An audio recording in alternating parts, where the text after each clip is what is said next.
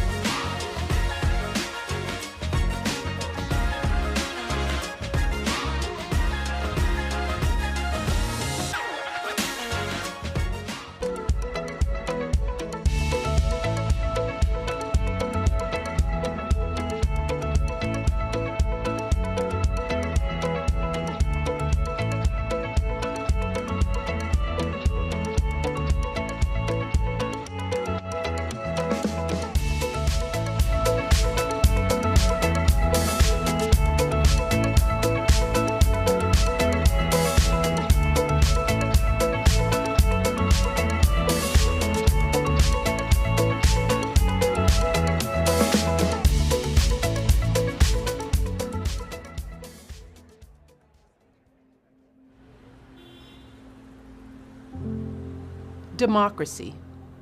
It's more than a system of government. It's a set of values: freedom, justice, equality, openness, truth. It's not about blood or pedigree or wealth. It's about making sure everyone has a voice and a fair shot.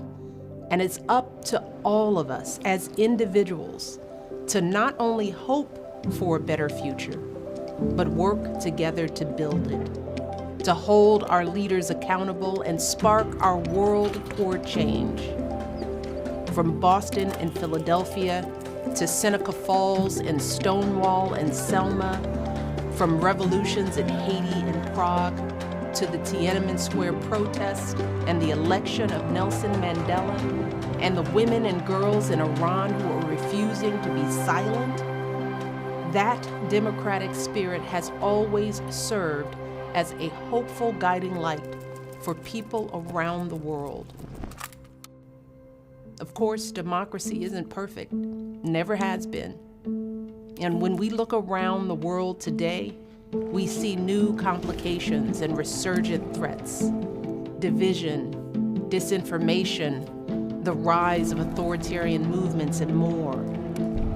It's a stark new reality and a reminder that none of us can take democracy for granted, because the moment we do is the moment it starts to slip away.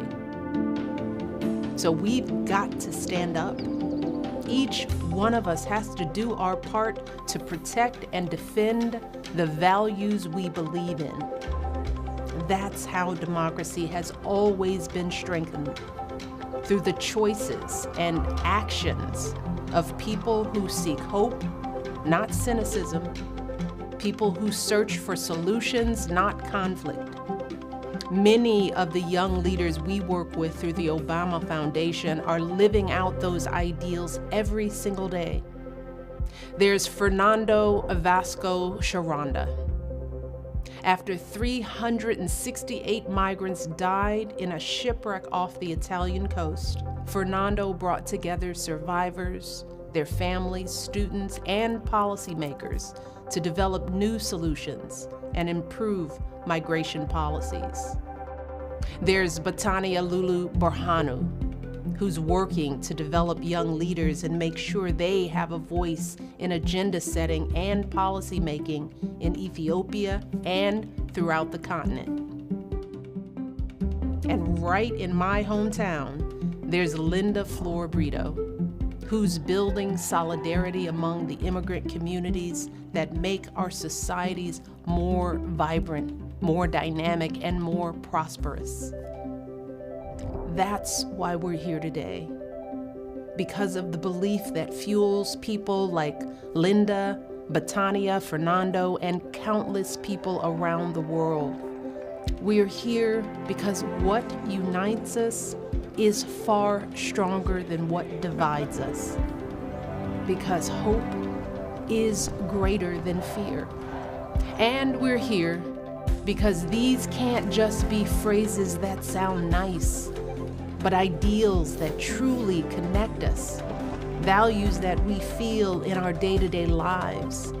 So we have got to push each other and lean on one another and recognize the power each of us has to ensure that this moment is not a twilight, but a dawning of the next great chapter of democracy around the world. And that's exactly what we're here to do. Welcome to the Obama Foundation Democracy Forum.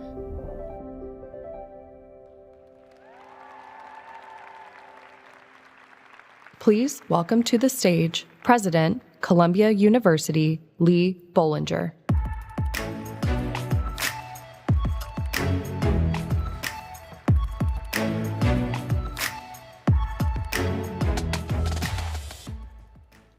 It's a great pleasure to join you all for the start of the Obama Foundation Democracy Forum.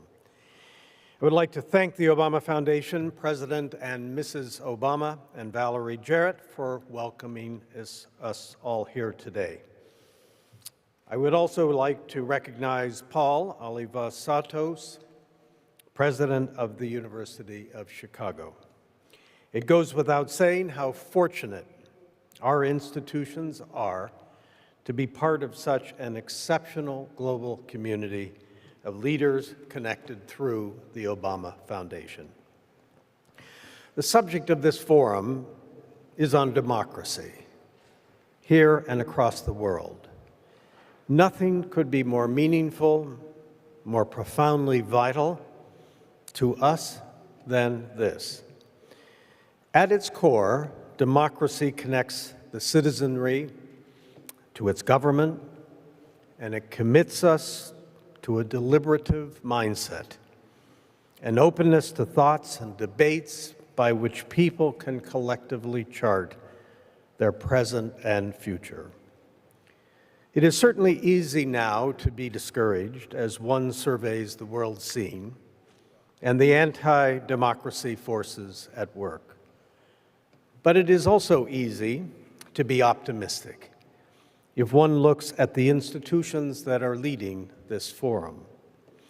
Young, brilliant, and well-intentioned minds eager to learn and change the world, faculty intent on advancing understanding and knowledge, which will undergird human welfare and its betterment, and the Obama Foundation launched in 2017 with the mandate, quote, to inspire, empower, and connect people to the world.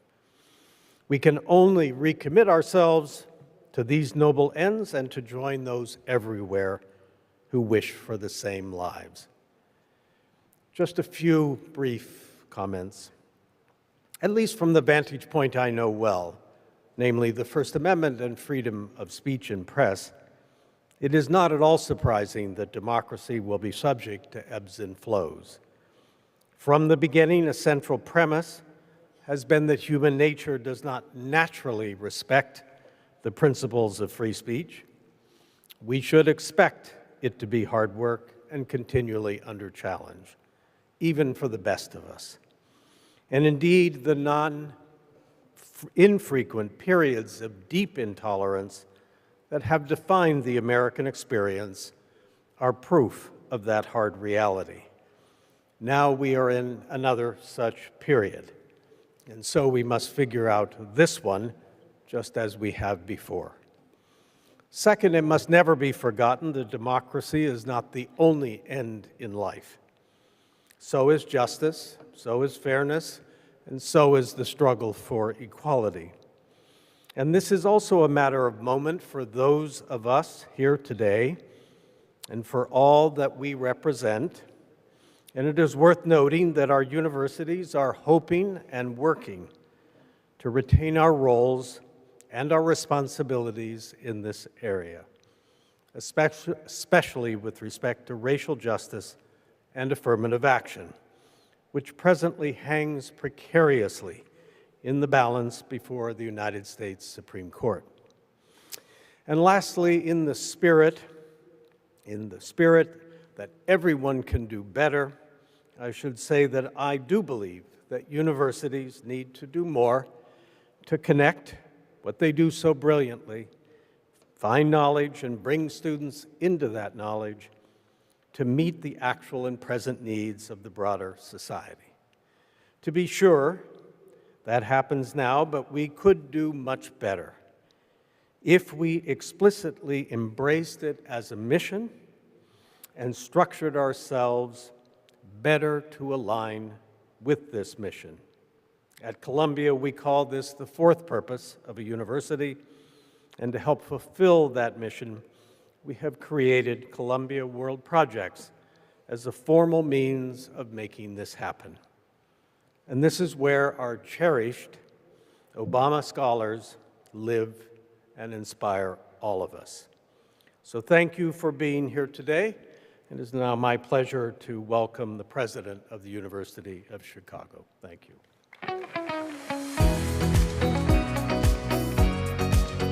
Please welcome to the stage President, University of Chicago, Dr. Paul Alivisatos.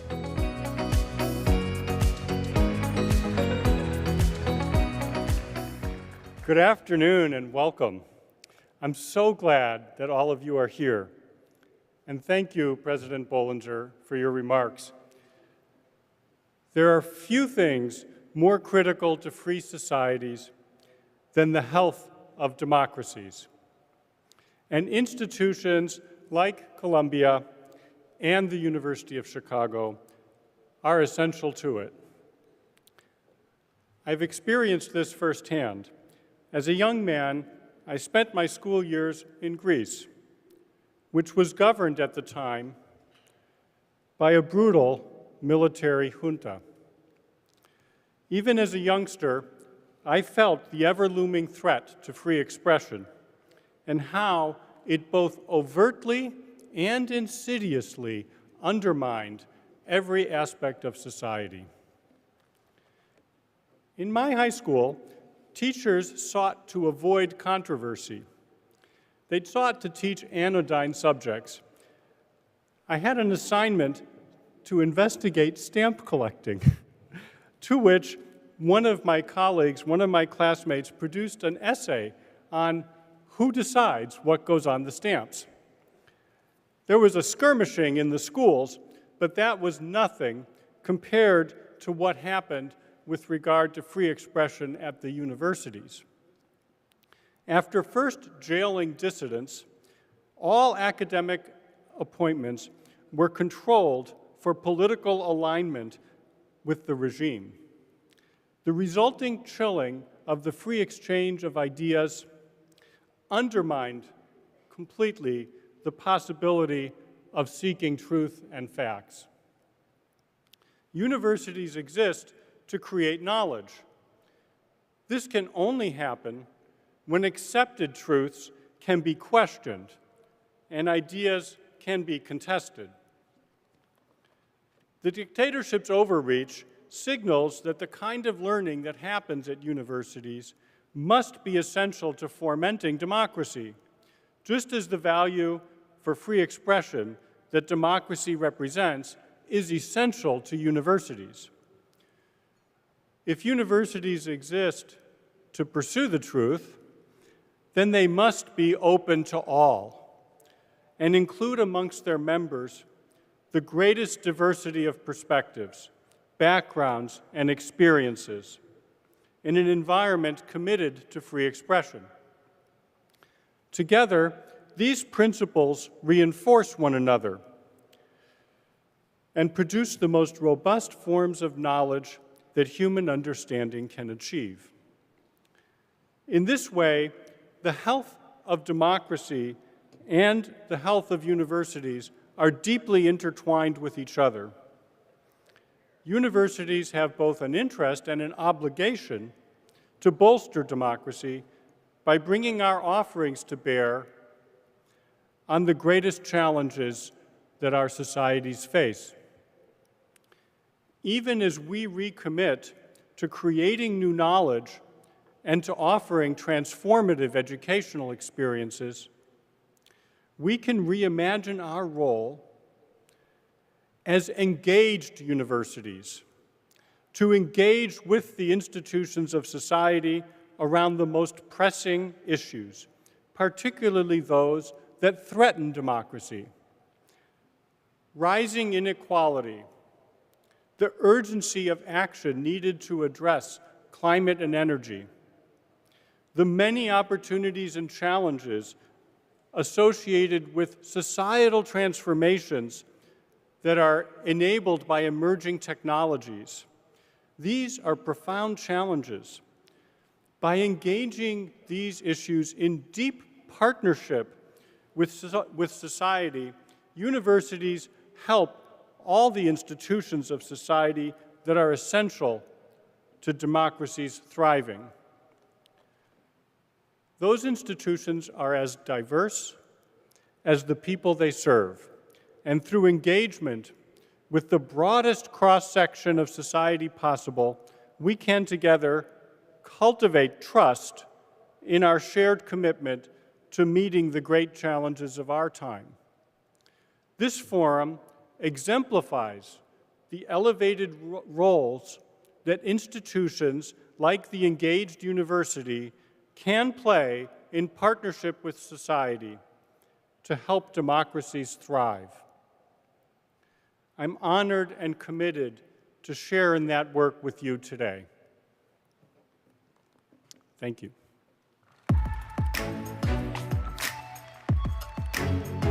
Please welcome to the stage CEO, Obama Foundation, Valerie Jarrett.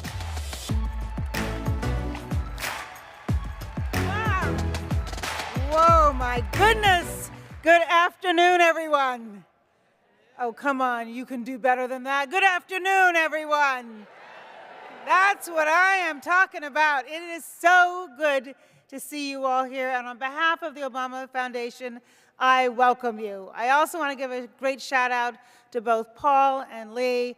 They have been extraordinary partners, and their personal commitment to this initiative is transformative. I'm delighted that they're here with you. And I also want to say that Columbia and the University of Chicago have opened up their laboratories of research that lead to data-informed, innovative strategies that will and have strengthened our democracy. So big shout out, please, for Columbia and the University of Chicago.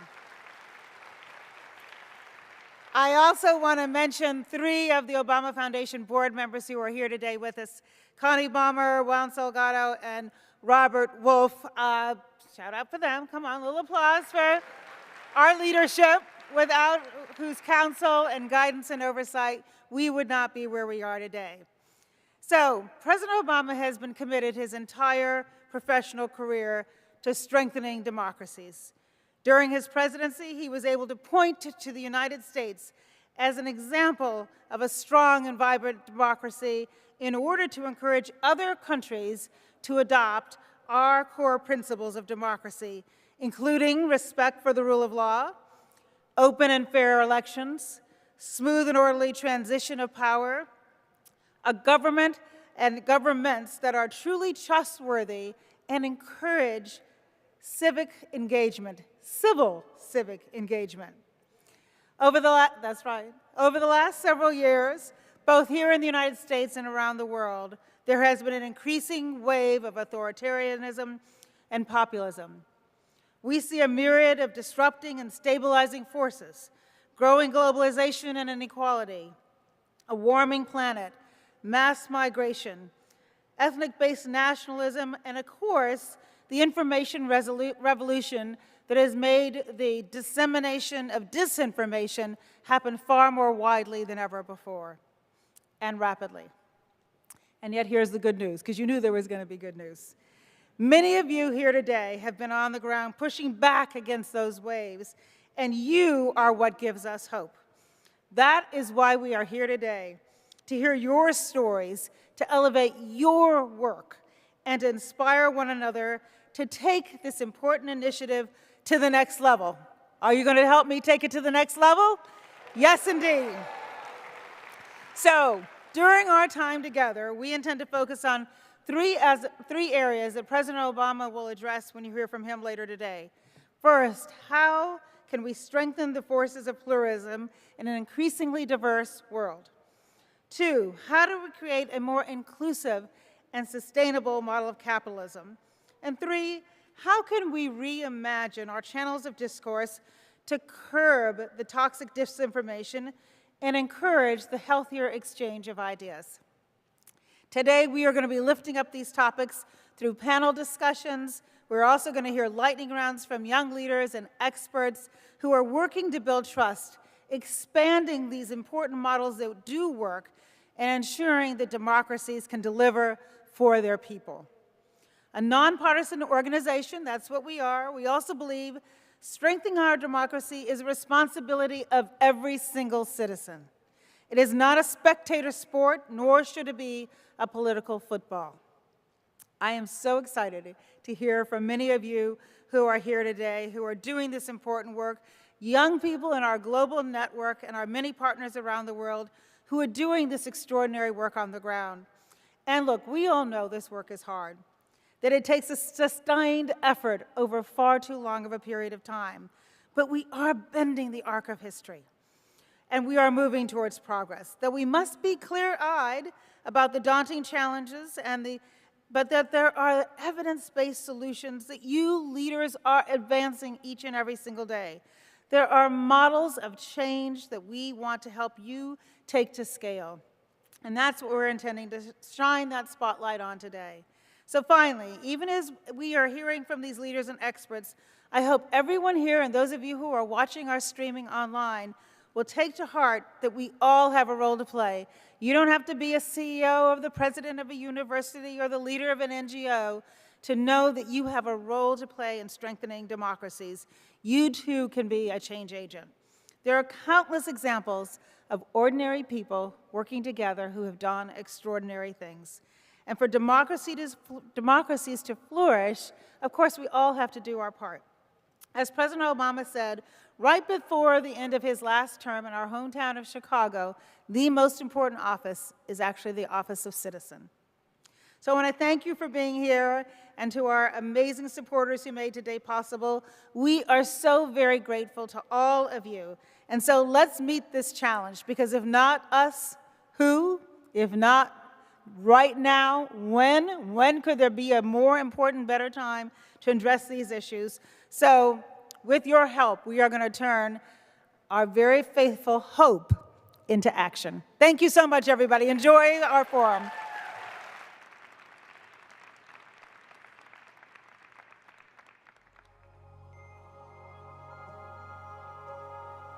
Solving the disinformation problem won't cure all that ails our democracies or tears at the fabric of our world. But it can help tamp down divisions and let us rebuild the trust and solidarity needed to make our democracy stronger. At the end of the day, tools don't control us. We control them, and we can remake them. It's up to each of us to decide what we value and then use the tools we've been given to advance those values. And I believe we should use every tool at our disposal to secure our greatest gift: a government of, by, for the people, for generations to come. Please welcome to the stage Renee DiResta, Nicole Hannah-Jones, Zeynep Dufekci, Lenny Robredo, and Anil Dash. All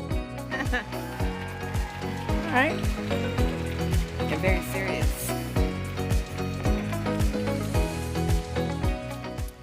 All right. Thank you so much for all joining us for this panel today. I am so excited to moderate it. I think it's a fascinating topic, a really critically important topic to discuss. And we have an excellent panel here with 4 very different perspectives. And so I'm excited to kind of call attention to their expertise in this area. When we talk about disinformation and democracy, I just want to start by talking about how disinformation is a very, very old problem, right? Very, very old problem. Oftentimes, not a very large percentage of the discourse, but something that has the potential to really impact our ability to have deliberative conversations, to come to consensus, even when we experience disagreement.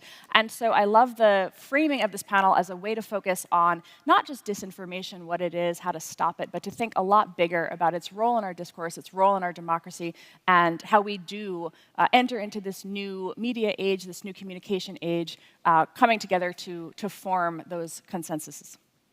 So I want to start by having each of the 4 panelists. We have a technologist, a journalist, an elected official, a former vice president of the Philippines, and a sociologist and computer scientist, talk a little bit, kind of introduce the topic from their perspective. How do you think about disinformation and democracy, and the topic of our panel today? Sure, thanks. So, as Renee mentioned, I come from the technology world, and I think one of the things I'd start by saying is, to your point about disinformation being something that has been around with us for centuries, this is not a recent invention, so much of the recent conversation about media manipulation, misinformation, disinformation, has gone right to a conversation about technology, and in particular social media. And this didn't start with the social networks we use today. This didn't start with the internet, right? This is a pattern and a playbook that predates that. And I think that's one of the things that's really important to understand, because within the technology world, for obvious reasons, people want to think that everything is determined by the software we write and the code we write and the technology we write. And it has an impact, but in many cases it's carrying forward patterns, behaviors, or systems that existed before that. And I think that's an important starting point because there also have to be remedies that involve new technologies, new ways of building technology, new business models for technology, better regulation around the technology that exists. But all of that can only succeed if we start from the sort of human goals, social goals first. And that is something that I think very, very often gets lost in the conversation. And it's important to remember, too, that even sometimes people within the tech industry or people creating technology, they want to pretend that it's the center of the world. And that is the thing that's galvanizing everything. And so being a little bit skeptical about that, interrogating that, I think is a really good starting point. And it just leads to all the other domains that we're sort of talking about here today. Sure. So the field of journalism exists to inform the citizens, and particularly in a free society, you have to have an informed citizenry so that people can select their leaders, so people can understand how their vote impacts policy. So to me, when I think about the role of the journalist is to verify information, right? To provide a credible source of information, to ensure that when a politician or when someone else in power or a regular person on the street says something, we can say this is true or this is not true. And we know that it's true because we have checked and we have verified whether it is true or not. So I really think that the role of journalists have always been to help society understand what's happening, to figure out where is the truth, what is accurate information, so that citizens know how to respond to the world that they're in. Okay, disinformation has actually evolved over the years. It is not just pushing fake news or propaganda, but it has evolved to the point that a separate public sphere has already been created, such that it seems like there are two different, separate, almost incompatible information ecosystems that already destroyed a common baseline of facts, which is very essential for discourse, for discussions, for accountability in a democracy. So I want to take it back from disinformation for a second. And I think the problem we have is that we have a major historic transition with all these technologies that has collided with a political transition that we're not managing well. And we've always had lies, we've always had all the horrible things, we've always had racism, anti-vaxxers, all of that was there. So what's different? So I'm an academic, so I'm not going to be long, but I'm going to just go back a little bit. I promise there's a point to this, and go back to the early days of the, right after President Obama was reelected. You guys might not remember, but there was wall-to-wall coverage of how great new technology was, that big data was going to save the world, that Facebook-Obama partnership had worked out beautifully. And a lot of people in my own world, data scientists, academics, we were happy that the election had ended the way it had. But I wrote a teeny little op-ed in the New York Times, my first. I was just a sociologist at University of Maryland at Baltimore County, which is a great school, essentially saying, beware the smart campaign. And I had a chance to read it because of this, and I had said things like, what I really worry about is that these new methods are more effective for manipulating people. There's no transparency. We're not begrudging the campaign for wanting to win. That's not what it is. But they're not transparent. They can be used to sow disinformation. No, we didn't use the word disinformation. The way these sort of algorithms are identifying people, it's just a bunch of these things that, in retrospect, are fairly mundane. So right after that, I had one of the biggest backlashes I had, because I was nobody, right? 2 weeks later, maybe 3 weeks later, there was a response op-ed in the New York Times, which is uncommon from the data director of the Obama campaign, essentially using the word malarkey to respond to my op-ed, saying this is nonsense, this is just normal politics. There's no big deal here. Because I had so many friends in that world, I started trying to talk to them. And one of the very sort of technologically super competent. He'd done a lot of the machine learning side. I had this conversation like etched in my head. I said, look, Silicon Valley loves you guys. You know, Obama Silicon Valley Love Fest is well known. It'll be Nixon goes to China. You guys are smart about the technology. You can sort of try to get ahead of this before it burns us, because this is not some benign thing. And this person said to me, and again, it's not about the people, he said, Republicans, they're climate change deniers, they'll never be able to recruit data scientists. That's not going to work anyway. This will always be our tool.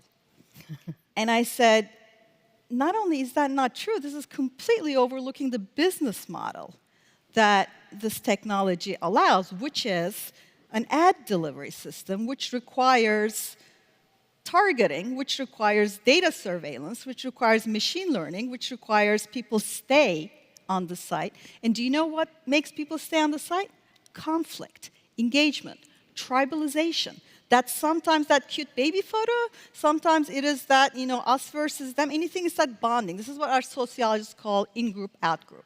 And I said, this is where we have to intervene, because if you make it very profitable and easy to tear a society apart in its seams, that is what is going to happen. This business model is allowing this. So 4 years passed. You know, we had the other election. President Trump got elected. I had calls from people that I had argued with. Again, I'm friends still. You know, a few apologies were rendered because we were literally blacklisted almost from conferences. And then there was a question, is it too late? Is there nothing to be done? And I said the same thing. Stop talking about this piece of information or that piece of information, and let's try to talk about this business model that we have allowed, that we have no reason to allow, that is going to tear society apart, and lying about people, misinformation, racism, toxic stuff. This is very much fits into that mold. Of course, at the time, they couldn't do anything because it was a different administration. So the end of this that it ties back to is that we had to step into the historic moment. Didn't happen. We're still here. We still have to step into the historic moment and not focus on how do we deal with this X little thing, rather than I think we try to deal with how do we deal with the very thing that's fueling this sort of pulling apart at the seams. And I think we're going to have a lot of discussion about how do we counter it, which will be something different. So I wanted to kind of do this historic step to say, this was never going to be easy, but let's step back and look at the big picture so that we can figure out and learn from what didn't happen and move forward. I might jump in, actually. I think, you know, Zainab, you're right. Yeah, please. Thank you, people. You were writing 10 years ago about this, and I think people forget social media has been with us for more than 20 years now, right? This isn't a recent thing. Like, you know, I'm a middle-aged dad, and I've been using it since I was, you know, didn't have gray hair. And so I think it's very hard for people to realize, like, there's a body of practice and history and people raising these points, and you were citing things that came from 10 years before then, right? And so I think that conversation's gone on a long time and has been filtered through the lens of, like, is my team winning? And do I like what's happening right now? And also, you know, we're optimistic about technology. We always want to think it's going to be that good thing for us. And initially it always is, right? And then it gets a little more complicated. Now let me acknowledge Oscar Gandy, an African-American sociologist who wrote The Big Sort. 10 years before this op-ed, it was 1996, maybe more. There wasn't even Google. And he said, literally he wrote this before Google. He explained, it's a great book, how these technologies are going to be used to discriminate and for bias, for new forms of redlining. And he wrote this before machine learning was a thing, before Google was a thing, because he took the historic experience of how new technologies can also empower these kinds of things. And it's like, if you read the book, it's a little dated in the tech part, because again, he didn't have Google, but the concepts, they're all there. You know, we were sort of trying to bring those to the current moment. So yeah, I mean, similarly, David Burnham, I'm not an academic, so I'm like the person trying to catch up to everybody who's real journalists or real academics. And this book David Burnham wrote in 1982, It's called The Rise of the Computer State. And the foreword was written by Walter Cronkite. This isn't some obscure thing. It was a book that sold well, and it's kind of been disappeared. And it's the same problems being laid out. So we've had 40 plus years of people sort of talking about these problems. And I think that is that important part of are we going to look at the history when Silicon Valley in particular sort of wants to pretend it's the beginning of history all the time. It's not always looking at we have these years of practice in history. Well, I think we can, one of the ways that we talk about this at Stanford is the difference between structure and substance. A lot of what we talk about, a lot of what we debate in the news around disinformation is the specific pieces of content, the particular stories that are capturing us that day, that are generating outrage that day, as opposed to the more, the processes by which they reach the audience, the curation dynamics, the amplification dynamic. So I wanted to, there's so much that was just said there. I think what I'd like to start with, to kind of start getting more into almost, is the evolving role of journalism and the evolving role of media in this space. Journalism had, as you note, a fact-finding, added friction to the spread of information in prior media environments, as it was somebody's job to figure out what was true and what the facts were. And now when we say words like true and facts, it's coded in a particular way. People tend to hear it and to think, well, what is truth? And this becomes the sort of never-ending battle that we have as we focus on the individual stories. I know that you've just launched a center. You just had an event this week thinking about the future of journalism and its role in democracy.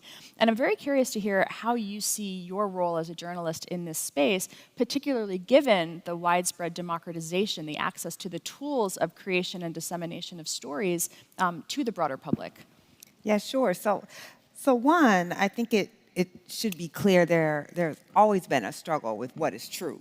Yeah. And long before we saw this kind of intense democratization of news, which comes with social, right, where citizen journalists, where all types of different people can subvert the gatekeepers. So you used to have to get news in a handful of places. Now you can get news in any number of places, and some of it might be news, some of it might not be. But this issue of distrust is an old issue. And this issue of what is true and who are the purveyors of truth is an old issue. I say this as a black woman, right, who knows that black people have long distrusted mainstream media. People of color, marginalized people have long distrusted mainstream media. And so what we're seeing is that now being amplified through social media and in ways that I think very, we talked about this a bit backstage. I love the democratization of news. I love the fact that if you think about something even like the police killings, that the truth often in mainstream media was whatever the police said was the truth. Right? So the police, someone gets killed, police issue a report where they investigate themselves and find themselves not culpable, and that's what newsrooms published. And it was citizen journalists who were filming and what was happening, who were then subverting newsrooms and going directly to social and challenging those narratives that led mainstream media to have to change how they were covering these things. So the idea that there has ever been a truth or one form of truth has never been true. So what I'm trying to do with the Center for Journalism and Democracy is, one, challenge our profession to think of the ways that we actually disseminate disinformation, right? Think about every time you see a headline that says Trump says election was stolen, or if you see, the entire media frenzy around critical race theory, which was never critical race theory, and yet, right, but we furthered that propaganda campaign through our reporting and the way that we reported on it, even calling it critical race theory when we knew it wasn't, when we use terms like election deniers, when we use terms like election integrity, instead of using truthful terms that we think if we use them, we will appear partisan. So instead of reporting accurately, we spend too much time being concerned about accusations, and that is how we began to become instruments of propaganda. So what I'm trying to do with the center is to get us to be much more self-reflective, which media hates being self-reflective, right? We don't like to be criticized because we think if we are self-critical, then that damages our credibility. And that's all that we have is if I write something, you have to trust that what I'm saying is true. And if I start to be self-critical, then maybe you won't trust me as, the arbiter of information and truth. I'm asking that we be more self-critical and that we think about, that covering truth is not partisan. if you have one major political party that is doing things that are anti-democratic, you have to call it out as that. You don't use the terms of propaganda. What is an election denier? An election denier is someone who actually does not believe that democratically won elections are acceptable. That's not an election denier, right? That's an authoritarianist, right? We really. Let me push back on that for 1 second. Yes. I think what I want to get at is there are, of course, certain incentivized people at the top, right, who may want to perpetuate that narrative. But one of the things, and Zeynep, I think this is where I'd like to bring you into this too, is the challenge of curation, right? And as people have moved into an environment where they can pick and choose the news or media that appeals to them, that confirmation bias that makes them feel good, or per I think Lenny, your comment earlier, that kind of tribal dynamic where this is a thing that my party says, so this is a thing that I want to believe.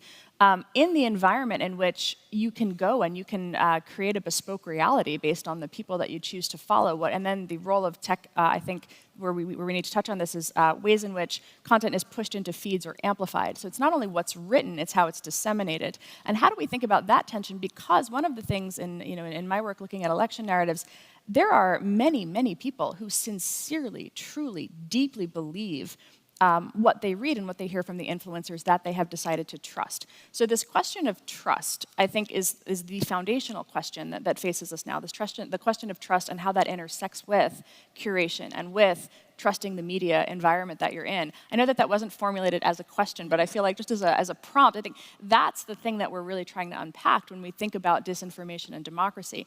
There are times when mainstream media gets something wrong. And those moments are seized upon as for the forever story. They got this wrong. How do you account for that wrongness? And this is where I'm curious because we saw this happen quite a lot in COVID, where people could choose. They could very much pick and choose which media they wanted to trust. And that led to some very real, tangible harms. And I'd love to hear Zeynep and maybe Nicole your thoughts on I mean, the COVID one is a very good example because I wrote a lot about the pandemic, but I want to continue just a teeny bit on what Nicole was saying. So I started as a computer science person, became a sociologist, but with the pandemic, I did a lot of pandemic writing. Complicated, but there was a moment where there was right after the election, which President Biden won. The soon-to-be ex-President Trump started sort of saying he wasn't going to respect the results. And I was very focused on COVID at the time, but I broke that to try to write saying stuff like, we must respond to this as much as loudly as possible. I'm from Turkey. We have many, many words for coup. I saw everybody arguing, like, is this a coup or not? I'm kind of like, I can settle that for you. But let's first, keep the academic argument about what kind of coup it is. And you cannot let somebody even joke about any of this. Was before January 6th. I started I put aside the COVID stuff for a while because I thought, how can this country not be responding? Because, again, I'm from the Middle East. I have seen this movie. Do not go into that basement. It was just amazing to see. It's like nonchalant. I was just joking around. I'm like, are you kidding me? My January 5th piece on this is called "That Gun is Loaded." It's not a fake gun. Take this seriously. So there are certain things where the words and the way we react make no sense to me. And election denial, that's not the word for it. I can find nice coup words if you want. Again, we have, it's like the Inuit and snow, allegedly. We have all the versions. To go back to the pandemic, though, this is where I think this is really important, is that on the one hand, we do have to deal with this ecology, which is incentivizing and making it easy and profitable to lie and to pull apart and tribalize. On the other hand, we really have to, I think, we underfocus. We need to focus on how do we make ourselves more strong and immune to what's going on here. So I spent I'm an optimist. I spent the last 4 years of the Obama administration writing about Facebook and all the problems and this and that and WikiLeaks as a sabotage operation. But after the election, when everybody started writing about Facebook and Russia, I thought, well, okay, that's good, but how about our journalism? How about our institutions? How about all the things that we can do so that our people don't fall for it? Because we don't control what some foreign government might try to buy out. These are harder things to control. And with COVID, this is the part that I think is super instructive, is that there's now a large number of people who have lost trust in public health agencies because there have been some large-scale screw-ups, not because the science was coming or something like that. There was a sense that there was the mask debacle, there was the airborne transmission debacle. You don't have to go into the details of that, but what has happened is that I know a lot of people who are not anti-vaxxers by any sort, who are not anti-science by any sort. They're thoroughly confused, and they do not feel comfortable turning to public health agencies. And the public health agencies are not doing an outreach to them. So what do? They try to sort it out by, the influencers and the this, or they ask their friends and all of those things. So if you strengthen your institutions, our institutions, the public health institutions, our newspapers, all of that, it gives people a choice that makes sense for them. So it's like, yes, there are parts of this we can't control, there are parts of this we can't do, but I think we have to be honest, our institutions right now are not functioning well. And yes, I know how we got here and who sabotaged it and all of that, but the truth is you have to start from where you are to have a credible voice that when public health agencies say something, I shouldn't be getting lots of texts saying, do we trust this one? Because people are not feeling comfortable with how our government's operating, and that's allowing all sorts of other things to come through from there. And I think that's so important. And I do want to say I'm an optimist. We have fixed bigger problems than this. We have, come out of much harder historic transitions. So I sometimes feel like, oh, this is such a big problem. I'm like, yes, we need to acknowledge the big problem exactly because we have done and we have addressed such historic transitions, not perfectly, but we made progress, and we can do it again. So there's a very interesting survey in the Philippines regarding what we're talking about. When people were asked, do you believe that fake news is being spread? 86% said yes. 86? 86% said yes. But when asked, who are the purveyors of fake news? Then it's everyone. Somebody else. That other guy. So it's legitimate media, it's the experts during COVID, it's many other people. So whether the legitimization of not just media, but also experts is deliberate or not, it's pretty obvious now that the byproduct is that everyone stands on the same footing as Facebook and YouTube influencers.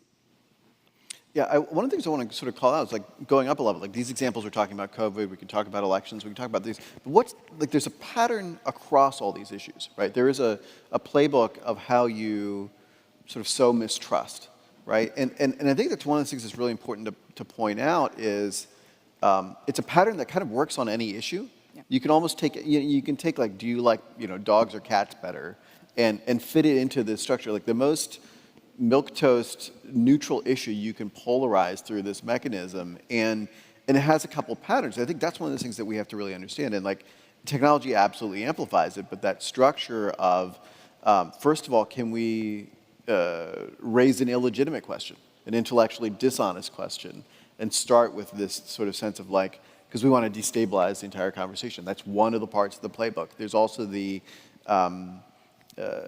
making it a stressful conversation, right? As soon as you amplify the emotional tension of it, the majority of people, if that's not the primary thing they care about, are just going to check out.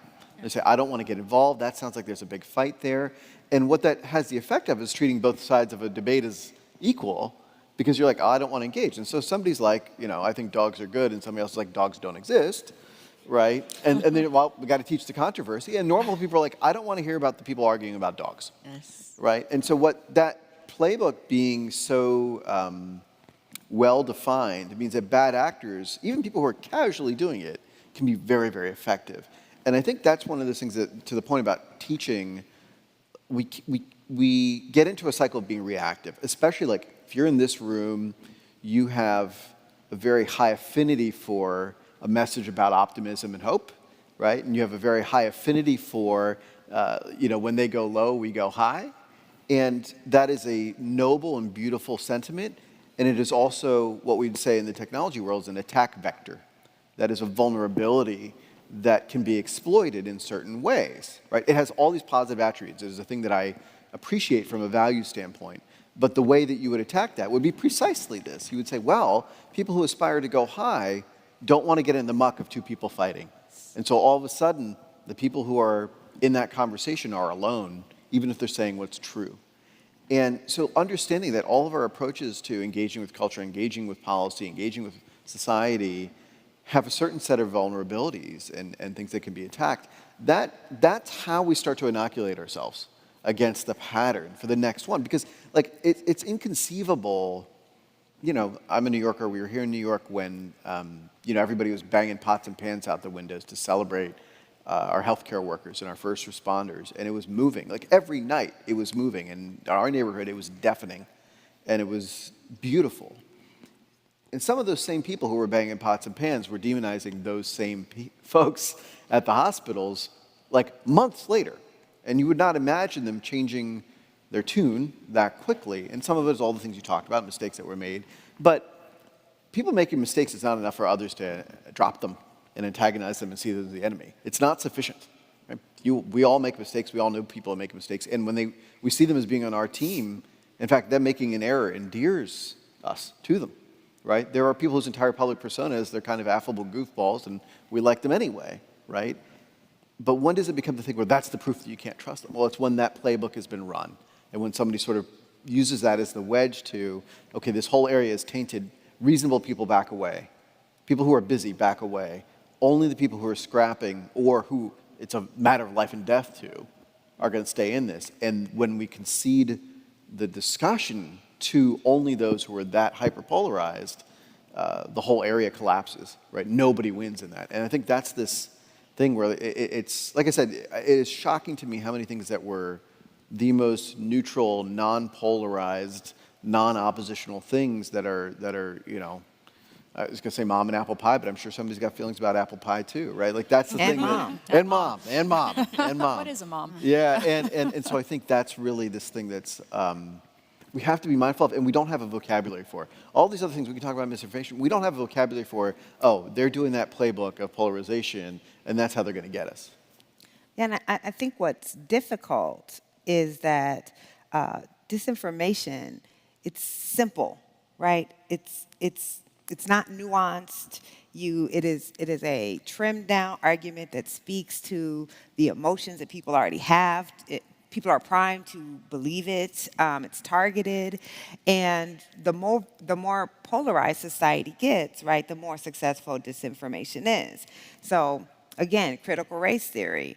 So the disinformation about critical race theory is that they are teaching white children that they are the oppressor and black children that they are the victims. The response to that disinformation, which is truth, right, which is that critical race theory is a highly sophisticated legal analysis of structural racism, that is a hard thing, right, to combat when you have these very simple talking points that go right to the emotion and you're trying to give a nuanced, sophisticated, intellectual response to that is the truth.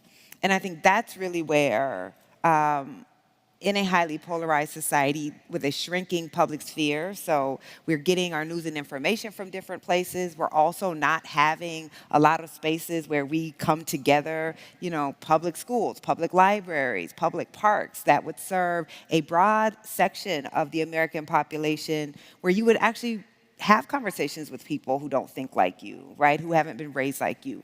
We have fewer and fewer of those places in a society that's becoming increasingly polarized, which doesn't even allow our views to be challenged, right? It doesn't allow other information to get in, and then put on top of that a highly fractured media landscape, which again, I'm the last person to want to go back to when a small group of people got to shape how we thought about everything in our society. But then there is a downside to that, right? Which is there is not really a public square where we're all kind of seeing the same thing that is not hyperpolarized. And that is where, when you talk about curation, right? This is where news organizations are struggling. Am I speaking to the audience I already have? So am I curating news to keep that audience I already have, or am I trying to have a broader reach, which then loses the audience I already have because they're like, oh, you're doing too much of this over here, and I don't think that's fair or what I want to hear. And there isn't a good answer right now, but we do see, of course, the impacts of that, which are fairly devastating. Well, and I think some of this is also the framing of the conversation, as you know, with critical race theory to particular communities that may have feelings about DEI or various, the kind of not picking this document or that document or this manifestation or policy implementation versus this other one, where we don't actually have that policy conversation. We don't discuss the actual point. We just discuss the framing. And I'm curious, Zeynep, maybe you have some opinions on this, and Lenny, I know you've experienced this in your politics as well. How do we think about moving beyond those framings and getting to the actual heart of the matter, which is, given the topic of democracy, we do have to have those conversations with people that we disagree with. We do have to recognize that our frame and somebody else's frame on an issue don't match. And how do you do that constructively in this environment? So I'm going to sort of tee off these last two comments because I think they're great. So the part of the name of the playbook in the sociology is the in-group, out-group, right? Like, that's a very basic human dynamic. The work of civilization is try to subsume that into, less terrible ways. And that in-group, out-group is what every authoritarian fascist, that's what they mobilize. Like, historically, you see this again and again. They take that sort of trend and very human dynamic, and they turn it into sort of mobilize it into fascism or authoritarianism and what have you. And the way societies deal with this is they create dynamics, as you were saying, that push in the other direction, that interact with people.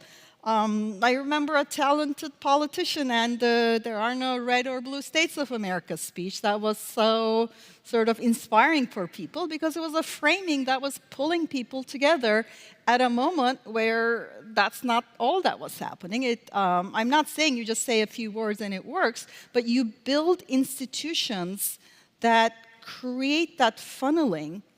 Now, you don't really want to create everything in the middle because you want dissent, you want mobilization, right. You want your social movements, you want to rise up against injustice. So I'm not saying we just listen to, whoever's in power at all. But right now, we have the opposite. We only have the incentive to pull apart. And the way that I think we've gone wrong with regulating tech in Europe, too, is that we turn it into a caveat emptor. The reader should be careful about it. You should, check your sources thing. I do not need a chemistry lab in my basement to make sure I don't get poisoned by what I buy in the supermarket.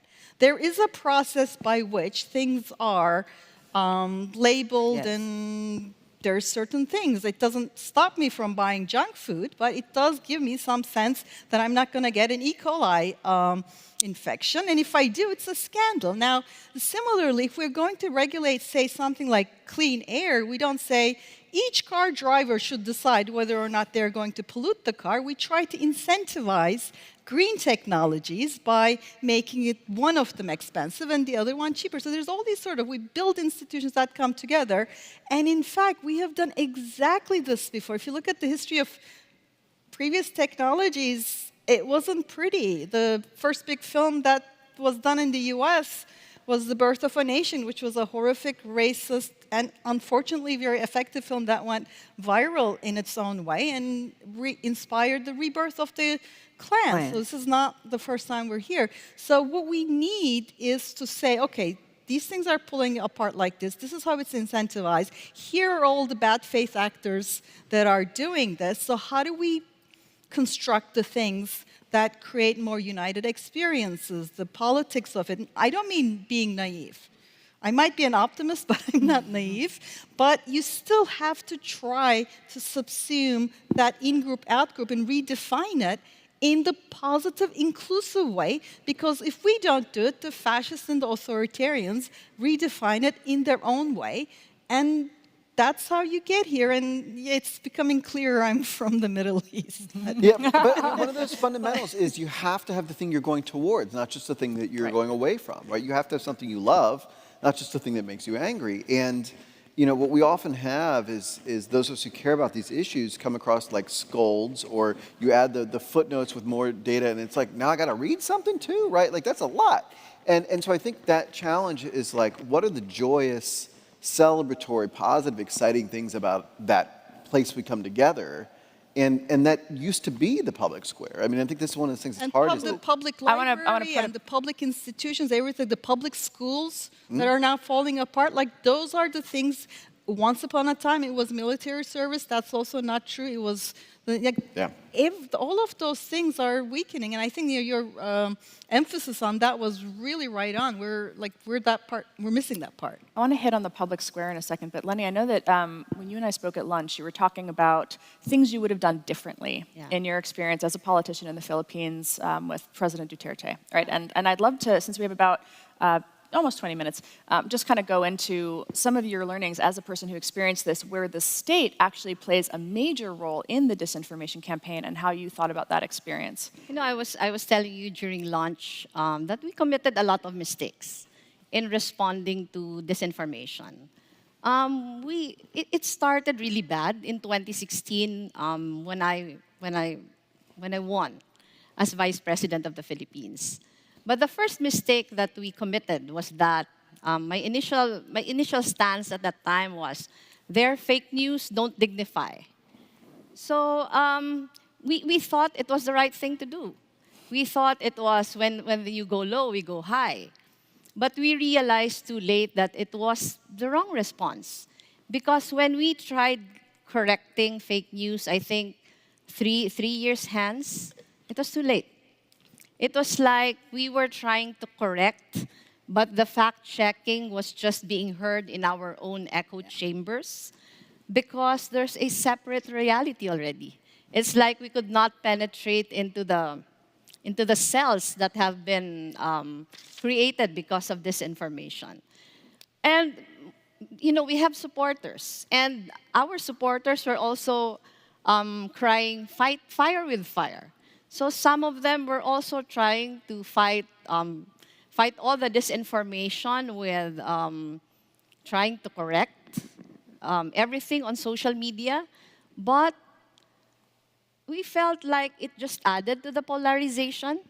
And we know, as was said earlier, it's the populist playbook, that you agitate one party, enrage the other. And when everything is so polarized, then there's no common baseline of fact anymore. There's no chance for people to discuss and to do, a fair amount of discourse. And we tried looking at best practices. Actually, we looked into Turkey's radical love. It's the radical love campaign of the opposition in Turkey. We tried that, and I think to a very large extent, we succeeded in some way. At first, we were trying to tell our supporters, be more kind, be more calm, be more understanding. But it was difficult. It was difficult because everything was so polarized already. But I think we made a breakthrough when we brought the campaign out of social media already. But it was too late. It was during the campaign. We called it tao sa tao, puso sa puso. It means person to person, heart to heart. So it was encouraging our supporters to go out of social media, try to talk to as many people who do not share your values, who do not share your beliefs, and try to discuss in a very calm manner. And we have made a lot of breakthroughs. But as I've said, time was too short. And our campaign now is to continue those conversations. Start with your traditional networks, like families, work, school, and then go out of the communities. During the campaign, we were able to form a large number of volunteers because of that. A lot of people felt very much grounded because of the conversations with people who were from a different perspective, who believed in other things different from what their beliefs are. So it's the track we're trying to take, bring the conversation out of social media. There are 2 groundbreaking researches about disinformation in the Philippines. It was headed by a group of Filipino sociologists and academics. The head is Jonathan Ong, who's a Shorenstein Fellow at the Harvard Kennedy School. And those two researches are groundbreaking in the sense that, number one, it unmasked the entire disinformation operations in the Philippines. And number two, the latest one is really trying to frame everything as not just disinformation, but a broader influence operations already. That there's a set of recommendations that would guide us as we go along. So it's not like 6 years ago when we were groping in the dark on what to do. Right now, we have learned from our lessons and we're moving forward.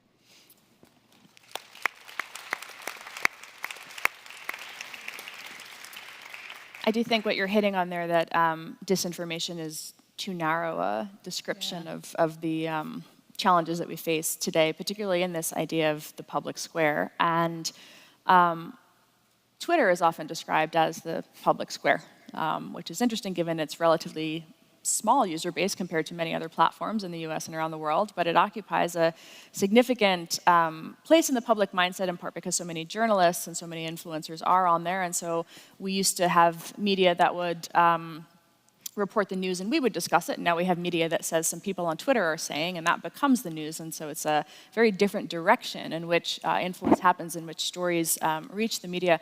And Twitter is, of course, very much in the public conversation right now. It's under new management, and I would love to hear. Is it? I'm told. I thought we were going to get through without talking about Twitter. We cannot. But what I actually want to get to is this question of one of the things that's so interesting about Twitter is the idea of the nudge, right? The idea that something is pushed into your feed, it's pushed into your field of awareness, you feel compelled to respond to it, you respond emotionally, almost viscerally. And what's fascinating to me about it is if you talk to friends who are on other sides of the political spectrum, the nudge that they are seeing is decidedly different than the one that you are seeing. And so they are over there getting outraged about something that you are not even seeing. And this is remarkable when we talk about how do we have deliberative democracy and coming together. So with our sort of last 10 minutes, I am very curious, Anil in particular, maybe we'll start with you, how we should think about, in this new environment where we are all influential, where we all shape what propagates, what stories become the stories that the media covers, how should we think about both our responsibilities, but also, from your perspective as a technologist, what types of systems or structures or design might create a better, more deliberative polity? Sure. So I want to share a little, I want to go to this idea of the public square and the public sphere, because I think it's a really underlying principle of so much of this. And for context, more than 10 years ago, I led a research project around the impact of social media, Twitter in particular, on policy making and public discussion of politics. We reached the bold conclusion that Twitter might impact policy someday. So brilliant work. But also building tools that were trying to encourage good behavior on sort of generative behavior on social networks like Twitter, so that you were doing things that were positive, like how many times did you thank somebody? How many times did you congratulate somebody? How were you amplifying voices that didn't have as much reach as you? Tellingly, what Twitter's response to that was to shut off our access to their platform that was letting us do that. So that's always been a sort of consistent battle. But the public sphere part of this thing is really important because that is the place where we learn to have the conversation. Right, and so I think something like an issue I care about, like universal health care access, right? So for me, the answer is very simple: is people who are sick in a wealthy country, we should be able to take care of them. That's my, not a complicated pitch. That's the pitch. And so that's like a starting point, right? But there are people, I work in the tech industry. For them, the story is, well, you would enable all this innovation if all these people would be able to start a new company because they weren't afraid, because they wouldn't lose their health care if they go start a new company. And it's like, okay, that's fine. Like, I'm happy to tell the story that way if that gets you there. We're not in disagreement. And there might be, there's people that are like, I want to stick it to the insurance companies. All right, sure. Whatever your motivation is. But you learn those different approaches because you have a conversation. And like, I live on the Lower East Side. We have a neighborhood, and we talk to our neighbors, and they have all kinds of wild feelings about things, and I don't agree with them and everything, but we have that conversation, and we have that. And I'm lucky, I'm blessed to have that and to know my neighbors and to be part of a community. And the difference is, there was a point, I think, very early on where Twitter was kind of that thing. You'd kick ideas around and have this back and forth. And it's never a company that's made a ton of money. And so you get to the business model challenge that we talk about, and you turn up the dial, and the only thing that is going to get you to enough people engaging on here is like, you're here to watch the fight or be in the fight. And, I know some of the folks that made those choices, and they didn't, I genuinely believe they didn't know that's what they were going towards. But once you turn that switch, there is no going back. And the thing to imagine is, what would our entire social political dialogue be like if we had no public spheres? No places to join, no places to go and have a third place, or to meet somebody at a school or a church, or all these places that we go. And then think about the experience we've all had these last couple of years. I know all of you have been on Zoom calls for your work and your studies and all the things you've done. And then the call ends and the conversation's done.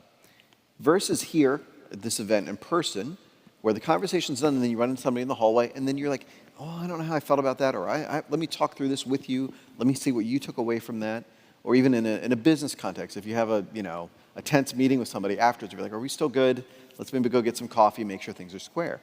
That happens in the spaces around the prescribed digital experience that people design in the apps that we use.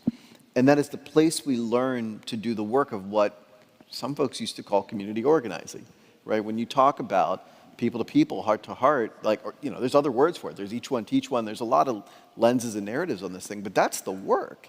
And not only is it impossibly hard to do in digitally mediated environments, it is discouraged. Yeah. You are punished for it. I know this. You have to choose to not be a certain kind of influencer if you want to be like, let's talk about a complicated, nuanced topic.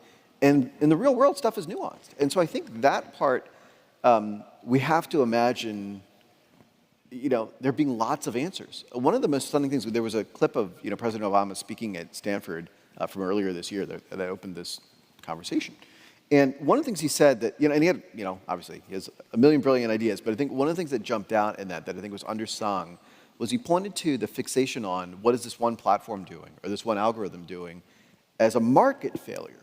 We don't have enough options. I can't just go and choose another network and connect to people over there because things are so hyper-centralized. Even Twitter, as you said, is by far not the biggest platform out there, but has such an oversized impact on this. Can we imagine, not just, from all media, but from a technology standpoint, there being lots of good choices?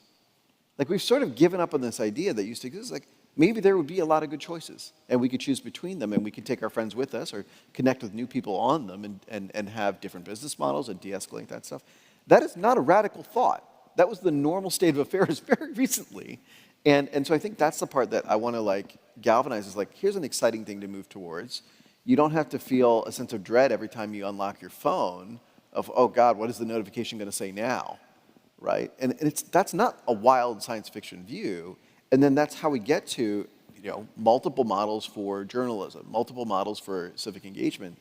It just feels like the kind of thing where, the folks that are running a billion-dollar, multi-billion-dollar platform are not going to advocate for dismantle what I got. So we have to be the ones to advocate for, can we have some other choices? There are actually two legislations which have really recently been passed in the EU. One is the Digital Services Act and the Digital Market Act, which actually wants to pursue the path of making the social media networks more accountable, more transparent. There are a lot of lobbyists now asking all the other congresses all over the world to pass similar legislations or more improved ones, and that's one point. The other point is that, as I've said earlier, we try to learn from the best practices around. During the campaign, an initiative was also started in the Philippines, which I think it bears pushing through even after the campaign. It was called a Facts First Philippines. It was actually a network of academics, a network of civil society, the Catholic Church, the media, all coming together and saying, we're taking charge. This was exactly what happened also in Brazil, when the academics formed themselves and tried to do a program called, I think it was called Democracy at Risk. And I think this should be the path forward, making people feel that whatever we're having now is the responsibility of everyone, that a broader and more inclusive framework should be there so that all stakeholders are able to contribute to the solutions that, everything is still being debated now, which is the better solution, which is the better response. And I think everything is worth pursuing.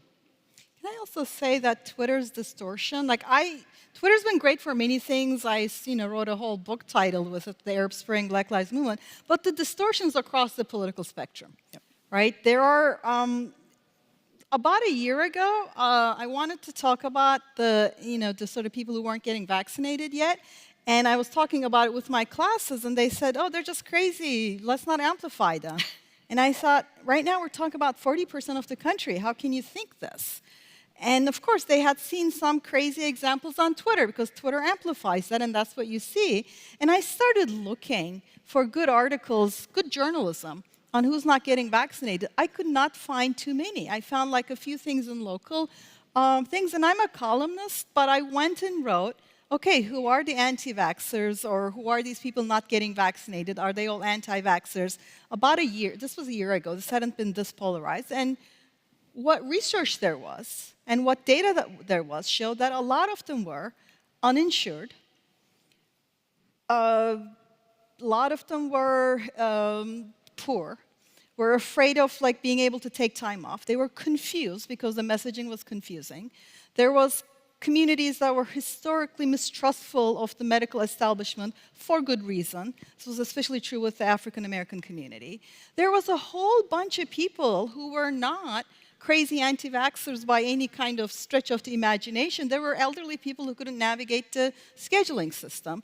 There was at least 20 to 30% of the country that did not fit the caricature whatsoever. But whenever I would ask my students or whenever I would read something, the caricature would come up. Does the caricature exist? Yes, there's something it corresponds to, but it's a small amount. But on Twitter, that's who gets amplified. That's who you hear from, and you get this very distorted view of who's being left behind and why, and then we don't respond to it, and then it just keeps happening. Because after I wrote that article, I got 1 million emails from doctors, families. There are people afraid of the needle who said, thank you, because I just needed something to show someone saying, we're not just the crazies, we need help, we need information. And when the Biden administration was reportedly not going to pay attention to Twitter, I thought, that'd be great. I don't know if they do or not. So the distortion is across the political spectrum. You know what the big word was that jumped out to me in that was you talked about the journalism that was good. It was local. Yes. And think about how many of the stories and the technologies, the apps that we use, the people we engage with, the politicians we talk to are local. Because that is so much of the answer to getting to a more real conversation. They had people, not caricatures, to report on. Nicole, do you want to give any closing on that as a journalist? Yeah, I mean, I think the distortion is coming from Twitter and social, but the distortion is also coming from mass media. Yes. Right? I mean, you saying you couldn't find good reporting on this. Journalists want to appear to be knowledgeable. We don't like to admit what we don't know, right? We don't like to admit that we're not always authority, that things are being figured out. And so much of the amplification is coming through journalists. And so a big part of what I'm doing is, one, we need to be honest with ourselves. We are not objective, right? Human beings are not objective. We are only objective about things we don't know that much about. And as soon as we have enough information, we have opinions on those things. And that is determining how we cover things, right? So journalists had a perspective about anti-vaxxers.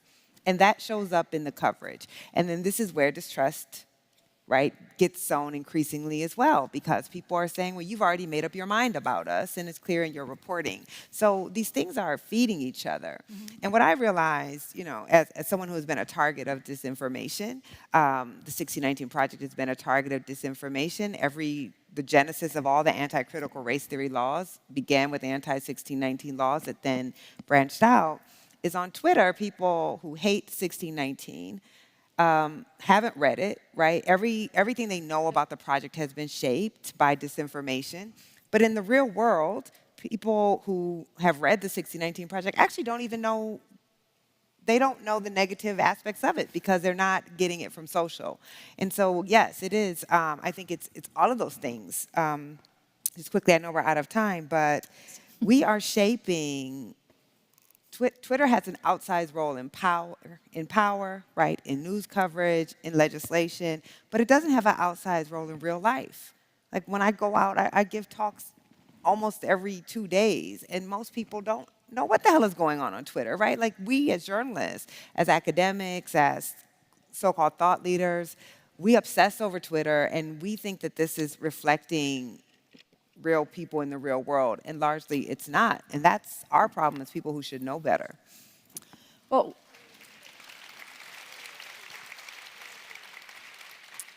unfortunately, we are out of time, but I want to give a big round of applause to our panelists for this conversation. Thank you so much. Thank you for moderating. And I think we're in an extraordinary place and able to have extraordinary conversations with the people around us today. And I look forward to continuing to have them as this event continues. Thank you all so much. Thank you.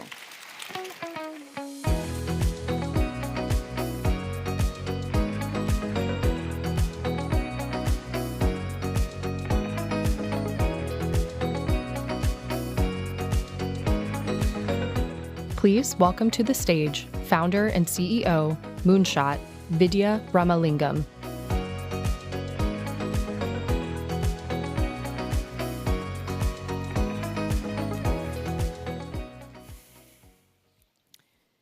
It was a sunny day in Stockholm, Sweden, when I first sat down with a white nationalist. 13 years ago, I embarked on a journey to try and understand what would convince someone to buy into a worldview where they would see someone like me as less than human. Over the course of 2 years, I met with and spoke to over 100 white nationalists. It was an incredibly challenging experience, the hardest of my life, but it marked a real turning point for me. I started to understand the human experiences that lead someone into a hateful worldview. And even more importantly, I started to identify what it might take to get someone out. Today, I've worked with hundreds of individuals who've left hate movements behind. And over the years, I've noticed some common themes in their journeys out. The common thread is human relationships. So often, it's a moment with someone where they encountered empathy or compassion, perhaps from a family member or loved one who stuck by them during hard moments in their life. Perhaps a moment with a counselor who spoke to them in a non-judgmental way. Or even sometimes a moment with a complete stranger, someone who they thought was the enemy. It's human relationships that so often get people into hate movements. And it's human relationships that I know can get people out. But what does this mean in the 21st century, where the internet has completely transformed the way that humans form relationships, where social media has allowed hate to flourish in entirely new ways? We are living in an era where false rumors spread on WhatsApp have directly incited mob violence in India, or where hate speech online has fueled ethnic cleansing in Myanmar. Today, with a snap of a finger, this content can spread like wildfire and can have violent impacts. If this is how hate speech spreads online and how hate and disinformation spread online, it begs the question, can the internet be used to foster positive connections and encounters? The kinds of encounters that can truly dismantle hate. With this in mind, 7 years ago, I founded a company called Moonshot. I wanted to test our theories that the internet could be used to reach out to people propagating hate and disinformation online and try and change their paths. 2 years ago, in the face of rising anti-minority hate speech in Sri Lanka, we carried out an experiment. We sent hundreds of direct messages to internet users posting hate speech in Sri Lanka. We were explaining to them the harmful impact that their posts had had on the reader. With this treatment, it led to a 50% reduction in those users posting hate speech, simply by showing people the human impact of their online behaviors. And for those considering violence, we know that encountering disinformation online can be the encouragement that they need to pick up a weapon. So we're using digital tools to reach out to internet users consuming disinformation content, especially disinformation content that incites violence, to offer them life-saving services.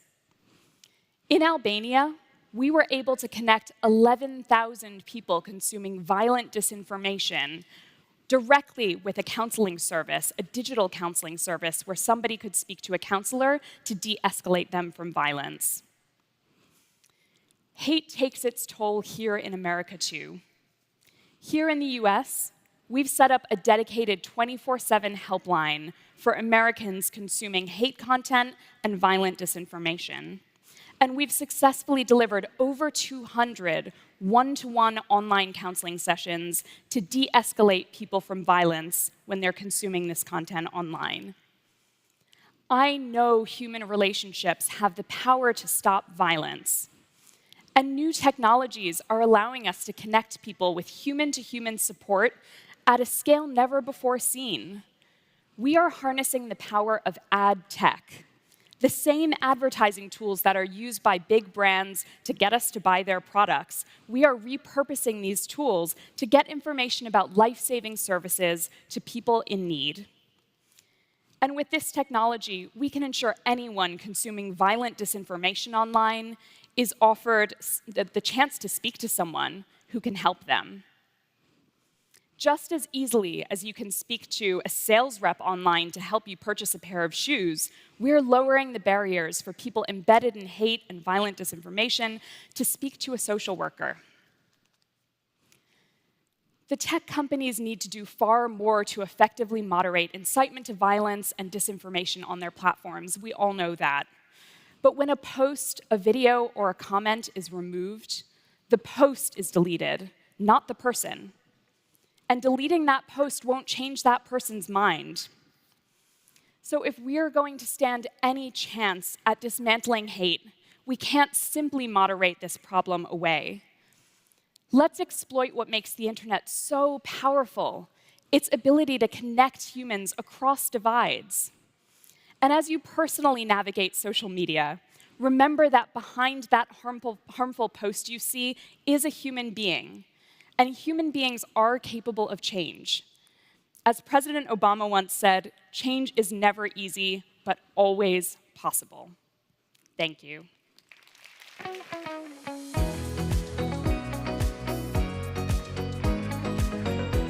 Please welcome to the stage David and Mary Winton Green, Distinguished Service Professor of Political Science, University of Chicago, Kathy J. Cohen.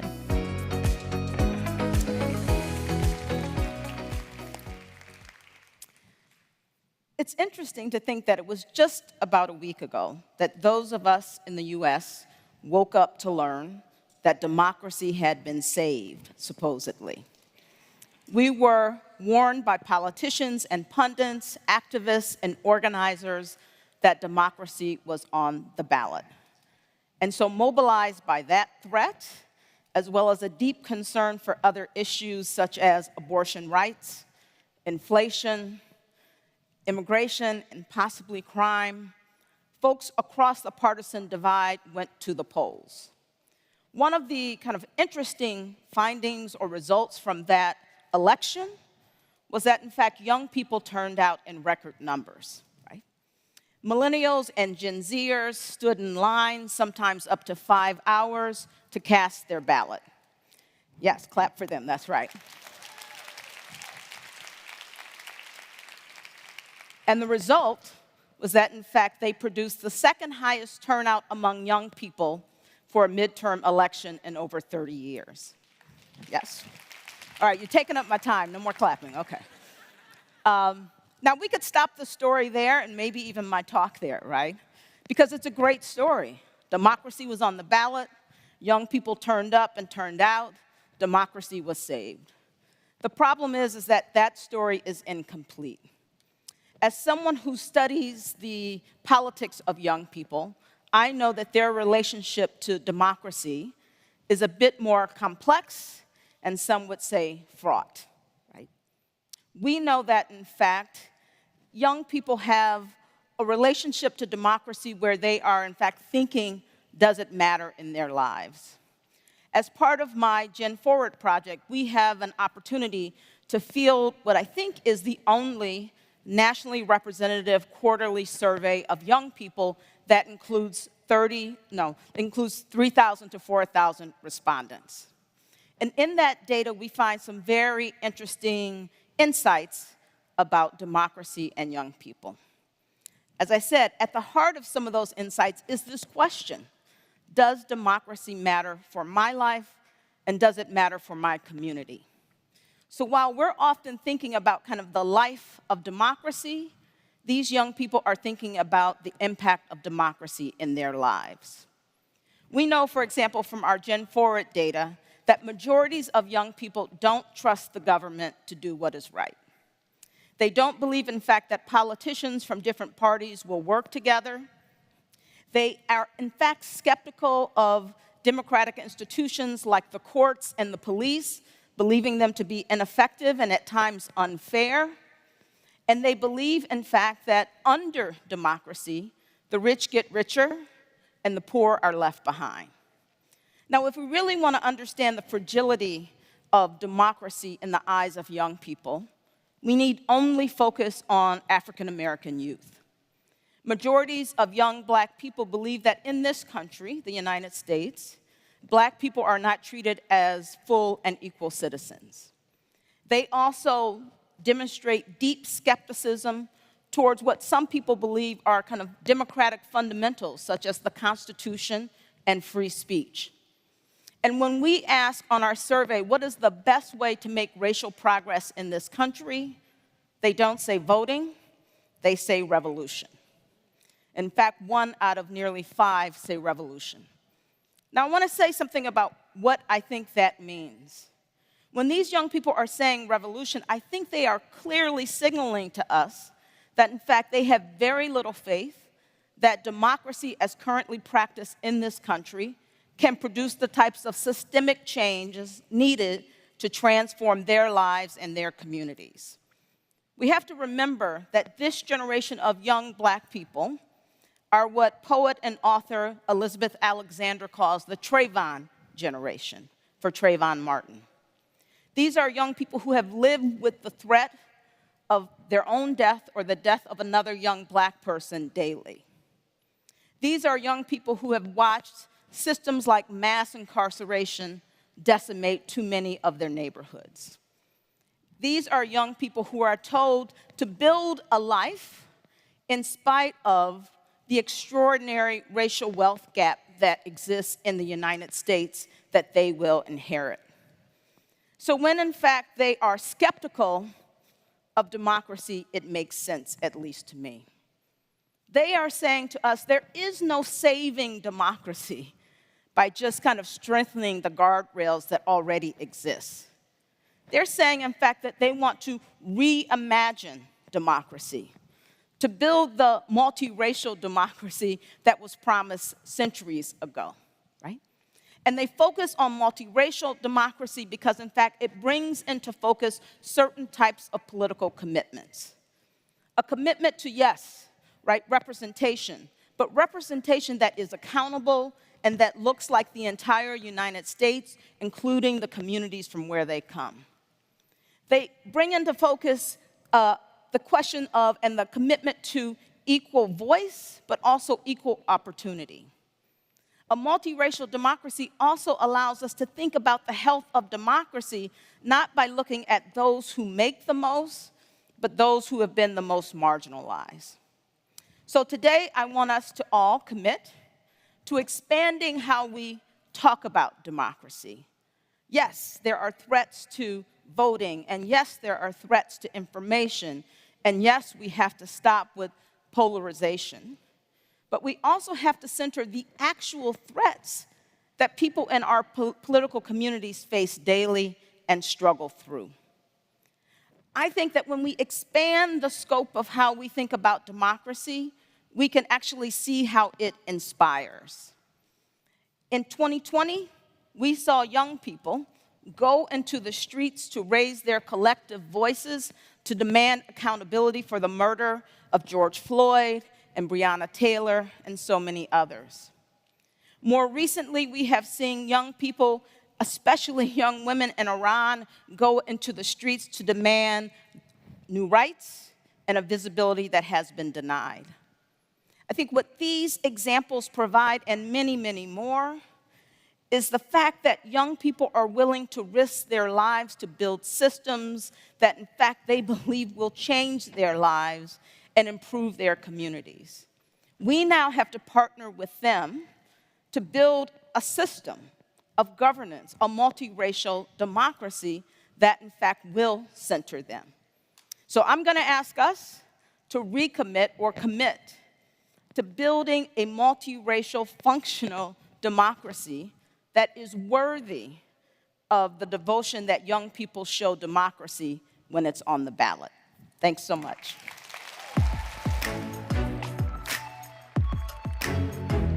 Please welcome to the stage Sidney Stein, Professor in American Politics, University of Chicago Harris School of Public Policy, Will Howell.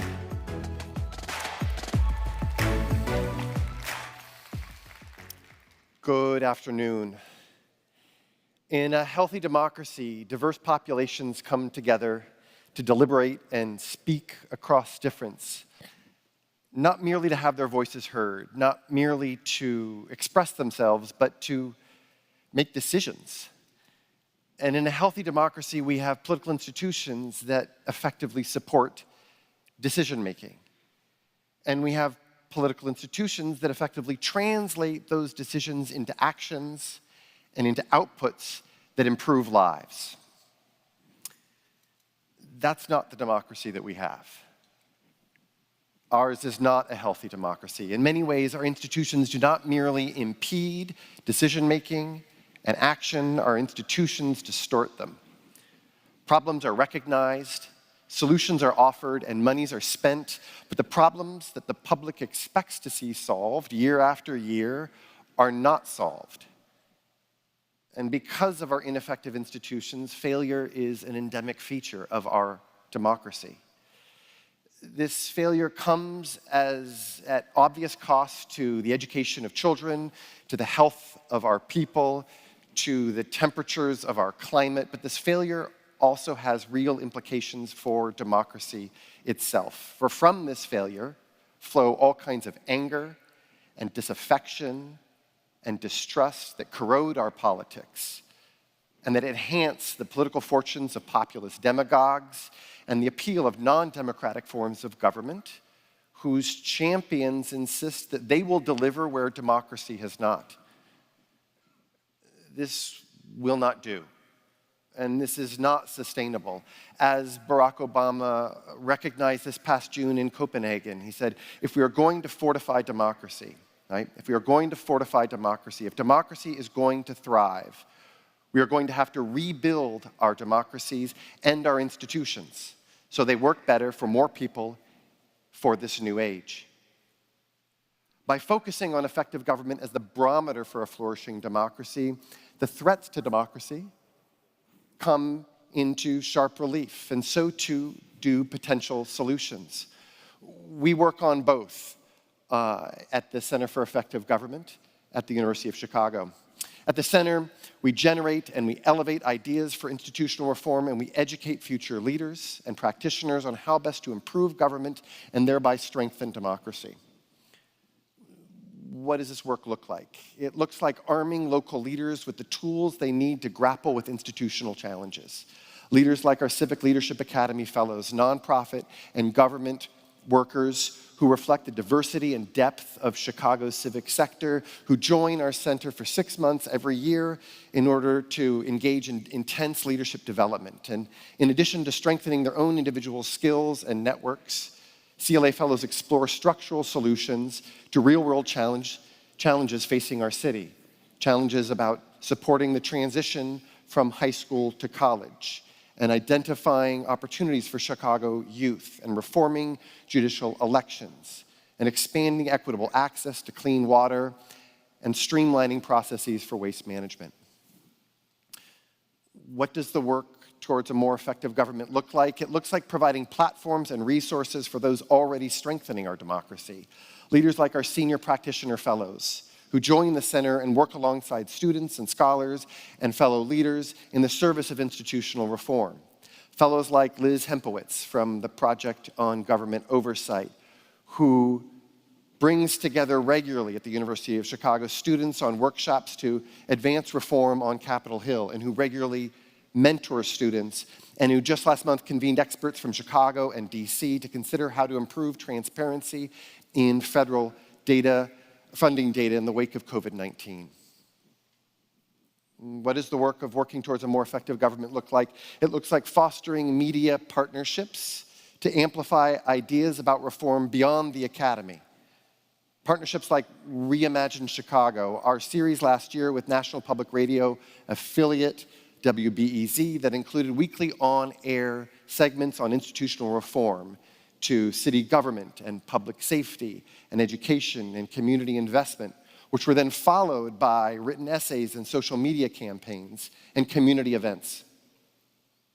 It looks like advancing scholarship too, we're at a university, on government effectiveness itself. Scholarship like my own recent paper with the University of Chicago PhD student Shu Fu that estimates the effect of the filibuster on congressional debate and discussion, and finds consistently that the claims made on behalf of the filibuster by defenders of the filibuster, that the rule extends debate and that it forces hard discussions and brandishes the Senate's deliberative ethos as a deliberative body, are overstated, if not wrong. Of course, these are not the only ways to improve our chances of building a more effective government. They're just some of the examples about how we at the Center for Effective Government at the Harris School of Public Policy leverage our own unique assets at a place within a world-class university with a community of scholars and leaders and students interested in exploring democracy through this lens, with the power to convene stakeholders in a free exchange of ideas, and with a home in the city of Chicago. It's a place of immense heartache and trouble, but also extraordinary gifts and promise. The work of strengthening democracy is not the work of one faction or organization or a single year or a single election cycle. It's the work of a generation that leverages its many diverse talents and strengths. And so, as I leave you today, I ask you to think about how each of you in your own lives, in your own workplaces, in your own networks, might think about how to leverage your own unique assets and commitments to turn the hope and promise of democracy into the action, into the outputs that we so desperately need in order to sustain it. Thank you.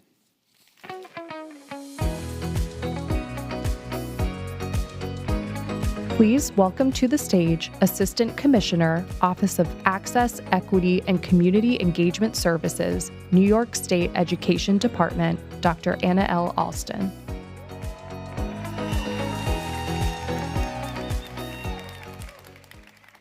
I'm here to tell a story. I'm here to make a case. I grew up with and around young men of color who had big dreams, many talents, and limitless potential. Unfortunately, where I lived, we lost too many young men. In April of 1990, my brother Raphael was killed. And in November 1993, my brother Ariel was killed.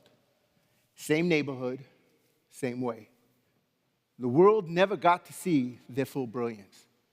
So today, when I look into a young man's eyes, I see a little bit of Raphael, I see a little bit of Ariel, and I see a little bit of myself. And that motivates me to work the mission, not the clock. A free and fair democracy with liberty and justice for all remains aspirational, but is attainable. See, a functional democracy requires informed citizens to think, decide, participate, and have faith in the system. But when injustice and inequity in the system predictably produces winners and losers, often by race and zip code, people lose hope, and democracy is weakened. In New York State, my brother's keeper, we are intentional about improving the educational and life outcomes for boys and young men of color because we know that democracy thrives when all means all. MBK in context. In February 2012, Trayvon Martin, an African-American teen walking home from the store, was fatally shot by a neighborhood watch volunteer patrolling the neighborhood in Sanford, Florida. That tragedy shook us here in the United States. After multiple meetings and policy consults, then President Obama launched My Brother's Keeper in February of 2014 to address the persistent opportunity gaps faced by boys and young men of color and to ensure all young people could reach their full potential. Following that blueprint, 2 years later, New York State My Brother's Keeper was signed into law with an annual budget of $18 million. What we believe in New York State My Brother's Keeper, at least in part, because beliefs drive behaviors and behaviors drive results. We believe that growing up in poverty is not a sentence to mediocrity and failure. We believe that ultimately student performance derives from a school's response to family background, not because of family background. We believe that an asset-rich approach to education and youth development brings the best out of young people. Well, after years of effort and strategic investment, we see encouraging results. Here are just some of the various outcomes in New York State MBK communities from 2016 to 2021. In Buffalo, the graduation rate for Native Americans is up from 52% to 82%. In Queens, the graduation rate for African Americans is up from 70% to 83%. And in Roosevelt, Long Island, the graduation rate for Hispanic, Latino Americans is up from 64% to 85%. At the building level, the Brooklyn Institute for Liberal Arts, a school that is 97% students of color and 86% of families struggle to make ends meet. Yet, their graduation rate on a 5-year average is 94%. This is not a charter school. This is not a specialized high school, but they are special. At the student level, Infinite Clovey represents MBK and why we invest in possibility. Infinite was raised by his grandmother in East New York, Brooklyn, a zip code where men of color are overrepresented in our prison system. Infinite embraced his MBK chapter and is redefining what college, career-ready, and job training can be. Infinite is a full-time student at City College of New York. Infinite works full-time as a finance operations assistant. And Infinite is being trained and mentored by a Wall Street investment executive.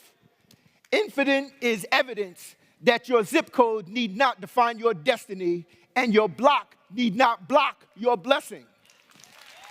Infinite, would you stand and be recognized, Infinite?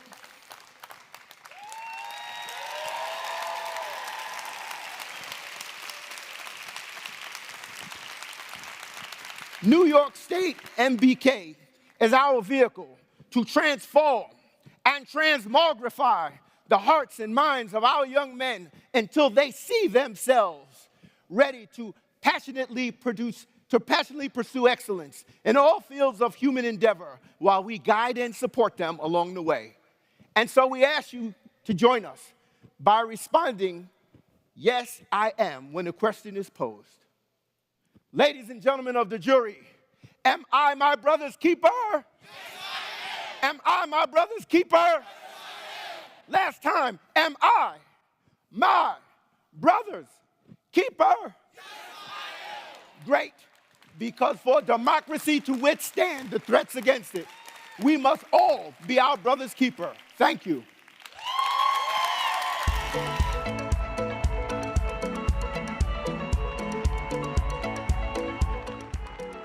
Please enjoy a 15-minute break.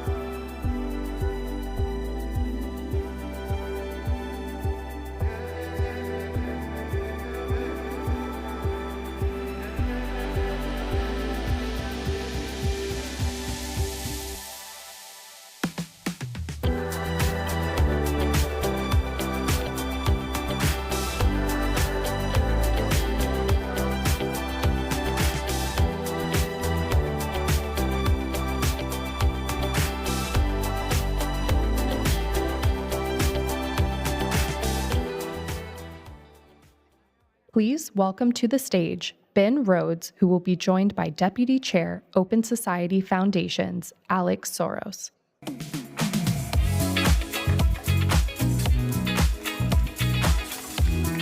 take the far one, man. Yeah.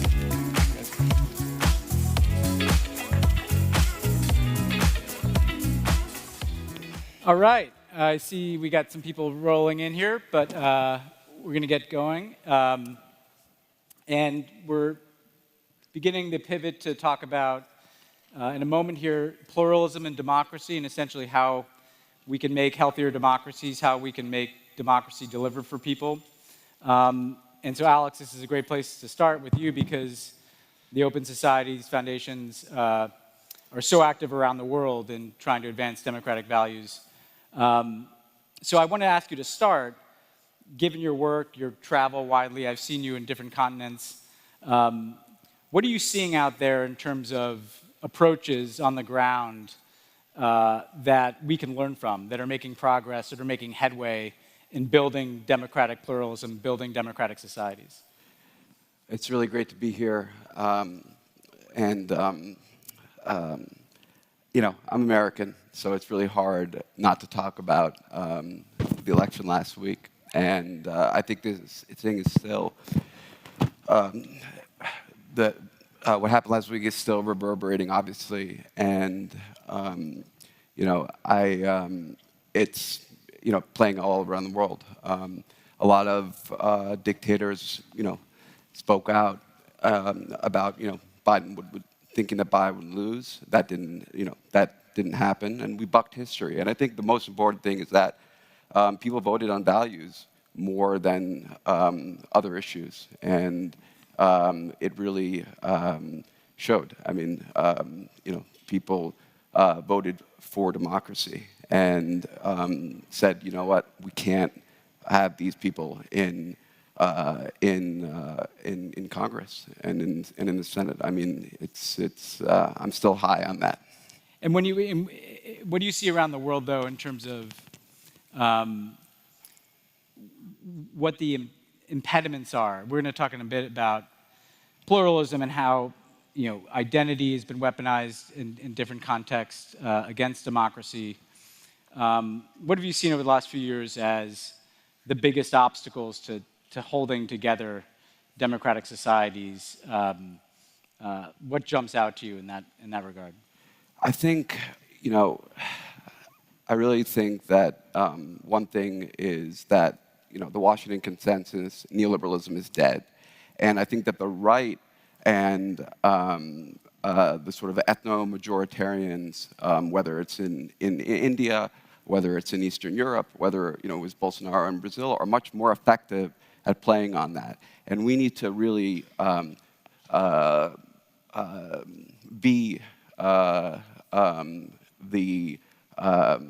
the messengers of saying that, okay, this is over, and there's going to, you know, and have an actual economic and political message that delivers and inspires people. I think that that's really what sometimes is missing from, you know, from the political center, if I may say. Yeah. So we're in a new era, the kind of era of globalization associated with neoliberalism, and the Washington consensus is kind of unraveled in most of the world.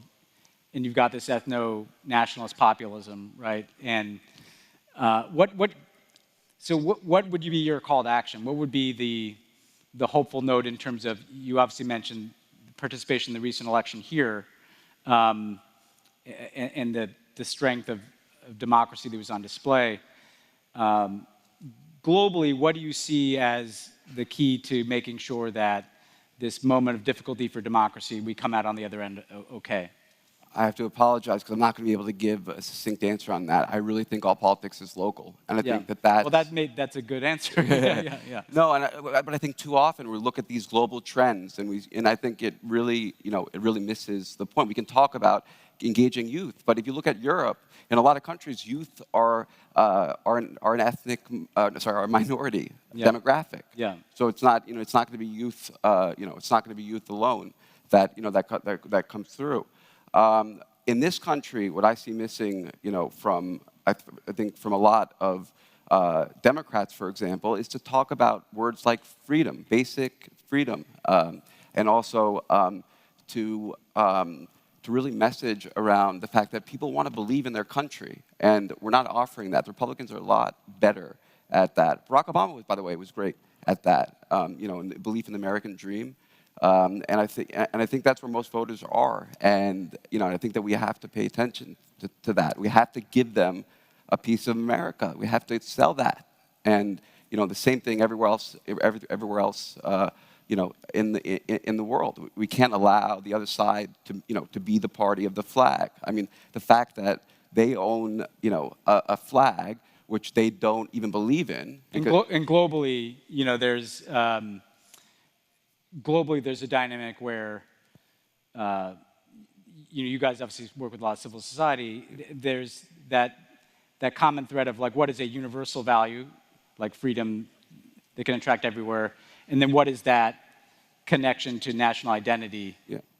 Those things, because interestingly, those things have been cast in conflict with each other, right? Global universal values are sometimes pit against national identity, right? And so it's this part of what you're talking about is how do you both stand for that universal principle, but do so in a way that can speak to the identity of a country or community that you're in, right? Yeah, that's a challenge. And I think, in this country, I think we had sort of a rubric in the American dream, and that's now broken, partly because meritocracy itself is broken, right? So you need to deliver on that, on that socioeconomic model in order to have that. And obviously, there's a history of structural racism, which hasn't gone away. So, but I think I think that you can do both. I think you can do both. And I think that when we get pitted and just do the universal,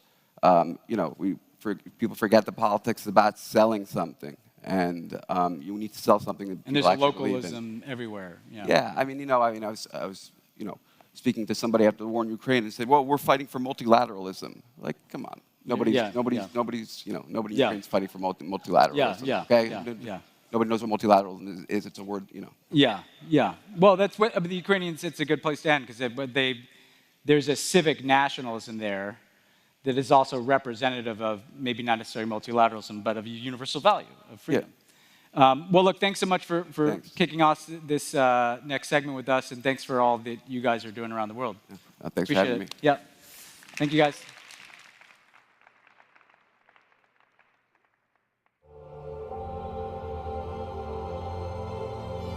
If we are going to strengthen democracy, if we want to encourage pluralism and civility and self-governance, we have to embrace and restore a language of mutual respect that speaks to people's need for belonging. A big part of strengthening democracy is not just about politics and policy, it is about culture, and we have to embrace that. Joining Ben Rhodes on stage, please welcome Jelani Cobb, Yasha Monk, and Tabata Amaral.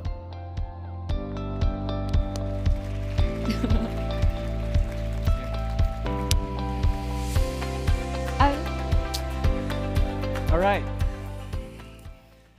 Great. Well, before we dig in here, I did just want to say that Jana Kabzova, who was going to be on this panel, is the Chief Foreign Policy Advisor to the President of Slovakia. Could not make it because you may have seen the incident in Poland a couple days ago. Slovakia also borders Ukraine, of course, and so Jana is still in some pretty intense emergency meetings there, so she sends her regrets.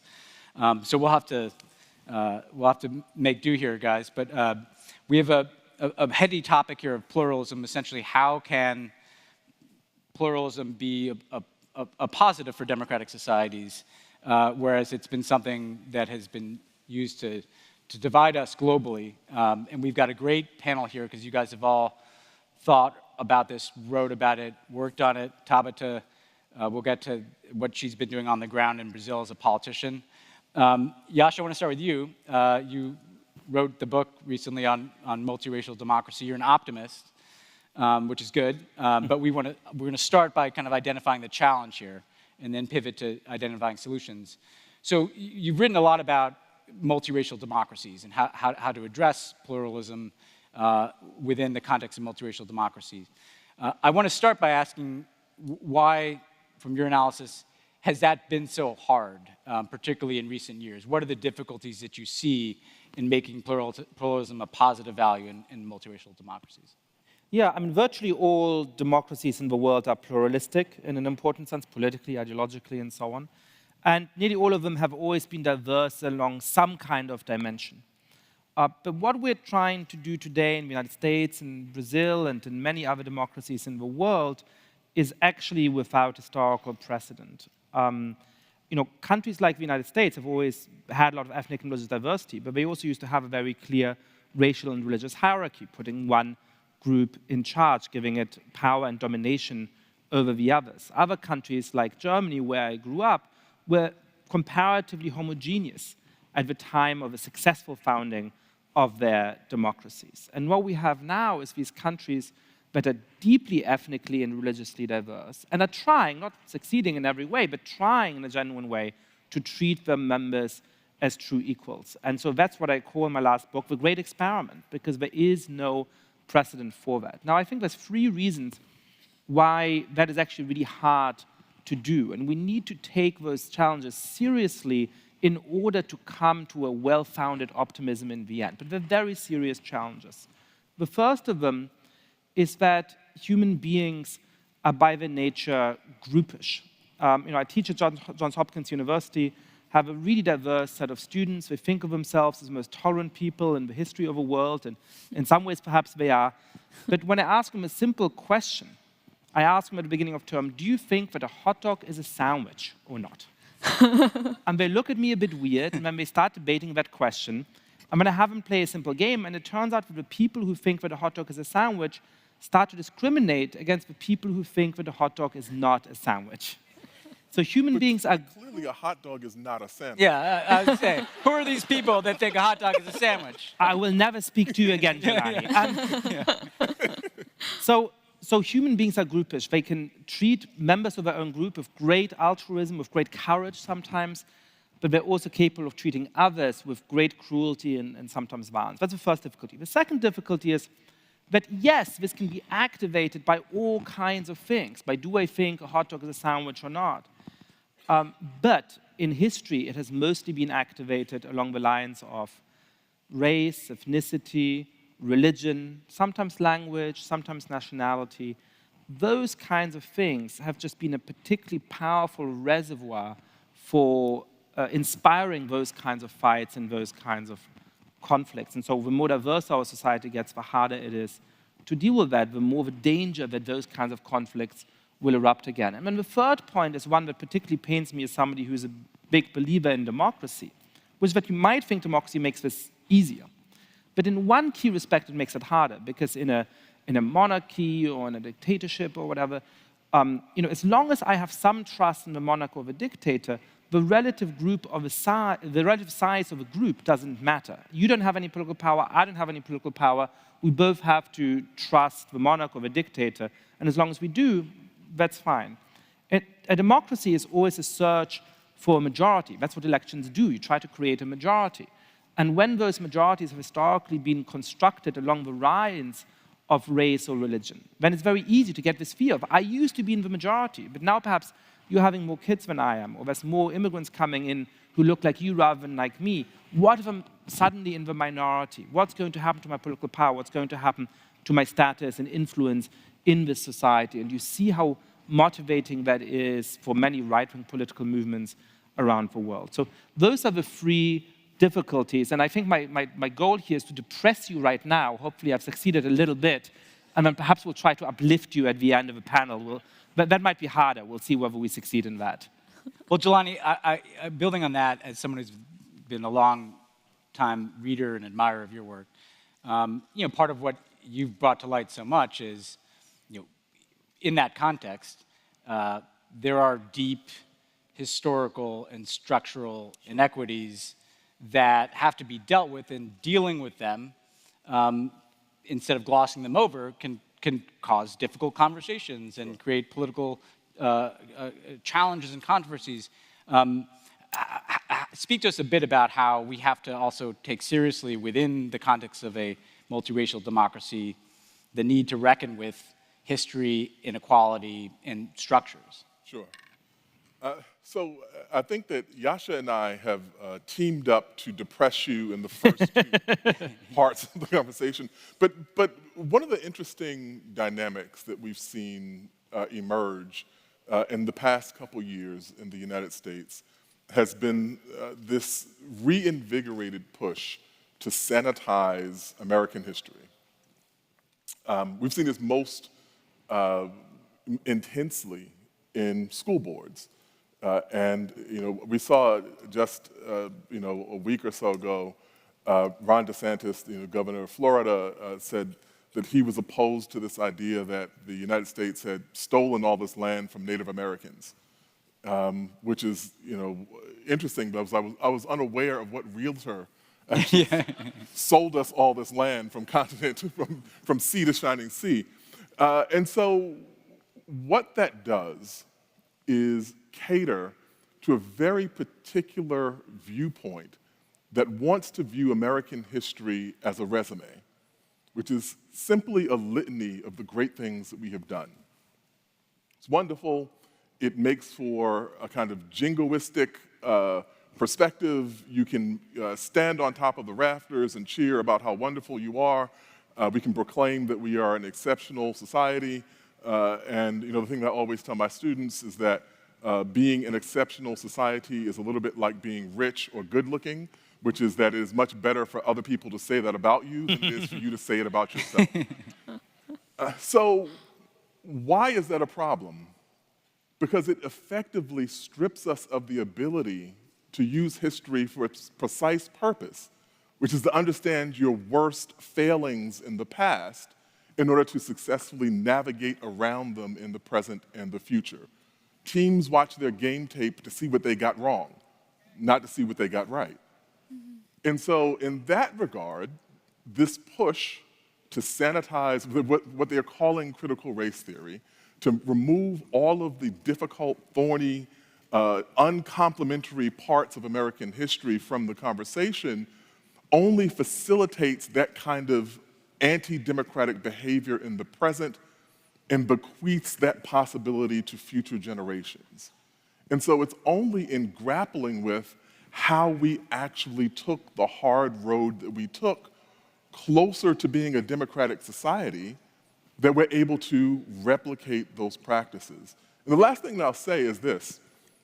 The irony of this kind of anti-critical race theory push that we've seen is that most of these people are not familiar with what critical race theory actually is.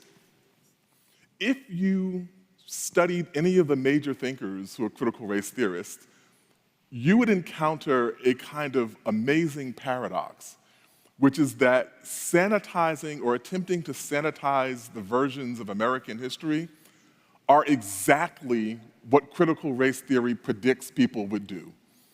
And so paradoxically, the most avid proponents of critical race theory have been the people trying to get critical race theory out of schools. Yeah. Well, in my past life as a speechwriter, President Obama, who we'll hear from shortly, would like to talk about the darkest moments in American history, but he would talk about why democracy was what allowed us to work through those, but just talking about them became an apology tour. It shows what was a positive message about, look, democracy lets us work through this, could be cast as running down the identity. Tabitha, I think you have such an important perspective here. One, because we talk about politics and you're actually in the thick of it as an elected official in Brazil. But also, Brazil is a country very much like the United States in its size and diversity. Your career in elected politics has taken place at a time of really intense polarization inside of Brazil. I wanted you to talk a little bit, I'm going to ask you in a moment the positive version of what just happened in the campaign, but before that, I wanted to ask you about how identity within Brazil has been weaponized or polarized in recent years. What are the things that are contributing to polarization inside of Brazil and people seeing not what they have in common, but seeing one another as enemies? Okay, so first, I'm really happy to be here, and I'm really honored. It is a very complex moment my country is going through. Of course, I'm really excited and hopeful for the future because we were able to defeat Bolsonaro. But I'm also scared every time I think about that in a universe of over 100 million votes, there was a difference of only 2 million votes after everything my country went through. And when I And just one funny thing maybe that I just shared with Bam is that there is this huge fake news in Brazil right now about Lady Gaga intervening in the recent elections that we just had. So I just bring that because I You think heard it here first. you will be in the same page on where Brazil is right now. But answering your question, for me it's important to go back to why I decided to run. I'm an education activist. I come from a poor community. I was the first in my family to attend high school. What about college? And I remember when I decided to run, I really didn't think I was going to win, like congresswoman. That sounds so big. But I had this feeling that they didn't get it. They didn't understand our fight for education because their children were not in public schools, because they didn't attend public schools. And I had this feeling that they didn't represent, not only me, they didn't represent my fight because they didn't care. I think that was the feeling. If we didn't change politics and politicians, education will never change. And after being in Brasilia for 4 years, I'm going to start my second mandate next year, I think exactly the same thing, that like there is this fantasy island in the capital of Brazil where it seems like my colleagues just live in a different country with no poverty, with no problems in public education. And I'm very critic of both left and right traditional parties. Because when I see their political discourse, when I see their platforms, I have this feeling that they are only speaking to the elite. And I don't mean only the rich when I say that. I have this feeling they are speaking to the cultural, the academic elite. But they are not speaking about the very concrete stuff. I had a big fight in my mandate against period poverty. Out of 4 students, girls in Brazil, 1 would miss school when they were in their period. And we are not addressing that. So simple, so easy to solve. And President Bolsonaro vetoed my project and spread all sorts of misinformation and sexism about me for fighting for that. We are successful at the end. Every state school in my state has pads for those who need right now. But I think that shows a way. Thank you. Something that matters in people's lives. Yeah, and I finish only one thought. I remember when I was a candidate, a member of my family stood up and said he wouldn't vote for me because he had found out I was a feminist. And I'm sure he didn't know what a feminist meant, but that shows how divided Brazil is. But when I started fighting against period poverty, I had this feeling that even very conservative men would support me. They didn't like the feminists, I think, but they could understand that it was not okay for a girl to miss a month and a half of schools because they didn't have the money to buy pads. So again, I don't know all the answers, but I have this feeling that the way out passes through reality diploma, and we'll never have reality diploma in politics if women, black, young, poor people are not there. And right now, they are not represented in Brazilian politics. So.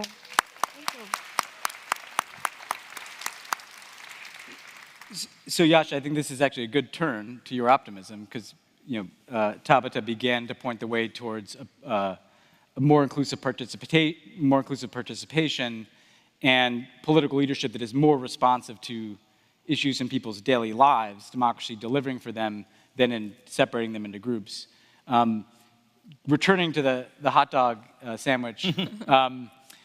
How do you see multiracial democracies? Where do you see success stories? Where do you see the capacity to overcome the kind of polarization you talked about, the kind of exclusion that Tabata talked about, the kind of sanitization that Jelani talked about? Yeah, I think in how people think about this topic, there's often a move from sort of naive optimism to deep cynicism. So often the way the conversation goes, and I understand why, is how hard is it not to hate your neighbor? How hard is it to be tolerant towards people who are different from you? This should be easy. And then it's tempting to say, well, we're failing at that in many important ways. Look at those politicians who are winning power. Look at the racists and white supremacists and so on who have a real voice in this country. So if that's all the case and we're failing at this really easy task, then how can we possibly have any hope for the future? And in the great experiment, I try to think about this the other way around. I start saying, look, so many diverse societies in the history of the world have gone horribly wrong. I mean, violently, terribly wrong. And there are these deep aspects of human nature that make it hard to sustain countries that are as ethnically and religiously and culturally diverse as the United States and Brazil and increasingly most countries in Western Europe and Australia and other big democracies around the world. And so I think when you have that background, you can look back at our present moment and at the changes over the last 50 years, and while acknowledging all of the injustices of the moment, see that we're doing relatively well, we're doing much better than we were in the past. I mean, here's one really simple and striking statistic about the United States. It boggles the mind. A little over 50 years ago, about 1 in 20 Americans believed that interracial marriage was morally acceptable. Morally acceptable, 1 in 20. Today, about 1 in 20 Americans believe that interracial marriage is morally unacceptable. We've gone from nearly universal rejection of this very, very simple concept in reality to nearly universal acceptance. And we know that this is not just something that people tell pollsters because they're afraid to show the racism, that may be part of it, but there's a real change in the heart of society and the number of interracial couples and babies and so on there are. It's gone from about 1 in 33 to about 1 in 6 or 1 in 7. We see in Europe that 40 or 50 years ago, you could have gone into the streets of Berlin or Stockholm or Rome and asked people, who's a real German, who's a real Swede, who's a real Italian? And the vast majority of the population would have said, somebody who ethnically descends from the same stock, somebody whose grandparents and great-grandparents and great-great-grandparents were already members of this society. Today, polls show clearly that a majority of people in each of these countries has changed their mind about that. But they say, well, perhaps to be a true German or Italian, you need to speak the language, you need to, accept some of the basic values. But yes, of course, you can have a different religion, you can come from a different part of the world, you can have ancestors who immigrated, or you can have immigrated yourself. That's a fundamental transformation in how these countries think about themselves. And actually, the topic of immigration, which is so present in our politics in many democracies, including in the United States, is a great case where there's sort of different pessimisms that often compete with each other. There's the disgusting pessimism of the far right, which says, broadly speaking, immigrants in the past succeeded because they were white or they came from the, quote, right kinds of cultures. But immigrants today who are non-white, who come from different countries, they're not going to succeed because supposedly there's something sort of inferior about them, these people say, right?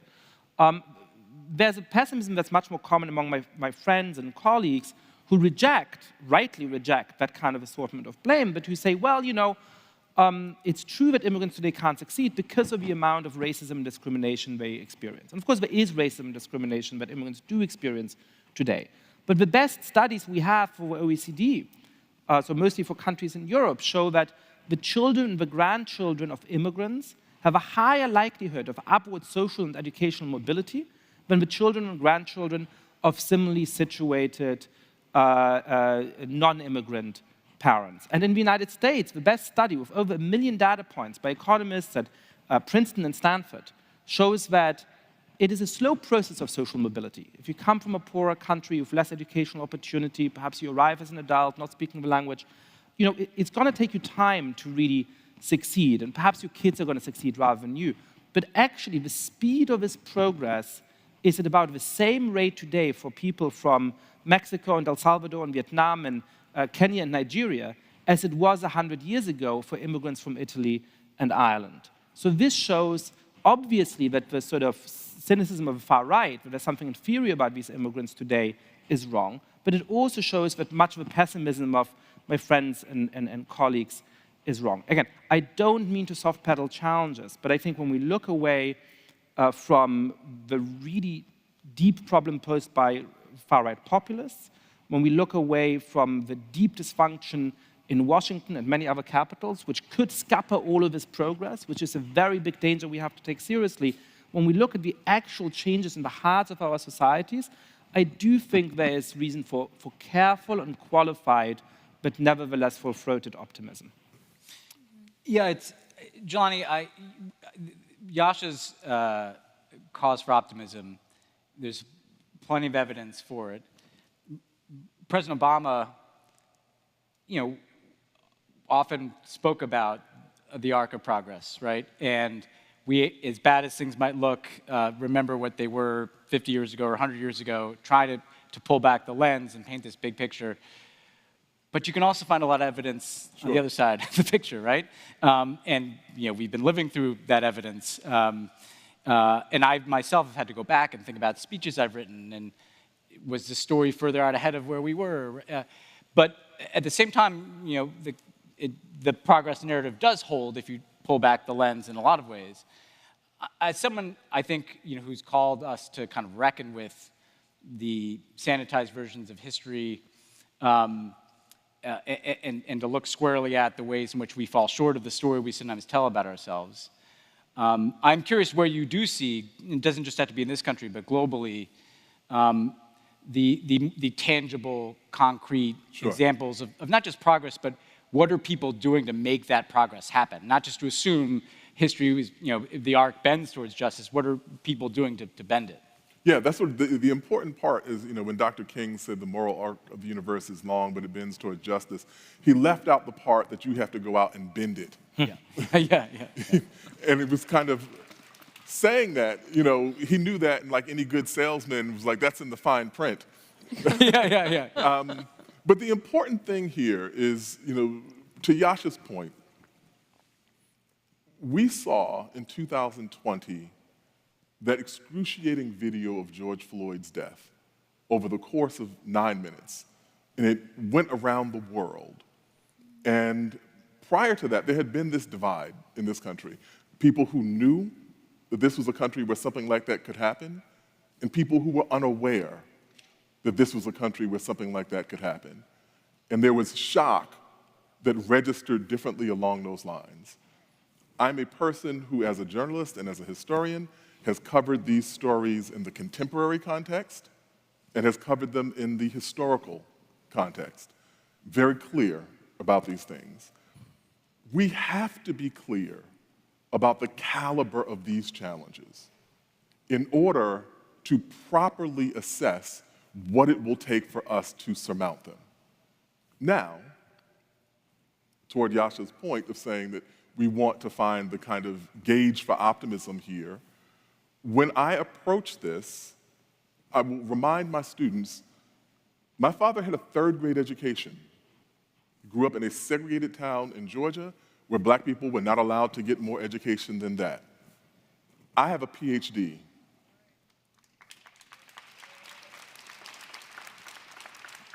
That doesn't tell you anything about me. Tells you a whole lot about the people who came before me and the people who opened those doors, made that possible. And the kind of protracted sense of study. We've been talking about the manifestations of particular kinds of reactionary populism. For good reason. We've seen the kind of havoc that those kinds of movements can wreak, the kinds of resentments that they can stoke, the kind of anger that they can intensify. But we also have to make sure we don't lose sight of the fact that in this country, we have a tradition of inclusive populism. We talk about George Wallace, we don't ever talk about Henry Wallace, who was the crusading figure who went through the South organizing black and white voters in the 1940s and saying that we are trying to alleviate poverty. It doesn't matter if you're poor and white, poor and black, we want to address poverty. That is what Dr. King was talking about in 1968 when he created the Poor People's Movement. That is what Reverend Barber is talking about now in creating cross-racial, cross-ethnic, cross-geographic lines of organizing to say we want to alleviate our common suffering. And so it's important that we look at the ability to gauge that common sense of our humanity. And I'll just give you two quick examples of how that has happened. The beginning of the 20th century, we saw the same sorts of anti-immigrant xenophobic fears. People realized that our school systems had to go from simply teaching reading and writing to being institutions that could democratize the society. Like, if you are worried about whether or not these people possess quote-unquote American values, let our schools actually educate people about what we care about in a democracy. And that has astoundingly been successful. So when we de-invest in our schools, what we do is limit our ability to actually strengthen our democracy. That's the first thing.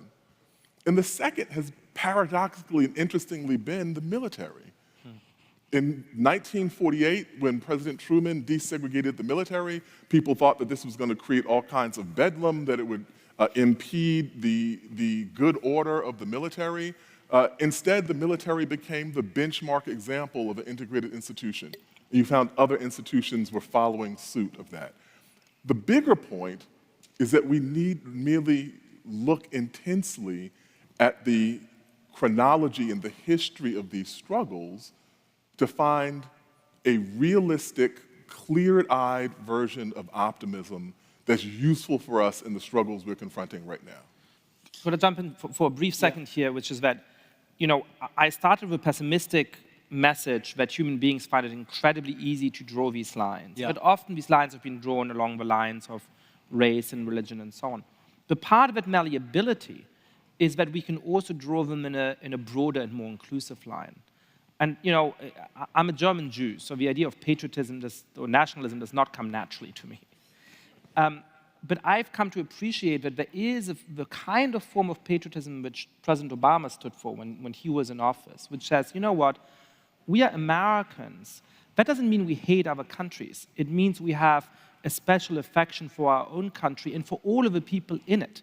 And that common American identity can redefine the lines. So we don't say, you're black and I'm white, and so therefore we're on other lines. We can say we're both Americans, and that means we should have solidarity with each other and care for each other.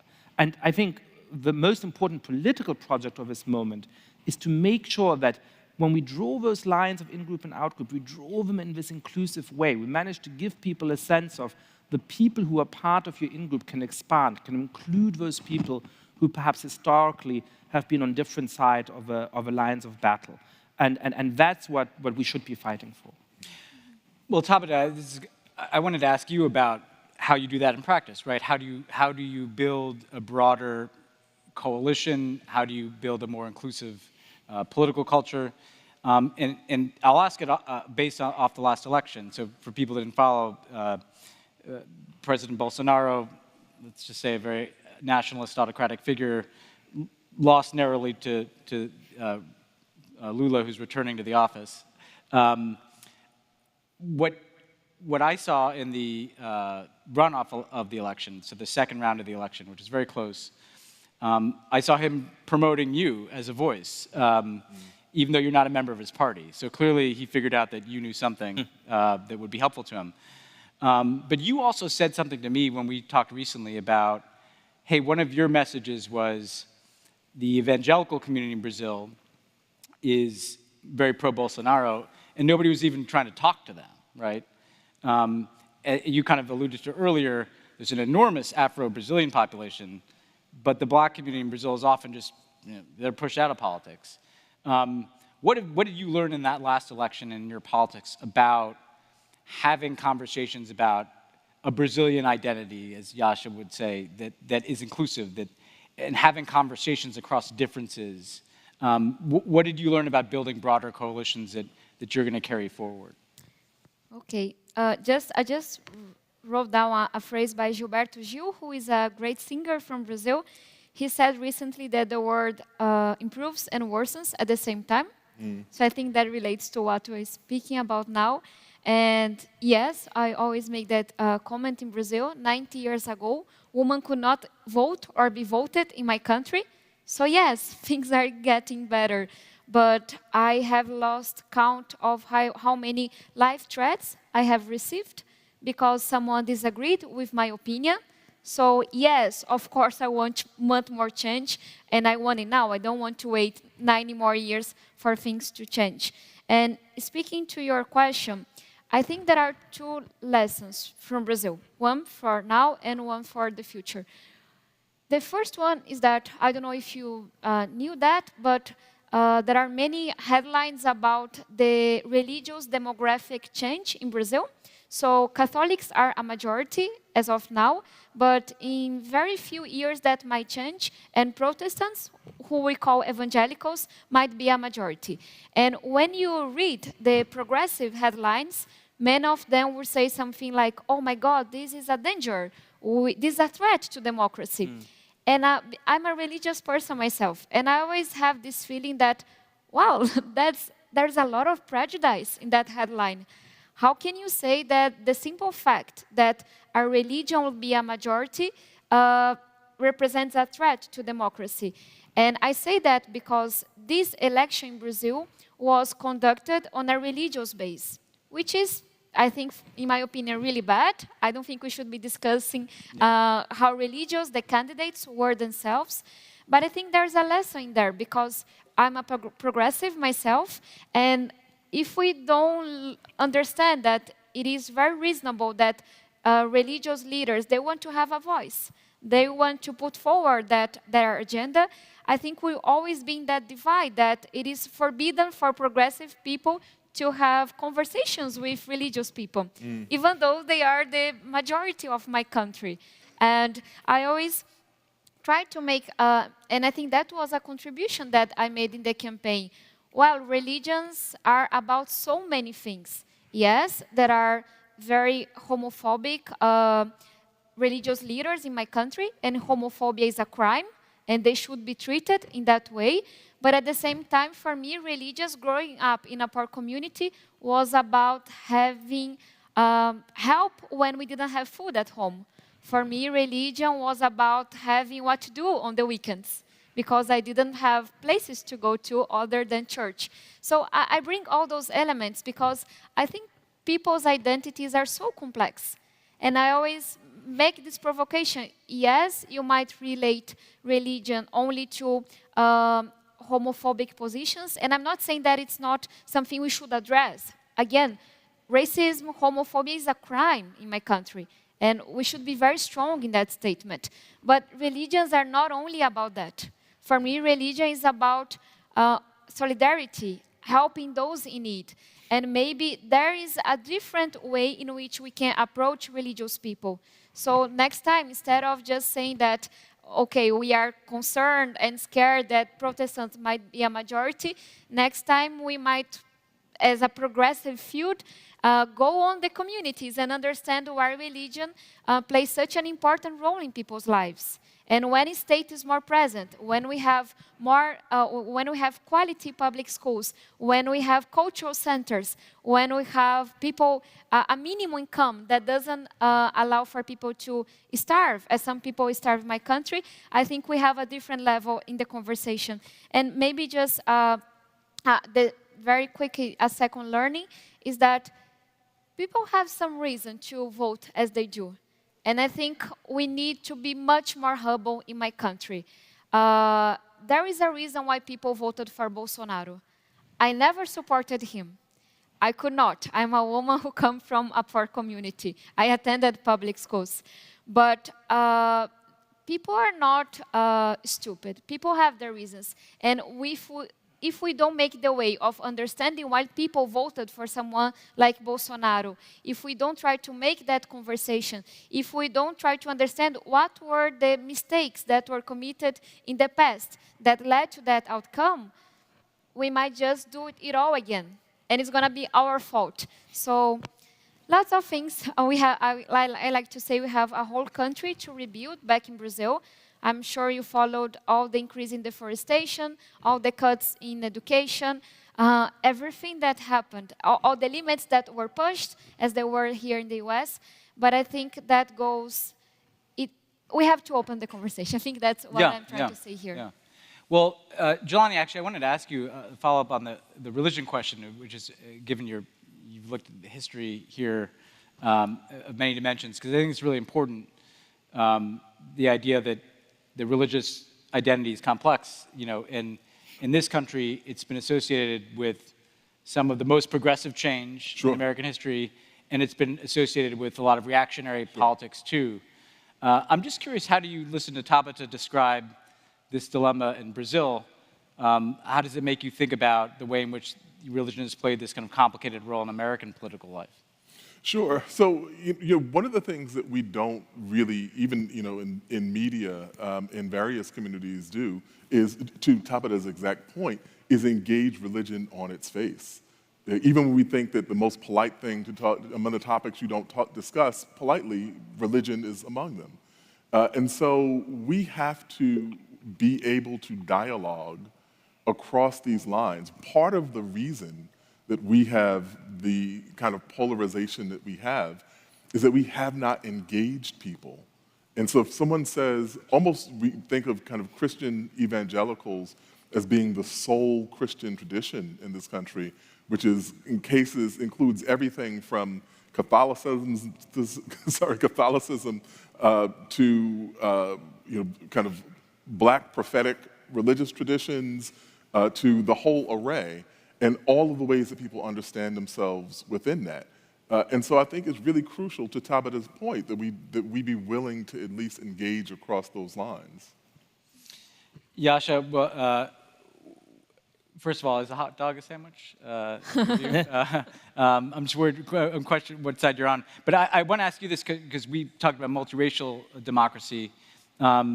Religion is obviously something that is, people can become absolutist in their views. When you look at this, and as you look at your case for optimism, religion speaks to people's desire to belong in the same way a national identity does. How do you make those space for those identities to not be in conflict with each other? The idea of an inclusive, not just multiracial, but multi-sectoral society work. Yeah, I think that you can answer that at different levels. I mean, one of them is that often there's a clash between a more secular elite and a more religious rest of the population. In a country like Turkey, that was very, very strong before Recep Erdogan took power. And one of the ways in which this supposedly moderate, pro-democratic Islamist movement, which has turned out to be very authoritarian, was able to gain power, was that the conception of liberalism which the predecessor parties had was deeply anti-religious in some important respects. And so there's a lot of resentment among ordinary people who said, hey, for religious reasons, my daughter wants to wear a headscarf and she's excluded from certain universities and so on. And I think one of the ways in which the opposition has gained strength in Turkey in the last years is through this attempt at radical empathy. So Imamoglu, who won the election for mayor of Istanbul twice. Once he won it and the government had it cancelled because they didn't want to accept it. And then he won with an even bigger margin a couple of months later. That's how strong he was as a political candidate. He would go and stand outside mosques in more religious parts of Istanbul that didn't traditionally vote for his party in order to show we have very, very strong criticisms of Recep Erdogan, but we don't demonize the people who have voted for him in the past. We actually want to convince them and want to make sure that they come to be in our camp. And I think that has a very important lesson for people everywhere else, including the United States. You can absolutely be unsparing in your criticism of a dangerous authoritarian populist who are trying to stoke tensions in the country, but you can't write off everybody who ever voted for them because it's a democracy. And you've got to have some compassion for your compatriots, and you've got to try to win as many of them as possible over. I think that's also a more sort of philosophical way of talking about this, if I may, for a minute. I am a political theorist, so I have to bore everybody at some point. And that's to say that, there are sort of perfectionist liberals in the language of political philosophy. People who say, the best way to lead your life is to self-invent at 18 and go out and find what passion you have and disconnect from your community and live like that. And a lot of us on stage, in one way or another, have lived like that. A lot of us in the room, in one way or another, have lived like that, moved for opportunity to different cities, different places, and so on. That's fine as an individual life model, but it's not what the state or the society should impose on you. It's not what we should lionize over other models of life. On the other side, there's communitarians who say, we're just going to be an association of associations. We're going to just respect groups, but not think of our citizens as individuals. And that's also wrong, because one of the dangers to liberty is not just the state and the tyranny of a majority, it's also your own parents, your aunts and uncles, your neighbors, your priests and imams and rabbis who might try to tell you how to live, and you have to be able to change how you want to live, to go and pursue your own dreams if you want to do that. And so I think it's important to defend a form of political liberalism, of philosophical liberalism, which says you have to have a freedom to strike out on your own, but you also have to have a freedom to stay in your community. That traditionally, the core values of our political system has not just been that you can go and self-invent, it's also been the freedom of worship and the freedom of association, which allows you to be a part of these groups. And so what gives groups value in our society is precisely that the members choose to become or remain members of those groups. The fundamental unit of our society is the citizens, the individual, with the rights and duties. But we should have respect for religious groups and other groups because our fellow citizens have voluntarily chosen to invest them with that kind of meaning. Well, look, this has been a really stimulating and actually hopeful discussion. We're at time, but you guys can all continue to follow Yasha and Jelani's work. And Tabitha, I hope we're following your political career for a really long time. Can we just ask who wants to be a candidate in the room? Yeah. Does anyone here want to? Oh, wow. That gives me hope. Okay? That's a good note to end on. Take a picture of them. Yeah, Okay? yeah. We will do that. Hands up one more time. We'll take a picture. Okay. Who wants to And be a we'll post candidate? this. Yeah. Okay, great. Okay. Well, thank you guys so much. Thank you so much. Thank you guys to our panelists. Yeah.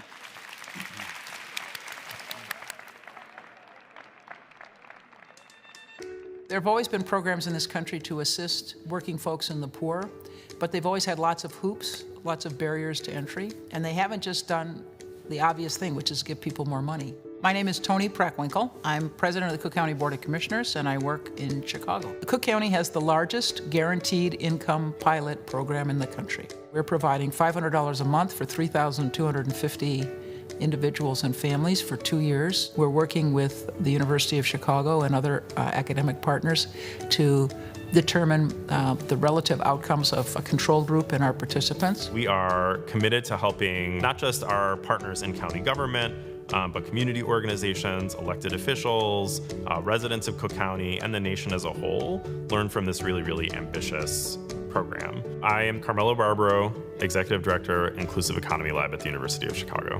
When there is this additional economic security for residents of the south side of Chicago or the south suburbs of Chicago, what does that mean for their neighbors? What does that mean for the businesses in their community, right? How are they able to invest in their community differently? And so that's going to be an important part of the story as well. My name is Mara Hennigan, and I was Director of Policy in the Office of Cook County Board President Toni Preckwinkle while we launched the Cook County Promise Guaranteed Income Pilot. If democracy requires residents to trust their elected officials and their government in general, programs like Guaranteed Income that directly put resources back into residents' hands shows that government can also trust its residents. I'm Shantae Robinson. I work at the Crown Family School of Social Work, Policy, and Practice at the University of Chicago. I think the larger goal of any guaranteed basic income project is to give people a hand up, is to help people regain faith in not only themselves and what they can accomplish, but faith that they're not alone in their situations, that the community does care and the community will help them get to where they need to be. I'm Marianne Bertrand. I'm the Chris Pidialina's Distinguished Service Professor of Economics at the Booth School of Business at the University of Chicago. The reason why we oversampled people with kids in the pilot is because we think that the transfers that could be made to the younger generations are going to be first order. The ability to, send the kids to better schools, the ability for some of the parents to have to, be able to give up that second or third job to be able to spend time supporting their kids, which they would not otherwise, and invest more in their children. In this moment in particular, where we're all so nervous about the future of our democracy, I think we have to be innovating and trying new things that have the potential to give all members of our society a sense that they have a stake in the outcome of the democratic process. Government policy at the national level changes as a result of pressure from underneath. One of the ways it changes, pressure from local and state government initiatives. And so the more we can do these experiments across the country and prove up the concept, the more likely it is that we'll persuade eventually the federal government to do the same thing. To advance democracy, we need to make sure our economy works for everyone, and government plays a crucial role in this. I think we're also going to see a different type of engagement politically with those folks who applied and with folks who got the money. Maybe they're going to expect something more from their government, which is time they should. If you know the language of guaranteed basic income, and then you yourself have seen the benefits of it because of what it's done for your family, then why wouldn't you go out and tell people this is what we need more of? Man, a safety net that really matters when people need it the most, I think most people can get behind that. Please welcome to the stage Director of the School of Biocultural Leadership, Geoversity, Juan Carlos Monterrey Gomez.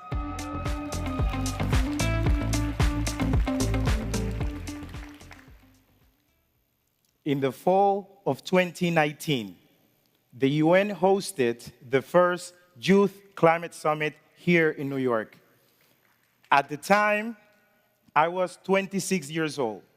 I had already served as Deputy Lead Climate Negotiator for Panama, my country. I had attended many climate events before, but this one was so special. The lead voices of the youth climate movement were speaking, and I was so excited to see so many of my heroes. The setup was open seating, so I woke up early to make sure I got a great spot, and I did. But minutes before the summit started, a politician from Latin America had me removed, sent to the back, just because she wanted my seat. The irony of this happening at the first UN Youth Climate Summit could not be overstated. Even when we have a seat at the table, we're pushed out because we're young. I believe that to strengthen democracy, to climate-proof democracy, we must tear down the barriers for the involvement of young, capable leaders in decision-making. The ultimate outcome of the climate crisis is the complete collapse of governance structures. The ultimate outcome of the climate crisis is utter chaos. The ultimate outcome of the climate crisis might be the collapse of democracy itself. The future of current and next generations is at risk, and I believe that young people must be in charge of their destiny. It is time to lower voting age so that young people can choose the leaders that will define their future. It is time to get rid of minimum age requirements for high-level political office so that capable young leaders can take us to the finish line. What we are risking is our own survival. And youth have never been more interconnected before. And we are at the cutting edge of innovation. But we also have the moral authority. Our own future is in the line. The Paris Agreement provides a global roadmap to climate-proof democracies. But right now, there is not enough political will. Governments have the muscle to make the Paris Agreement work, but leaders are not flexing that muscle. So I call on young leaders to fight your way into government. We must join the beast and make it work for us, not against us. But to govern and to climate-proof democracy, young people already have a common vision. And I believe that common vision is inspired by love, by empathy, by solidarity, but also by the fear of what's next, coupled with what we know it could be. And I've seen this vision on display everywhere. I see it in my own organization, Geoversity. We are nature's university. And from our 12,000 acres jungle campus in Panama, we work with business, youth, and indigenous leaders that are committed to reuniting humans and nature. I also saw this vision last week in Egypt during the UN climate talks. The Climate Youth Negotiator Program brought for the first time 55 negotiators from 27 countries walking into the rooms where our future is being negotiated, and seeing so many young faces made me not feel alone for the first time in my career as a negotiator. If leaders are not leading, we will lead. And we will lead with compassion, but also we will lead with urgency. And if you want to join this mission, every time that you're invited to an event, every time that you're invited to a gathering, you must demand somebody 30 years old or under is present and speaking. And to all young leaders out there fighting the good fight, don't you ever let anyone remove you from the seat that you earn. Keep fighting. Keep pushing. A famous guy once said, yes, we can. So yes, sí se puede. Thank you very much.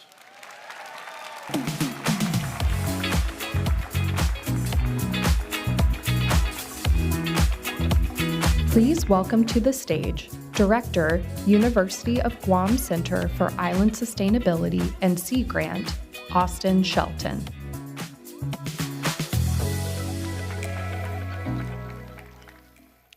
William Dampier was a 17th century English buccaneer explorer who was the first person to circumnavigate the world 3 times. When he came upon the shores of the island of Guam in the western Pacific Ocean, he was surprised by what he found. In 1681, he wrote, "The natives are ingenious beyond any people in building boats or proas. I do believe they sell the best of any boats in the world. One cannot stop talking about their great velocity, craftsmanship, and lightness, because in the whole universe I do not believe there is a thing equal to them in nimbleness and swiftness." As an ancient society, our island of Guam had technology unseen anywhere else on the planet. We were a sustainable society, able to feed ourselves and trade with other islands using the science of celestial navigation. With people like William Dampier, colonization entered our shores and conflict arose. Those boats were burned down, and our people were put under the control and dependence of foreign powers. After thousands of years of thriving on our own, our sustainable existence was interrupted. When we lost our sails, we lost the ability to catch wind. We became dependent on outside resources. We stopped caring for our land in traditional ways, and today we are now dependent on importing over 90% of all of the food and goods we consume. However, our people are hopeful that this is just an interruption in our sustainable existence. But today, we also have another added external force, climate change. Climate change is an existential crisis across the whole planet. But even more so, it's a clear and present danger in islands, places that contributed the least to the impacts of climate change, the causes of climate change, now suffer its wrath. We experience rising sea level, more frequent and intense storms, warming waters that bleach and kill our coral reefs. Furthermore, climate change is literally eroding our democracies. As rising seas chew away at our shores, we lose our land. If islanders become climate migrants or even climate refugees, what happens to our submerged lands? What happens to our sovereignty? If we're forced to move onto somebody else's higher land in a foreign place, what happens to our peoplehood?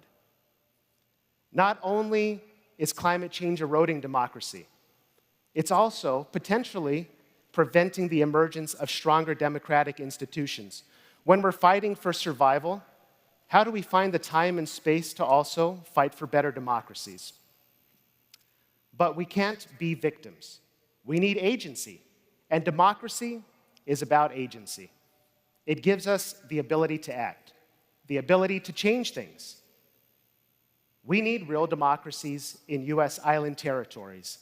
In Guam, the Commonwealth of the Northern Mariana Islands, American Samoa, Puerto Rico, the US Virgin Islands, we're all still unincorporated US territories, meaning that we don't have political status, that we are possessions of the United States, unable to vote for president, even though a lot of us like President Obama very much. And we're unable to have a vote in Congress. So we're working on these things at the local level, but we do need allies like you at the national and global levels to help us by supporting our quests for self-determination. Now, as islands, we have struggles, but we are not powerless. That's why we are taking hope to action, to end our interruption in our sustainable existence. We build on our legacy of ancient island wisdom, innovate in the present, and navigate the waters to our sustainable future. In 2019, our island formed our most comprehensive public-private partnership ever created to achieve a sustainable future, Guam Green Growth. Together with 100 working group members representing all sectors of society, we now have innovations like the Guam Green Growth Circular Economy Makerspace and Innovation Hub, a place where entrepreneurs and artists can take waste products and turn them into new marketable products and help start new green industries. There's the Guam Green Growth Conservation Corps, a workforce development program designed to prepare our community for the emerging green economy in areas like agriculture, aquaculture, renewable energy, and more. Guam Green Growth Community Gardens serve as beacons of food security and education, helping us to grow more food locally and help us get off the dependency of imports. And all of this is tracked on a comprehensive online dashboard, so we can show how our local actions are making a global impact. And we're doing this together with islands around the world through the United Nations Local 2030 Islands Network. So last year at COP26 in Glasgow, President Obama said, "I am an island boy." I was proud to see the Biden administration embrace the Local 2030 Islands Network. US islands like Hawaii, Guam, and Puerto Rico are connecting with islands and island nations around the world, and they're taking the lead in pursuing sustainable development and adapting to climate change. Initiatives like these are what are needed as models around the world. So again, islands are places of innovation, bright spots where we're fighting for survival in the face of global change. We build on our legacy of ancient island wisdom.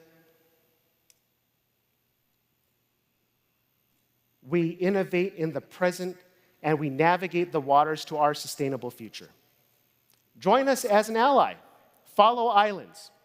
After all, in this universe, we are all floating around on an island called Earth.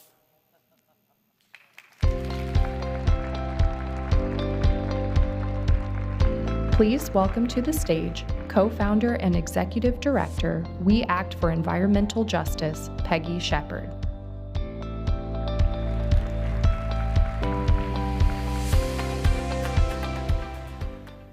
So here's the question. Are you aware that sustainable development, democracy, and peace are indivisible?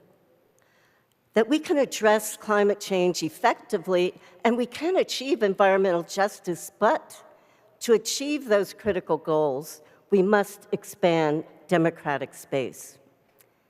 Now, 31 years ago, the environmental justice movement developed its 17 principles of environmental justice, and these principles affirmed the fundamental right to political, economic, cultural, and environmental self-determination of all peoples. We demanded the right to participate as equal partners at every level of decision-making. We affirmed that no one speaks for us, we speak for ourselves. Now, this movement redefined environment to embrace the habitats where we live, work, play, and go to school. It presents a civil rights analysis of environmental decision-making, an equity and justice perspective to environmental protection and health, climate change, and a just transition from fossil fuels that empowers residents to build healthy communities. Now, why is that necessary? Because the reality is that many are sick and dying from disproportionate exposure to pollution, to toxins, and policies that have scarred the health and the landscapes of America. The environmental justice vision is to expand democratic space for all our voices and perspectives to be heard and incorporated into solutions that work for all communities.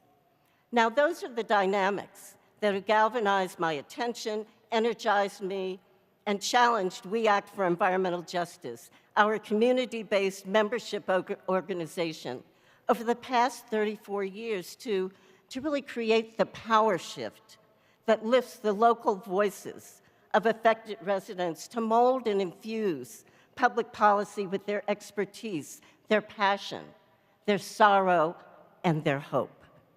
Now, We Act's theory of change is based on democratic process, that we can build healthy, safe communities if we work with the most impacted people and engage them in environmental policy and decision-making.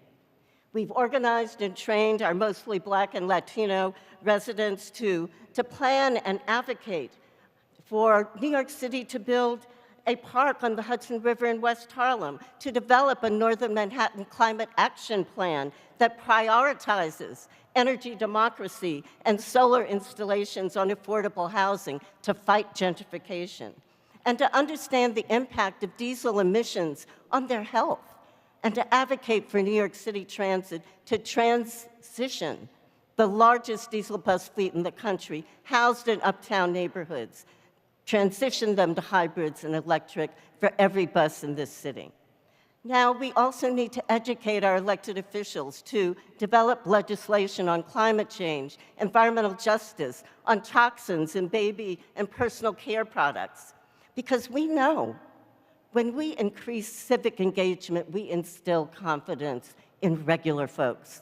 And I learned that from a high school student in Washington Heights, where We Act runs its environmental health and justice training program every spring for 90 students. And this teenager wrote to We Act thanking us for opening her eyes. She thought that the mold and the lead in her family's apartment and the poor air quality in her community was normal, and what she deserved, until the training program helped her to understand that she did not have to live with those conditions, that it was not normal, that she could do something about it. And you know, that is what democracy is about, understanding and exercising the right to take action, to be heard, and to change the conditions of your existence. Without democratic action from the grassroots, this country, this world will not have responsible governance of the environment and our climate. And that theme was center stage. I was in Cairo, Sharm el-Sheikh yesterday. That theme was center stage in Egypt at the COP27 United Nations climate talks, where We Act and our Gulf Coast neighbors and colleagues, Dr. Robert Bullard and Dr. Beverly Wright, developed and hosted the first ever climate justice pavilion in the Blue Zone, where policymakers and government officials gather. Now, you know, climate justice advocates say they felt they had a home for the voices and perspectives of grassroots and indigenous communities that would not have been heard in that forum, not have been heard on loss and damage, climate migration, land rights, gender bias, and community consent. We helped to build democracy at the World Climate Summit to uplift the ethical and justice issues that, if not addressed, will continue to challenge our progress on climate change. Now, I was fortunate to meet the Nobel laureate from Kenya, the late Wangari Maathai, who said, there cannot be world peace without equitable development. We must expand democratic space to allow the creativity and the energy of all our communities to flourish. Because I understand, I believe, my lived experience tells me that collective action is needed to build power and democracy, because that is at the heart of building robust communities that speak for themselves. And that is really the heart of our democracy. Thank you.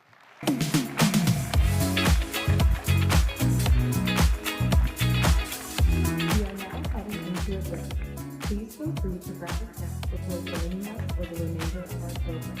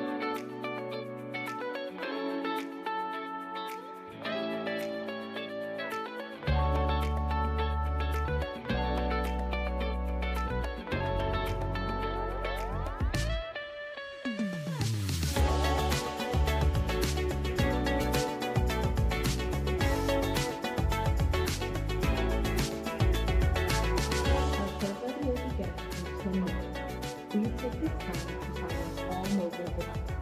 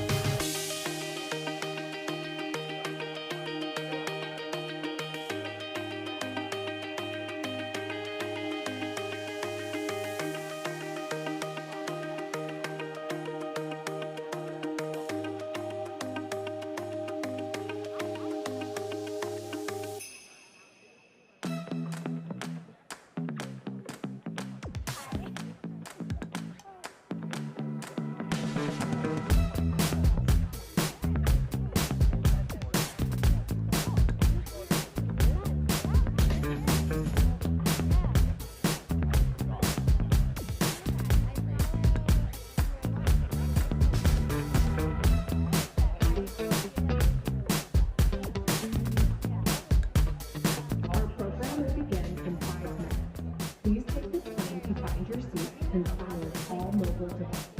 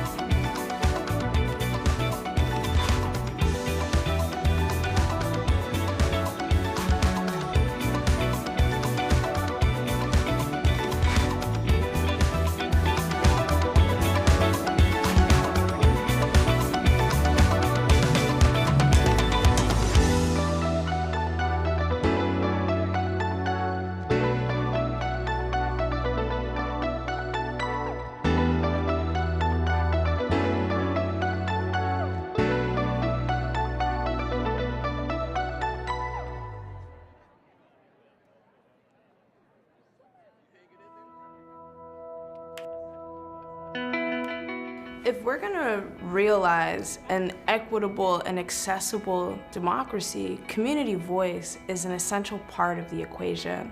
At the Participatory Budgeting Project, we work to transform democracy so that community members can directly decide on budgets and policies that affect their lives.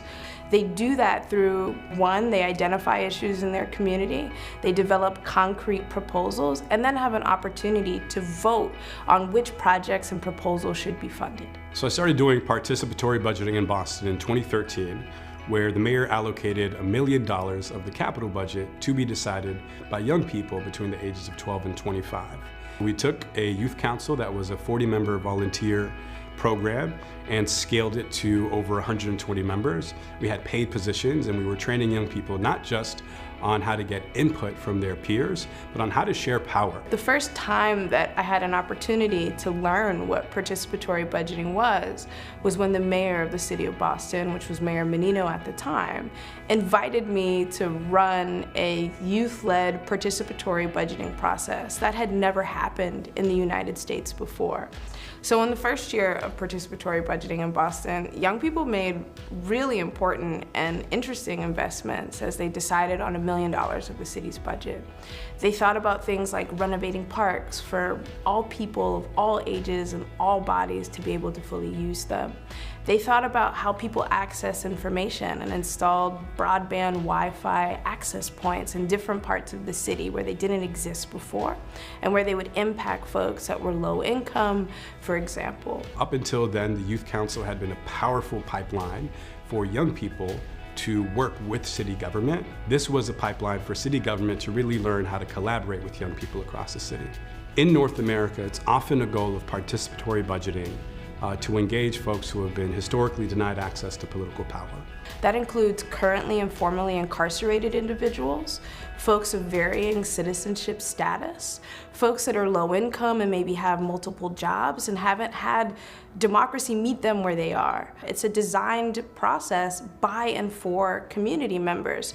And so inherent to every PB process that I've seen in North America, we first convene a steering committee made up of exactly folks who have the background and lived experience of people that we want to engage and center in this process. They're really able to tap into that expertise and say, hey, this is what's working really well in my community. This is an area that really needs an investment or improvement. And they're able to bring that forward collectively and generatively through what we call idea collection. And that's what makes it on to the final ballot. That ensures that folks with experience and who have the skills and knowledge to make this accessible are the people in charge. So often, people have a jaded experience with government or their experience of democracy itself. What we're doing at the Participatory Budgeting Project is transforming that relationship. So not only are people seeing tangible change, they have an opportunity to create it with the practice of participatory budgeting. I think participatory budgeting isn't just about building trust in government, but it's so much more about the practice of government trusting its people with real power. My hope for the future is that we can realize together a transformed democracy that values lived experience, that is equitable, that is a version of a people's government. I think that it's time that we change what government looks like. Maybe there needs to be another branch that is an office of participation that allows folks to deeply engage in democratic decisions that impact and affect their lives. The main message I would send out to people is, where there is power, share it. If we want our democracy to be brighter, if we want it to be more innovative, if we want it to heal, then we need to invest in the people who are doing it. We need to invest in their skills, their processes, their tools. I want everyone to know what participatory budgeting is. I want everyone to know what citizen assemblies are and how to do them. And we build relationships to really lift up democracy together.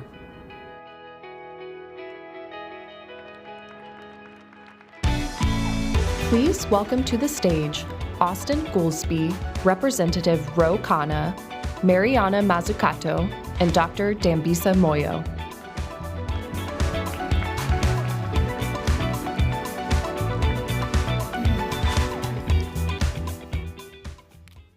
Okay, it's great to see everyone. This is the panel that's going to tie capitalism to democracy. Now, I know there are three groups of people here. One group is like, why is there an econ panel at the Democracy Forum? Okay, that's fine. The second group is like, wait a minute, isn't capitalism like the opposite of democracy? And the third group is like, isn't Barack Obama going to be speaking here? I want to get a seat early. But we're going to address all three of those. And I want to start with you, Congressman. What, in your view, what is the relationship of capitalism and democracy in the United States, and how has that evolved in recent years? First of all, Austin, thank you for having me on the panel. If you want to have a multiracial, multi-ethnic democracy, people need to feel that their work has dignity and they have opportunity economically. If you don't have that, you'll have despair, you'll have resentment, you'll have malaise, you'll have polarization. That's not my point. It's actually President Obama in what I believe was his greatest speech, the Mandela Lectures, where he says that economic opportunity is the foundation for democracy. And I was actually in Galesburg, Illinois, which President Obama famously talked about in his keynote speech in 2024. I went there in 2022. I was speaking at Monmouth College, and one of the professors said to me, hey, Ro, can you talk to some of these folks from Maytag? And I said, didn't that close 15 years ago? And they said, yeah, but they met me for pizza, and they said nothing in our lives has changed. We're still telling our kids to leave. Congresses have come and gone. We have no economic opportunity. We have to address that if we want democracy to work. Okay, Professor Mazzucato, you have a more global perspective. When you hear this, is there a way that we can, as governments, get desirable outcomes, address injustices, things of that nature? Is there some success story that the world does differently than we do it here in the U.S., or what do you think? So I would be, ooh, wow, microphone's on. I would begin with kind of the first principles in terms of how you're asking the question, which is such an important question, which is, what is capitalism, right? And what do we know about it? And the first thing I'd say is there's varieties of capitalism. There's levels of dysfunctionality or functionality that differ. And this is because capitalism, but also the economy, is an outcome. It's an outcome of how we actually govern all the different types of organizations in the system. So when we have companies in the corporate sector that are governed by just maximizing their shares, where we've had over $6 trillion in the last 10 years just being spent on buying back shares to boost stock prices, stock options, and executive pay. That's a lack of reinvestment of capital into the system. When we have a public sector that kind of forgets what its purpose is, and is, at best, it's de-risking the private sector, enabling the private sector, or as an economist, and we're both economists, is kind of set up to fail because it's just worried about fixing things, fixing market failures. So it's literally too little, too late, and always out of breath. And if we have a relationship between them, which is not symbiotic or mutualistic, but kind of parasitic, then we have a problem. But there's nothing inevitable in that system. These are all consequences of choices we have made. There's agency in the system. And so I've been advocating for a very different type of governance of the public sector, which is about co-creating and co-shaping the economy towards an outcome, which has to be inclusive growth and sustainable growth. But that's kind of just blah, blah, blah, unless we create an investment trajectory, what I call a moonshot scenario, where we actually apply a mission-oriented approach as inspirational as the one that got us to the moon and back in a short amount of time, but to tackle the social problems that we have, whether it's reducing the digital divide, carbon-neutral cities, strong and not weak health systems. That requires a lot of public capital, private capital, but especially a way to collaborate that is symbiotic and mutualistic and actually has an end goal that is clear, what I would call the common good. And I don't think we have that. And, you know, if we look around the world, there's different examples and seeds of maybe what would work better. So on the goal side, we have the Sustainable Development Goals. That's 17 goals that we have since 2015, and some countries have taken them seriously. In Sweden, for example, every school meal has to be healthy, tasty, and sustainable. And that's part of their climate strategy. Climate's not just about renewable energy, it's how it gets embedded in the system. And that then requires a particular type of outcomes-oriented procurement, something that we've talked about a bit in the past. So the tools that we have at our disposal can be redesigned if we actually care about what the outcomes are. And I have other examples, but I'm talking too much, so happy to bring them back in. Okay, we will loop back, but let us turn to Dr. Moyo, or, if you may have seen, announced as a member of the House of Lords by the King, Lord Moyo. Let me ask this. Thank you. Actually, Baroness for women. Baroness? But thank you so much. Moyo, Baroness. Okay. Walk us through, with the international perspective that you have, is capitalism the opposite of democracy? Does capitalism lead to inequality? That inequality undermines democracy, leads to authoritarianism? You've written and have thought a lot about that subject. What do you inform us? Well, first of all, I'm delighted to be here. It's a pleasure to see old friends and new.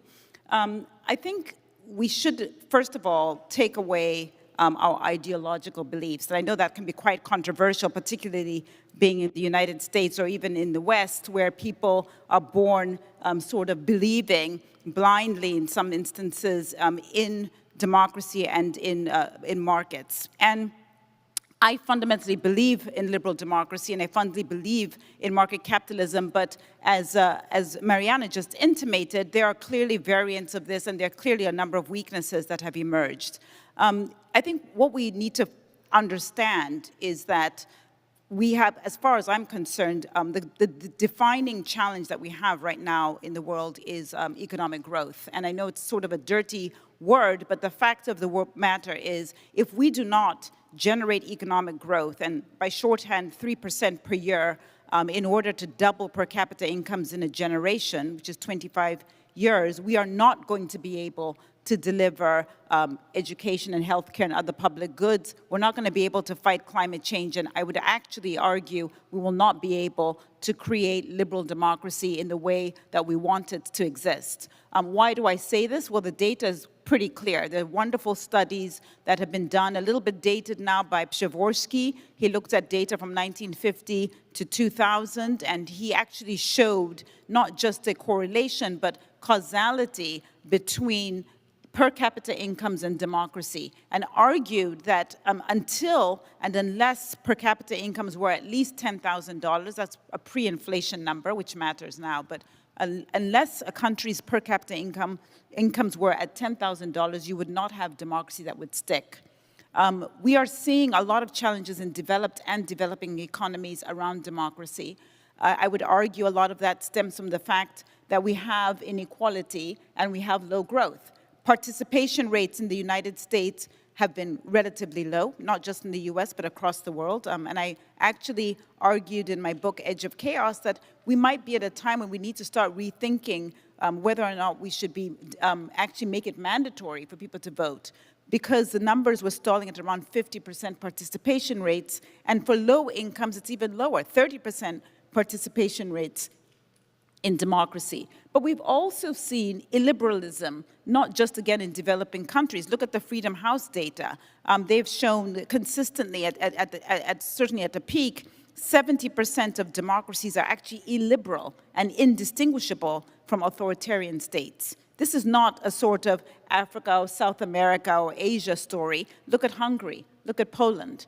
And so we are seeing an erosion of democracy, and I think the more that we see a deterioration in living standards and opportunity for people, I think we'll continue to see countries like the United States see their democracies downgraded, as we've seen from the EIU and others as well. So there is clearly a relationship. I think that we should be worried about economic growth, but we should also understand that as long as we're not generating improvements in people's living standards, we are likely not only to see a weakness in democracy in liberal democratic states, but we are also going to start to see a sort of proclivity and inclination of people to look at authoritarian states as perhaps being a solution for improvements in living standards. In other words, they may decide that there's nothing wrong with being in an authoritarian state or deprioritizing democracy in the interest of economic progress.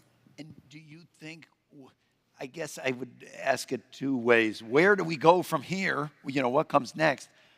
But if you think that some of the structural aspects of economic growth have slowed down in a lot of the advanced countries and places where the population is aging and may start shrinking, would these authoritarian regimes then essentially be rejected because they would be promising, we'll restore growth to what it was when we were expanding, but they would not succeed at doing that, and so then they would be run out of town and replaced with something else? Look, I think, I love Mariana's work because I think it's very important to understand what the role of the state is. And, you rightly, as she and I have talked, it's not just about a big state versus small state. It is about the quality of the state. And Mariana can make her arguments more eloquently than I.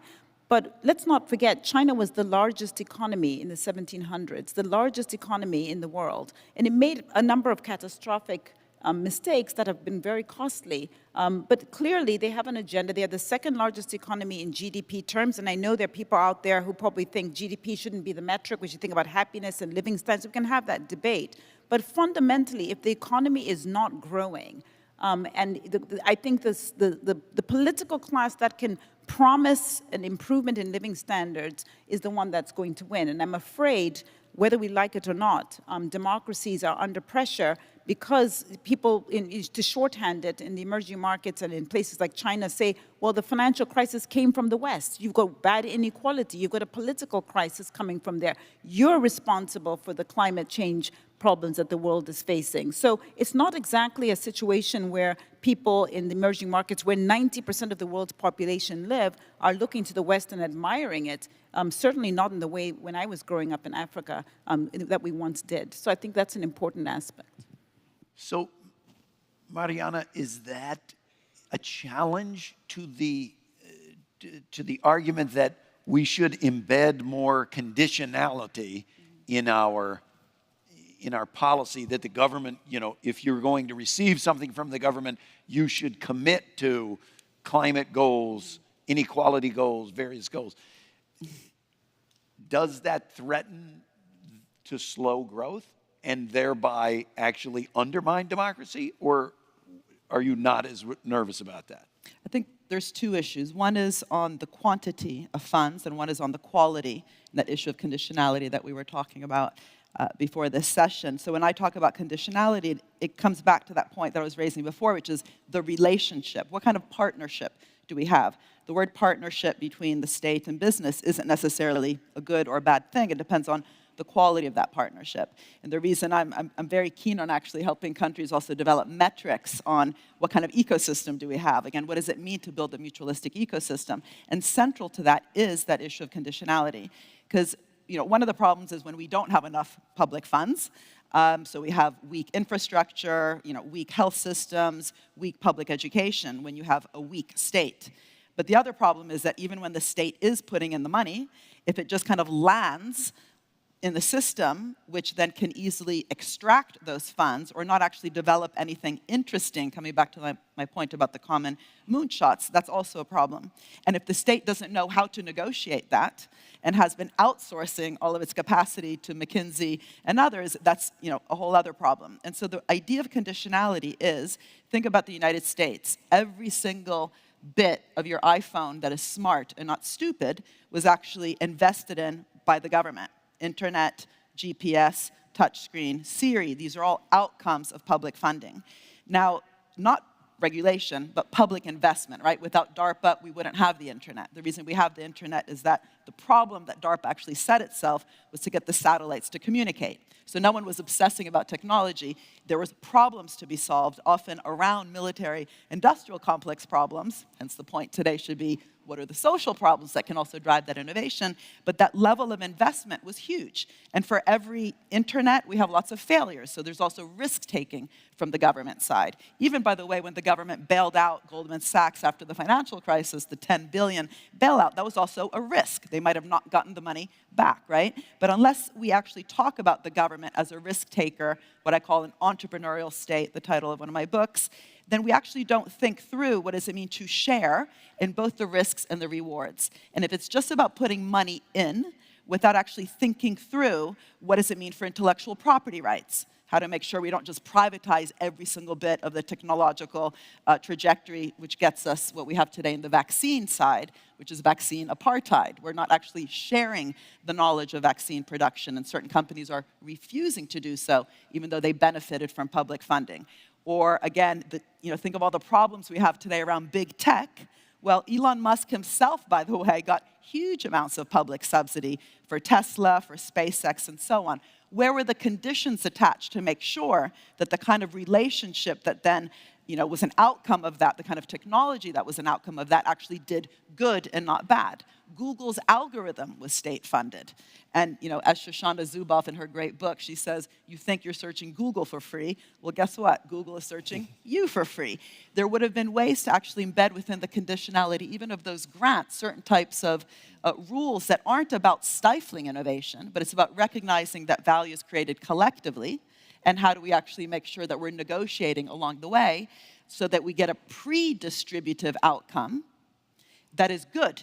Because otherwise what we have is we just think that the economy is about the private sector doing things, and then the state has to come in to fix markets, to regulate, to redistribute the income to those less well-off. But if we actually got those conditions right ex ante, and I'm talking about public-private relations, but also capital-labor relations, coming back to the stakeholder point, some countries actually have trade unions on the board of the companies. So together, they make decisions about the future. These are all issues about not just conditionality, but literally contracts. And we should pay much more attention to the deal, in the Green Deal, but also the deal in any area which requires that kind of public-private interface. And I do deeply believe, and I'm sure Congressman Khanna can also talk more about this, that if we got those conditions right, the outcomes would be more inclusive, would be more sustainable, so that our actual attention could be actually dedicated to the what's to be done instead of picking up the mess. And foundations, by the way, including the very important Obama Foundation, but the Gates Foundation, all these foundations that are out there should be helping us push the frontier instead of picking up the mess from very lame government and overly financialized business. Now, Ro, she got applause on that.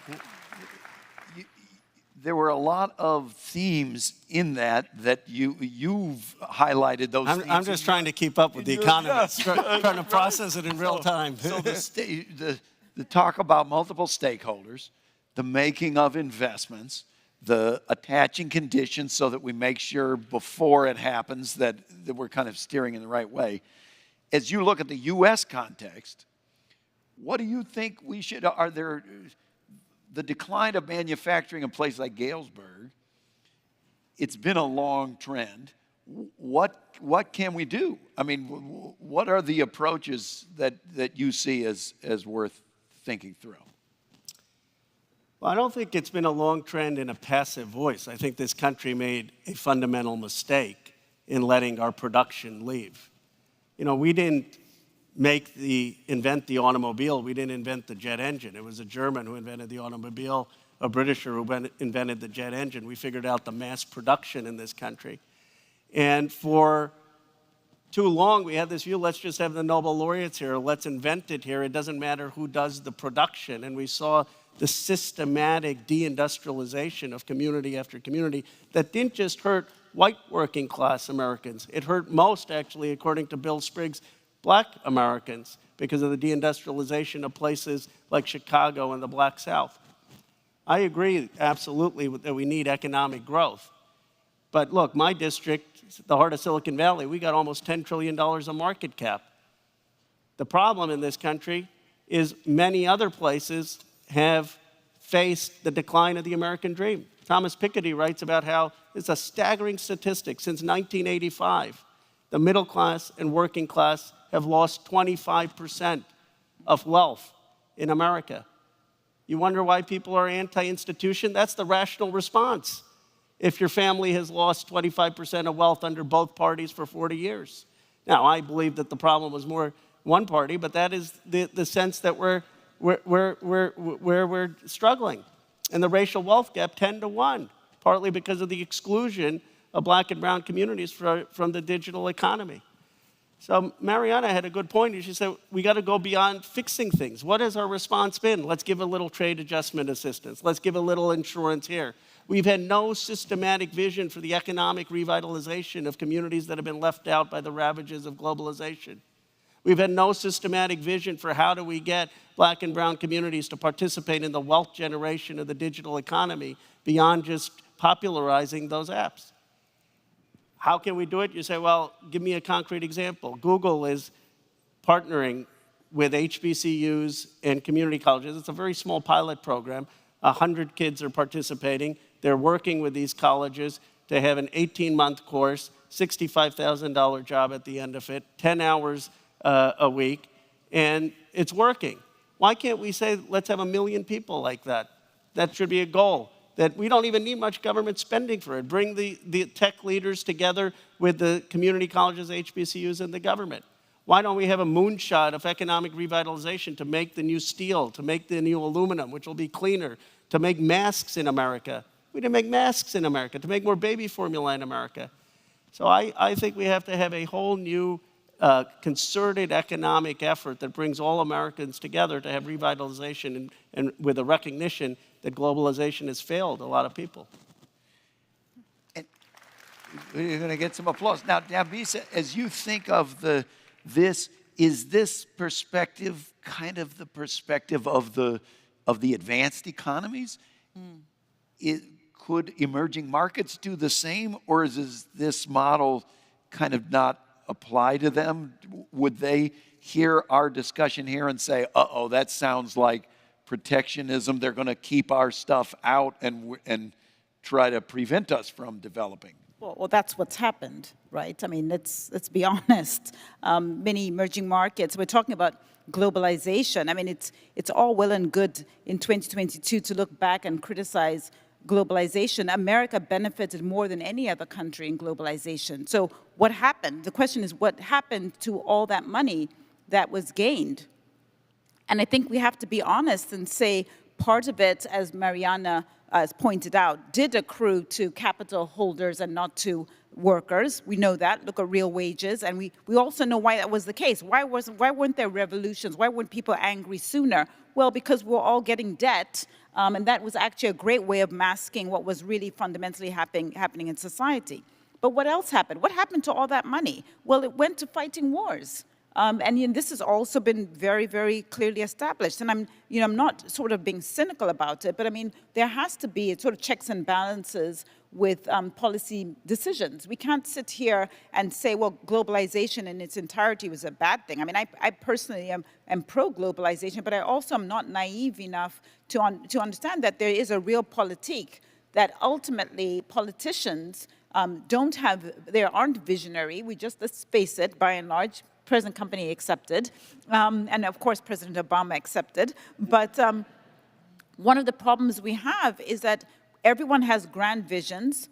When they go into political office, they face tactics. They're constantly dealing with the here and now, and the motivation, because we're dealing with these long-term structural problems, but the political system is short-term. We have elections every 2 years in the United States, every 4 years for the president. There's no time to make the hard choices and the key trade-offs that are required to actually lean into how we solve climate, to lean into how we solve the education problems or the healthcare problems that have been known from even before the pandemic. So, you ask me about emerging markets and what the learnings are from what has happened. I mean, the problem is, it is a sort of a fallacy to compare, because in places like South America or Africa, the decisions are pretty basic. They're looking for a road, a hospital, for education to be delivered. These are basic public goods.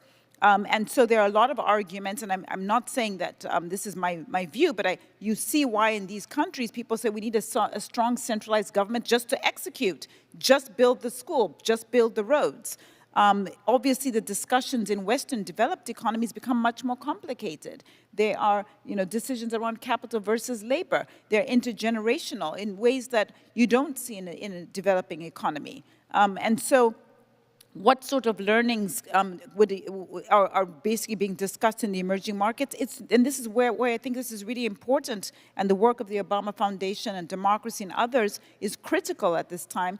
We do have to make the case for democracy all over again. We're not in the glasnost and perestroika era where people were seduced by democracy and market capitalism. The wall came down. I know many in this audience probably weren't around at that time, but it really did shift. There was a lot of momentum. The world moved, it changed, and people believed in democracy. They believed in market capitalism. Well, we've had a good 30 years of it, and people are looking around and saying we've got more inequality, we've got massive job losses and risk of job losses and lost job class because of technology. We have massive headwinds from climate change, enormous amounts of debt. We had a pandemic which was not predicted, and most of the problems that we're facing around productivity losses, inequality, not just in education and healthcare, but more generally, were happening before the pandemic occurred in earnest. And our governments not only failed to predict it, but they didn't even have solutions. I mean, look at the way we behaved in addressing this. So there's clearly government weakness. I'm not at all here saying that corporations are perfect, but I think unless we get good leadership that understands that they have to lean in beyond just the here and now, and they aren't just fighting to sit in office, we're going to continue to see, I think, a weakness in democracy and a lot more skepticism around it.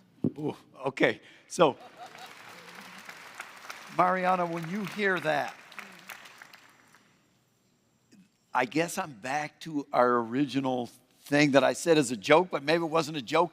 Is there a tension of the engine of growth coming from innovation? Does that not empower certain industries, certain companies?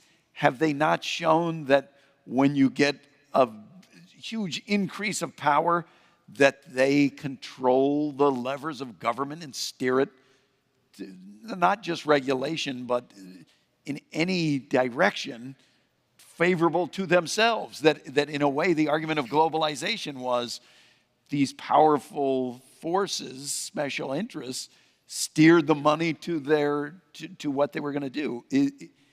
Is there a way around that? So Yeah. in your example, if we identified climate change, let's try to design the incentives ahead of time to get outcomes so we're not just having to correct for the problems.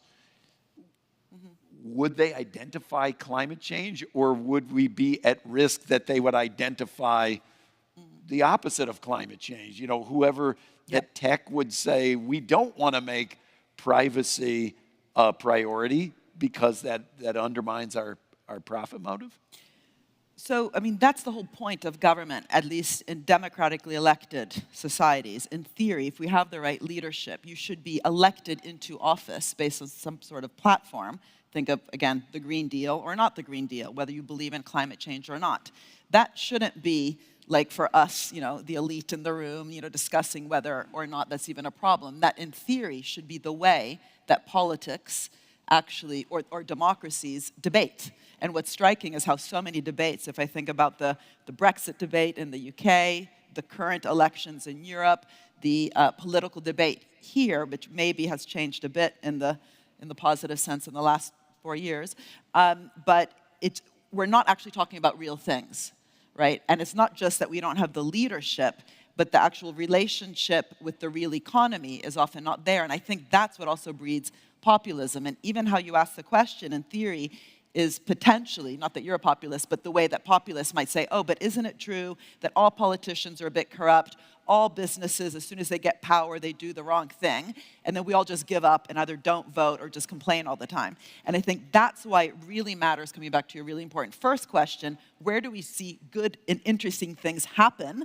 Let's put a kind of microscope on it and scale those examples up, identify them first of all, so talking about them, and scale down the really dysfunctional ones. And coming back to emerging markets, I think it's potentially dangerous to use big words like that because there's huge differences within the emerging markets world on precisely these examples. And we did a report through my institute at UCL with UNDP where we looked around the world who did better during COVID within the developing parts of the world. And it ended up being places like Kerala in India, Vietnam, Rwanda, and Togo, not just because they woke up one morning and did great things, but on the back of investments they had actually made due to previous crises within their public administrations. And that's why I kind of, joked about the outsourcing to McKinsey. It's not a joke. This massive outsourcing of government capacity to other actors, whether it's consultants or not, is part of the problem. This lack of faith that government can do anything, that at best it can fix markets and enable or de-risk the cool people in Silicon Valley, your constituency, is part of the problem. And coming back to the big state, small state, in Europe, after the financial crisis, which was caused, we always forget this, by private debt, not public debt, we ended up on a massive wave of austerity in Europe, much less so than here. Here you guys had a 800 billion stimulus program, which initially at least was supposed to be green directed until the whole Tea Party thing happened. We instead did a massive wave of austerity, and the interesting thing was that by obsessing about the deficit, right, that was the obsession, so Spain cut its publicly funded research and development spending, which we care about, in order to reduce its deficit. Debt to GDP, and many of those countries actually rose. Why? Because if you're not investing in a strategic, smart way on that denominator, or on all the things that increase productivity and growth, then even a mild deficit, if you have zero in the denominator, the ratio can actually go to infinity, just mathematically, right? And so this obsession with public sector budgets or the size of the state, as opposed to that other point about, increase the capacity, the capability, invest in the civil service so we have great training programs, create creative bureaucracies, not slow, inertial, inflexible bureaucracies. These should be the questions of our time, because we're not going to tackle climate change, we're not going to reduce the digital divide, we're not going to get stronger health systems without a stronger, more capable civil service. So, can I just add one thing? I'm sorry, I was to butt in. I just want to say one thing, because I think this is really important. Clearly, the tactics point, I think, is clear. We desperately need to solve these more structural problems. But I think what's really important also is that she mentioned Rwanda. Very often, Rwanda gets put in a bucket of being non-democratic and actually criticized. And yet, going back to your question about what are the learnings, This is why I started off by saying we need to stop being so ideological, because there are things that are working in places that traditionally we would poo-poo and say, we can't talk to those guys, we can't listen to them because they are, illiberal. And yet, some of the most clever, and innovative ideas, and again, I don't want to come across as somebody who's anti-democracy. I've been very clear that I am very pro-democracy. But I think we need to, this is exactly the point, that actually if you're objective about where the learnings are for our societies to progress, you'll find that them in very surprising places that may not be democratic in the manner in which we've been trained to believe. Okay, hold that thought, and I'm going to come back for a lightning round to give us success examples or anything you find interesting, like your Google example. But, Ro, you've served at the highest levels of government. And when you hear this, is American government capable of doing these things? Or are we so hyper-partisanized that we can just forget it? I usually say if you want to be a pessimist, turn on C-SPAN and see what our leaders say. If you want to be an optimist, come to my class and meet people who are under 30, and you'll be like, it's going to be fine. Like, these people are going to go out and do it. And, in this audience, you've got an amazing group of folks that are around the world doing things to improve their communities, to improve their countries. Can the U.S. do it, or are we out of shape? We can absolutely do it. And if there is one thing I'd want to share with the young folks here, it is that they should welcome the participation in American democracy. Look, as a son of immigrants, I obviously believe there were a lot of benefits to globalization, but we need a rebalancing of it. And what we're trying to do in this country is incredibly difficult. When my parents immigrated to America, immigration was 90% European. 90% European. Today, it's less than 15% European. We're 60% white, non-Hispanic. There has never been a multiracial, multi-ethnic democracy like this country that we're trying to do. Now, it wasn't a linear line for President Obama. It's probably going to take us longer. But the aspiration, the task, is enormous. And the question is, I think, actually, democracy, there are challenges, the role of money in politics, the people who don't want to count elections, but I actually think part of it is working. And one of the things that's working is there are a lot of people who are giving signals saying, this system isn't working for me. And all of you have two choices. You can be part of the course of critics and diagnosis. We got a lot of them in Congress. Or you can do what Mariana is suggesting and our panelists are suggesting. You can be part of imagining the solution. You can go to these communities and you can either criticize them, and a lot of people on both the left and the right will tell you 100 things that are wrong with what's going on, or you can say, I'm going to build things. And I'll just give you one small example from my life. I was an overly ambitious student at the University of Chicago, and I wasn't smart enough to be a professor. But I had a paper which I wrote in the Committee of Social Thought, where there's this famous philosopher, John Rawls, and I criticized his theory of justice. And I said to the professor, what do you think? And he said, that was a pretty good paper, Ro. Now you try writing the theory of justice. Much easier to be a critic. Much easier to be a critic than to provide a vision. We need your generation to be the visionaries, to go to these communities that have been left out and say, here are the ideas.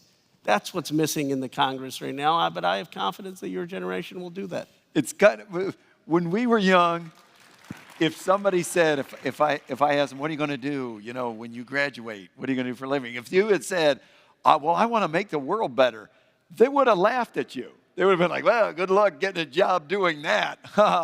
But now, there are people doing that, and it's not made fun of. Lightning round. We just have 2 minutes and 40 seconds. What's some example where you think, even if it's a small one, they're doing it right, there's something exciting, there's something interesting? It can be in the world of nonprofits, can be government, can be whatever you think. What do you see that's exciting? Well, we're consuming 100 million barrels of energy every single day. 100 million barrels every day. And yet, we also have 50 billion tons of emissions, which continue to go up during the pandemic. So what do I think are some of the things that are really interesting is thinking about the climate, not just as a climate change in a negative risk mitigation way, but really leaning in to think about solutions. And I'm very fortunate. I work in the energy sector a lot, and I'm hearing a lot of innovations from solar, wind, geothermal, battery, nuclear Gen 4. There is a lot of innovation going on there, and it's so critical in terms of being transformative. As we know, just yesterday, we clocked 8 billion people around the world, and India is about to surpass China as the largest population. So there are innovations going on around the world, and a lot of them are coming from the emerging markets. So I would say that that's the area, particularly for me, I would say hydrogen and nuclear Gen 4 are areas that I find particularly interesting, but they are happening, and they're pockets of innovation. Ariana, how about you? Well, going to the moon was not just aerospace, right? It was massive amounts of investment in nutrition, electronics, materials. The whole software industry was almost a result of that. And that's precisely what you've just said. But that's not going to happen without an industrial strategy. And what's interesting is often when we've had industrial strategies, in the past, it was just money given to sectors that lobbied their way up to say, help me. So having what I call a mission-oriented approach to industrial strategy, I think, is the future. And what that then means is how it lands on the everyday, whether it's how we do procurement, as I mentioned, for school lunches, or how we put in conditionality into the CHIPS Act.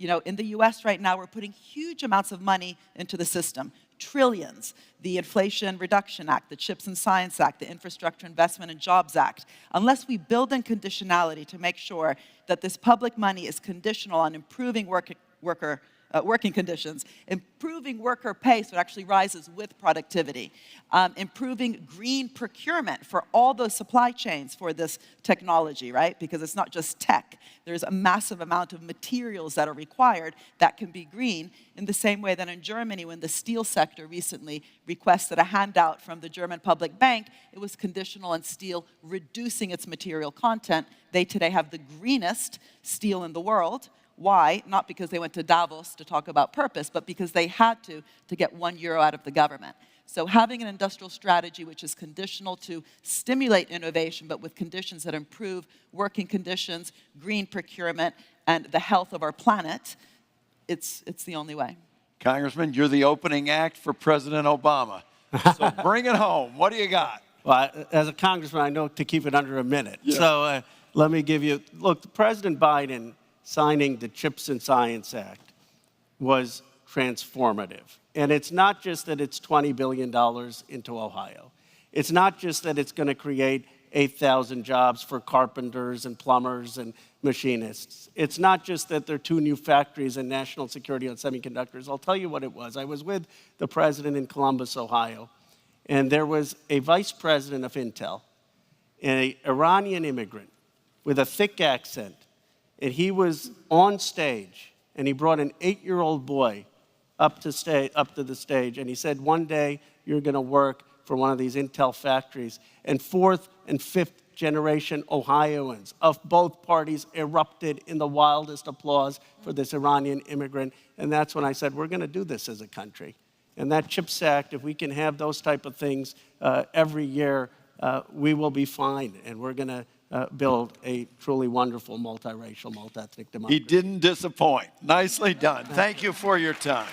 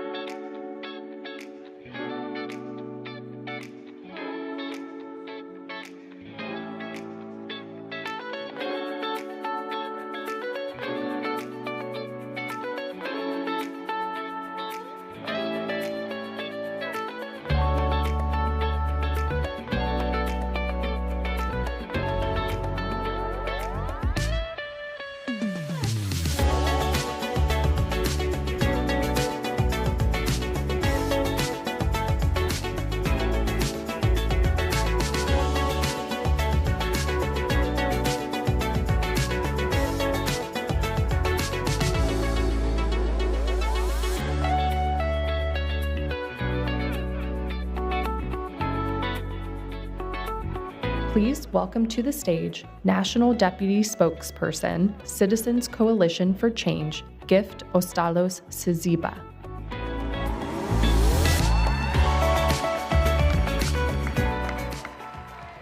Thank you. The year is 1993. 13 years after the nation of Zimbabwe was birthed from a long, brutal war of liberation from Rhodesian colonial rule. 4 years after a genocide against the Ndebele-speaking minority that claimed over 20,000 lives of ordinary people. This is a year that I made my entry into the world, born to a gardener and a housemaid in Chabalala in Bulawayo in Zimbabwe. They named me Gift, calling forth the future from their dreams. Little did they know that those hopes and dreams would be thrown in the flesh. 2008 brought with it an economic crisis that laid to rest the hopes for a better future and ravaged the lives of ordinary people, and my family included. At the age of 15 years, I was employed at a grinding mill, but still, the money that I got was not sufficient to fund my education. And this education was, to me, the only platform and the only gateway out of poverty. In those hard times, what drove me was the pursuit of an idea that could transform my life, transform the life of my family, the life of my countrymen, and of course, the life of Africans and the continent that I loved the most. The idea of freedom with dignity, the idea of freedom with equality, and more importantly, freedom with expression. I took action to bring hope to the life that I believed in. I'd work hard at school, get good grades, and fortunately I was awarded the prestigious Joshua Nkomo Scholarship, which is funded by one of Africa's billionaires, Dr. Strive Masiwa, a man who believes in the value of education and the power of ideas.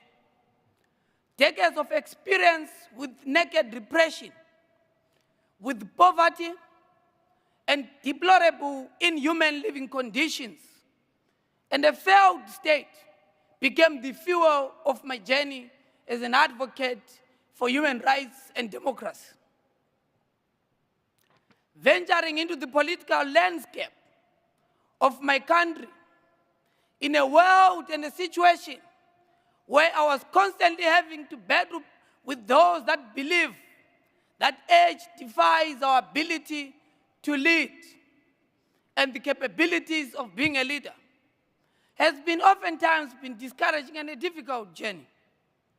I decided nonetheless that despite my youth, I would build from my abilities, from my knowledge and convictions, to speak truth to power.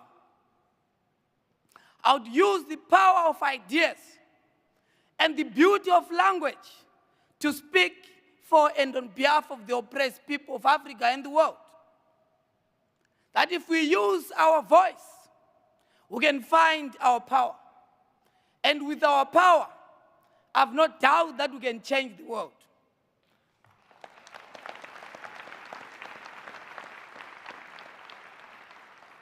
That is why today, I'm working as a political scientist and a leader in Zimbabwe. In the democratic movement, the Citizens Coalition is led by President Advocate Nelson Chamisa. We believe and know that the power of ideas is building a healthy democracy, and that this requires young people who must be involved. That is the key issue, to be involved. I know that is in this journey, I'm not alone. That to pursue this, I have young people that support this cause, that believe in the idea of democracy. The struggle is long, is hard, but we will not capitulate into despair, because we are inspired by those who have walked before us, those who have held the beacon of audacious hope high in the sky. In 2009, a man many considered too young to run was sworn in as the 44th President of the United States of America.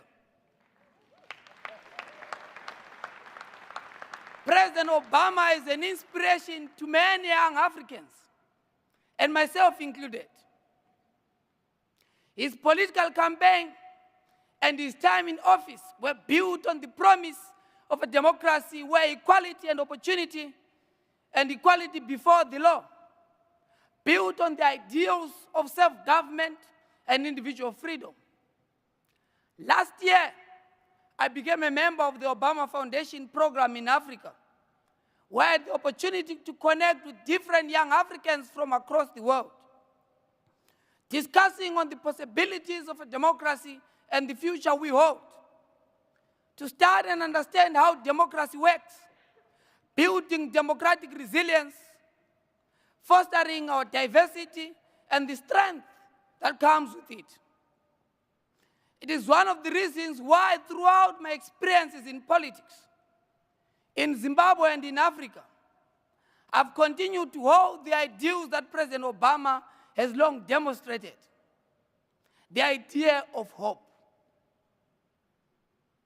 the idea of a world where we will learn to live together, to cooperate together, to recognize the dignity of other human beings. I run with this idea boldly because I know that this is the idea whose time has come. And you know, fellow world citizens, that nothing and nobody can stop the idea whose time has come. I'm honored to welcome on stage President Barack Obama.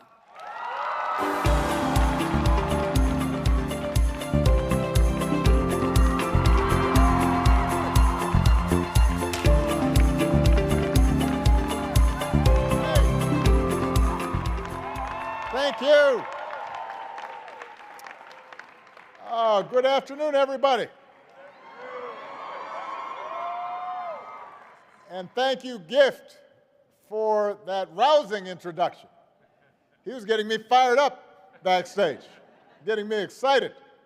And thank you, more importantly, Gift, for all the work that you're doing to get young people involved in preserving and improving democracy. And I want to thank all of you, the panelists that we just saw. I was backstage watching the panel on an inclusive economy. I told them I am such a policy nerd. I was listening to everything, and it was scintillating and enlightening. And so I'm grateful for all the panelists that we've had. I want to thank our partners at Columbia University, my alma mater, and the University of Chicago, where I taught law for a decade. I want to thank them for being part of the inaugural Obama Foundation Democracy Forum. Now, since its inception, our foundation's mission has been to inspire, empower, and connect the next generation of change makers.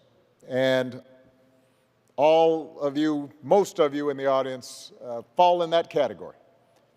We now have a global network of thousands of leaders, not just here in the United States, but in every corner of the globe, in Europe, in Africa, in the Asia-Pacific region, in Latin America.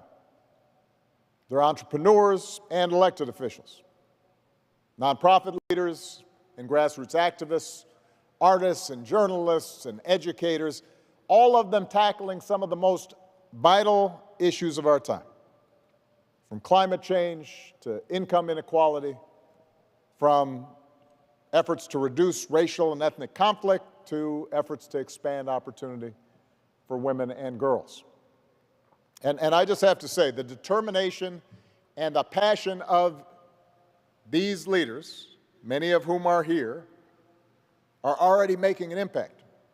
in lives saved, environments restored, children educated. Many of you are creating new models for clean energy generation, new ways of thinking about poverty alleviation, and it is inspiring. It's a little humbling, because I really didn't have my act together like you guys did at your age. And the good news is we're just scratching the surface of what's next, what this next generation is capable of. In fact, today I'm happy to announce that because all of you have shown what's possible, because of the consistently high interest in our programs, we will be launching a new and expanded Leaders USA program in the coming months that can help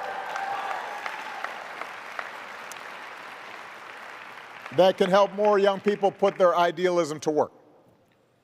Now, one of our goals is to create a community and shared platform for these emerging leaders so they can learn from each other and share best practices and form strategic partnerships across issues and across borders. And one thing that's become obvious in these conversations is that progress on so many of the issues that they are fighting for is linked to a broader commitment to democratic values. A belief in the dignity and worth of all people, a belief in rule of law, and the accountability that comes from representative government, a belief in human rights and the free exchange of ideas. And as I know has been noted in many of the conversations that have already taken place today, these democratic ideas are currently under assault around the world. We see a manifestation of it in the unjustified and brutal war in Ukraine. We see it in the backsliding that's taking place in what were well-established democracies. We see it in the escalating polarization and disinformation that's so evident in recent elections, whether it's in Brazil, the Philippines, Italy, Sweden, right here in the United States. And let me be clear here. The threat to democracy doesn't always run along a conservative, liberal, left-right axis. This has nothing to do with traditional partisan lines or policy preferences. What we're seeing, what's being challenged, are the foundational principles of democracy itself. The notion that all citizens have a right to freely participate in selecting who governs them. The notion that votes will be counted. And the party that gets more votes wins. That losers concede. That power is transferred peacefully. That the winners don't abuse the machinery of government to punish losers and entrench themselves and make it impossible for other parties to compete in future elections. The notion that judiciary should be independent, and that nobody's above the law, and that our political debate should at least aspire to be rooted in facts and logic rather than fabrication and propaganda. So that's the reason for this forum. You know, we've had big gatherings, particularly before the pandemic, of young leaders before, but we wanted to sharpen our focus on what's happening. You know, we thought it was time for us to sharpen our focus on what's happening to democracy today. And in what we hope will be a regular event, we want this gathering to bring together some of the remarkable young leaders in our network, young people like GIF, with some of the top thinkers and practitioners in the field, so we can take a hard look at the trends that have put democratic pluralism on the defensive, to see if we can start developing the tools to rebuild a stronger democratic culture and a more durable set of democratic institutions for the future. Now, you'll be surprised to hear that we probably won't figure this out in the next 48 hours. The reasons for democratic backsliding are complicated. They are varied. Globalization and unprecedented technological change have disrupted long-standing economic and social arrangements in every corner of the planet and at head-spinning pace. And that's brought or exacerbated growing inequality. You've got a warming planet and violent conflicts, and that has helped trigger more and more instances of mass migration, creating changing demographics and cultural conflicts. There's the reemergence of China and India and other countries as global powers, and so we see a multipolar world that can escalate into ethnic-based nationalism. And of course, we're in the midst of an information revolution. Much of it, which is built on commercial platforms that find controversy and conflict more profitable than tolerance and truth. So there are a lot of factors that are weakening the foundations of democracy. And in this inaugural forum, we've identified a few of these issues to start digging deeper. First, how can we create, as you just heard in the previous panel, a more inclusive and sustainable model of capitalism so that people feel they've got real economic opportunity and have a stake in the forces that govern their lives? Second, how can we reimagine both our traditional and social media platforms to curb toxic disinformation and encourage a healthier exchange of ideas? And the third question, the subject of this panel, is how can we strengthen the forces of pluralism in an increasingly diverse world? And as tough as the other questions are, this one may be the toughest, because it doesn't just involve fixing the mechanics of elections or putting the right economic policies in place. What makes the topic of this panel tough is that it raises basic questions about culture and values and identity. And a lot of times those of us who are interested in democracy promotion have tried to wish away these so-called culture war questions. We like to focus on rules and law and policy and calculations, and we tend to see politics and governance as this constant negotiation between competing, rational, self-interested actors. But that's not how most of us experience the world. We may operate on the basis of very concrete material interests. We need to have our basic needs met, wanting higher wages, affordable housing, health care when we get sick, security in our old age. All that's important. But we also care deeply about having a coherent story about who we are and our place in the world. We care deeply about a sense of identity and a sense of belonging and a sense of status, a sense that our lives mean something and that they have a higher purpose. And long before democratic forms of government became widespread, most people around the planet found answers to these questions in traditional social networks and institutions. And guess what? The majority of people still do. We find identity and meaning in family and religion, in tribe and in nationality, in our occupations, in our language, our customs, in gender roles, in our geography, our sense of place. And democracy is not supposed to eliminate these vital sources of connection. Instead, the pluralist idea, at least, assumes that each of us are born into different communities with different loyalties and traditions, identities that are shaped not just through our families, but through mediating institutions like religious bodies or ethnic and civic associations and unions and professional organizations, regional affiliations. And so then these diverse communities are supposed to come together as a national community under an agreed-upon set of rules, maybe a constitution. And these diverse communities are the building blocks for political parties, and that's how people pursue their interests and form alliances, and then they negotiate and horse trade on a bigger stage. That's the theory anyway. Now, in practice, we know that such an ideal conception of democracy often worked in a lot of countries and often still works by excluding certain people and communities from power. Those people, the outgroups, were silenced, or they were rendered invisible, or otherwise subjugated because of race, or gender, or religion, or ethnicity. And one of humanity's greatest achievements in the modern era has been the recognition of this injustice, a commitment to ending notions of caste, an insistence that for any genuine democracy to function, all people need a seat at the table.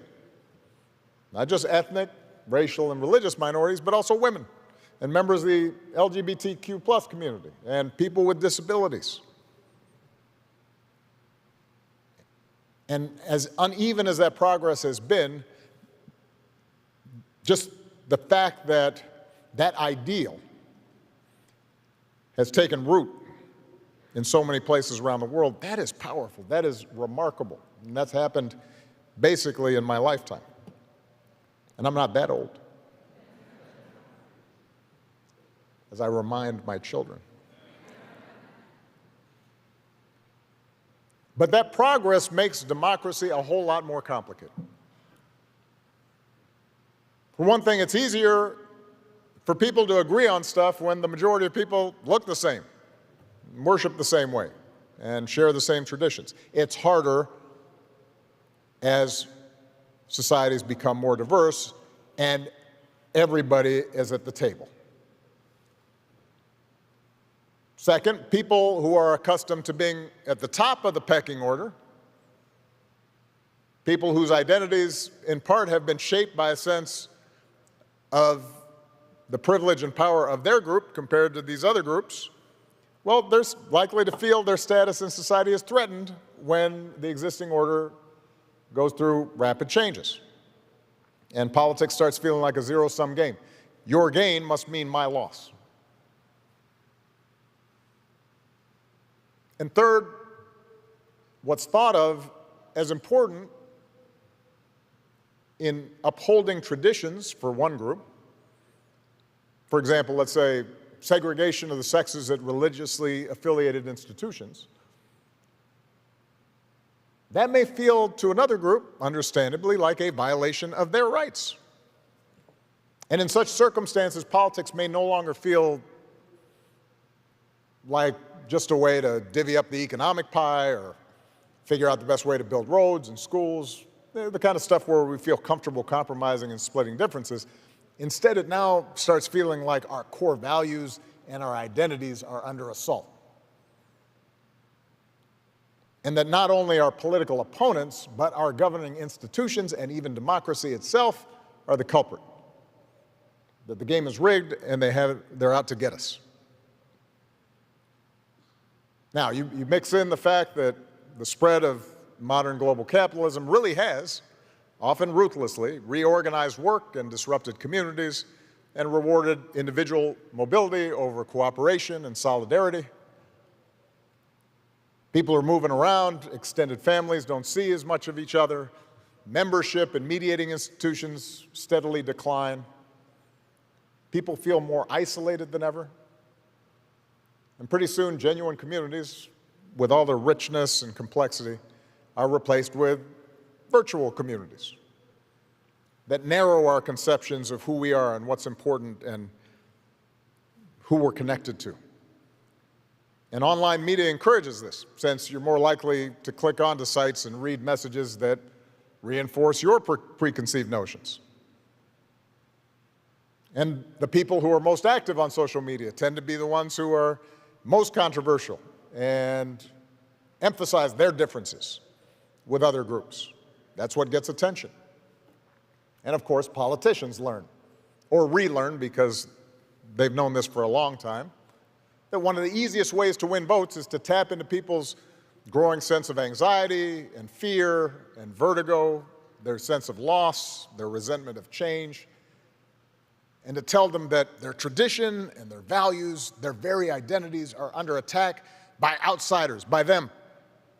whether it's foreigners or immigrants or gay people or cosmopolitan elites.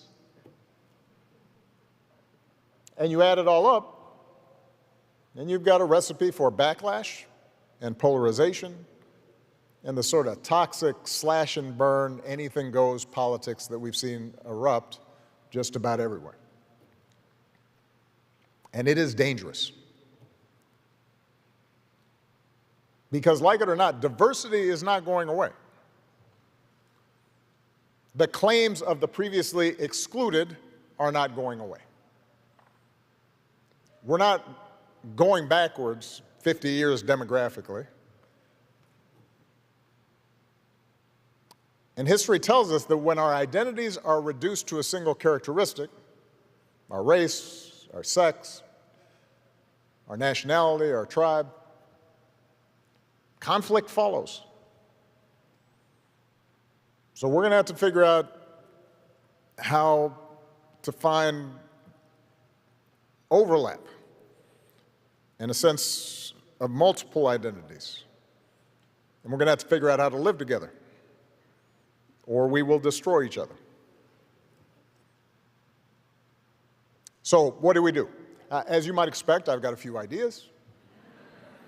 I promise not to go into too much detail here. One thing I do know, rather than shy away from these cultural questions, we have to take them head on. I believe those of us who believe in democracy have to acknowledge the anxieties and frustrations that rapid economic and cultural and demographic changes have brought, and we have to find a language, a story, of how we can affirm the best of traditional values in our respective countries, our respective communities. We have to create a space for our differences while insisting that our politics and our governmental institutions uphold the overarching principles of equality for all people. I think we have to rebuild healthy mediating institutions, worker organizations, civic associations, religious associations, trade groups, both in the real world and the virtual world. And they need to be adapted to how we live today. And they have to operate from the bottom up. And we have to find ways of bringing people from different backgrounds together in these groups so we can all develop better habits of listening to each other and debating each other and making group decisions together for the common good. I think we're going to need to expand the civic education that we provide our children. And we have to make it hands-on and relevant so they can practice the skills of citizenship. And I believe we have to find ways to harness the power of information technologies, whether it's through better industry practices, government regulation, innovative new business models, so they promote more trust and cooperation and less anger and fear. None of this will be easy. Renewing our democratic culture will take decades and not years. And that is why the ideas of a 61-year-old ex-president are less relevant than the ideas and insights of a new generation of leaders who are better attuned to the changes that are taking place around the world, and by the way, will be the ones that carry democracy's torch into the future. So, I'd like to bring a few of those leaders up to the stage right now so you can hear about the work they're already doing on this front. Please welcome Disavows, Londi, Nick, and Natalia. There we go.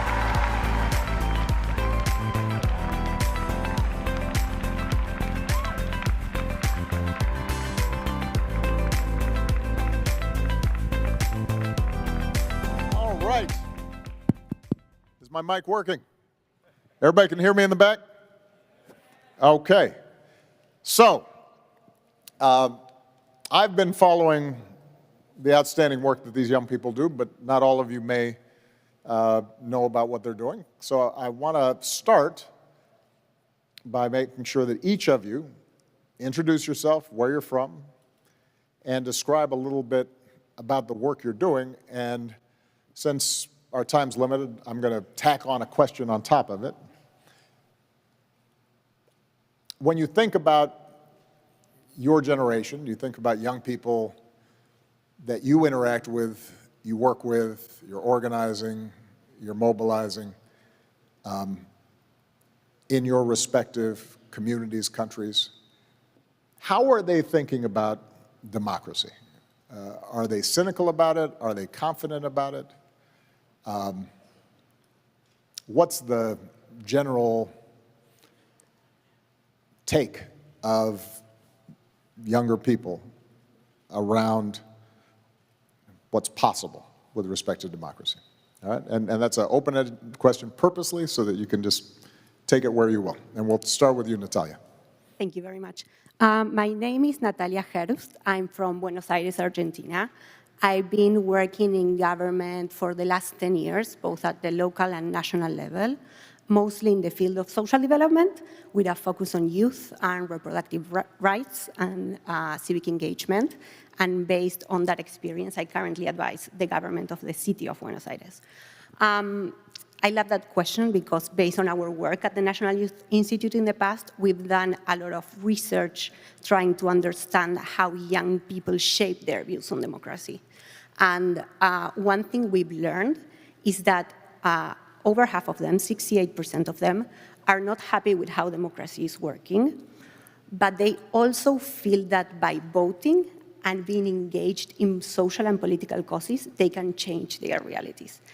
And a worrying thing in this sense is that the avenues that they are finding to actually do it usually are separated from political parties, which is good in the sense that it means that democracy is creating a lot of spaces for participation, but it also creates more space for populist discourses to hold during elections. I think another main takeout from that research that we did is that we learned that young people currently don't trust traditional politics. They see it as a space in which zero-sum games are played instead of collaborative processes to create progress. And in shaping those views, economic background matters a lot. In disadvantaged contexts, grassroots organizations and political parties are valued at a 60% and 40% more than in middle classes. And this is mostly related to the role they play in creating a sense of belonging, but also in their link to securing livelihoods and subsistence. So an unintended effect of democracy has been a dual experience of civic engagement. For middle classes, civic engagement represents a way of activism, of self-assertion, of reassuring their values. And in underserved communities, this is directly linked to securing livelihoods and basic needs.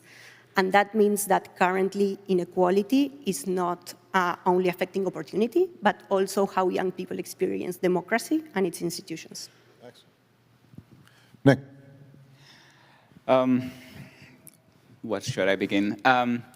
Of course, I was born and raised in Minsk, Belarus. It's near of Ukraine.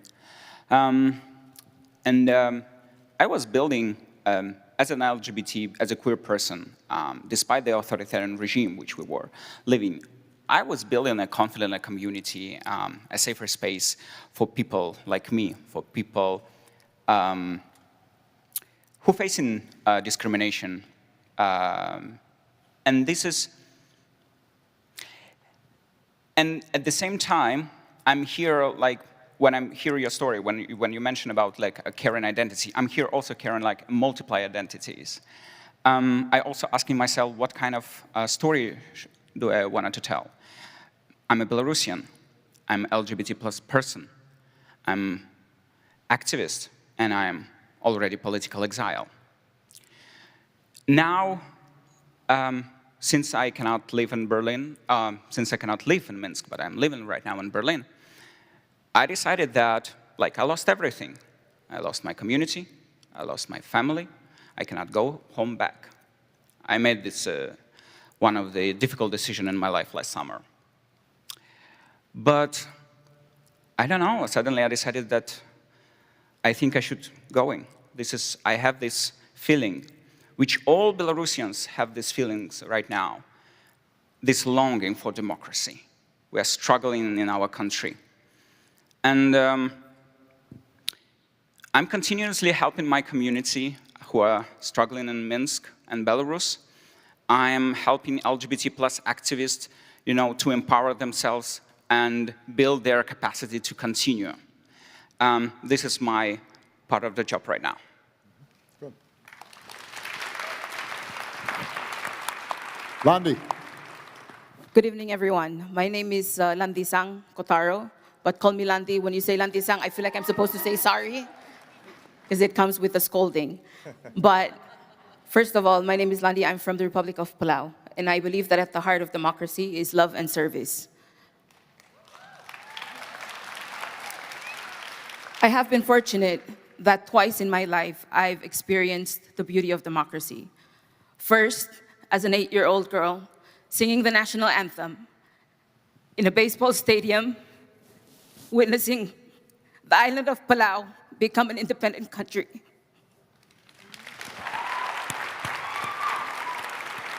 And the second one, Mr. President, I was a student at the University of Utah and would drive on the weekends, getting into strangers' cars, believing that we were working for change. And I canvassed for you in 2008 in Breckenridge, Colorado. All right.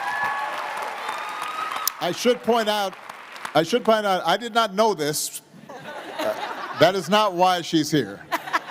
Full disclaimer. But I do appreciate it.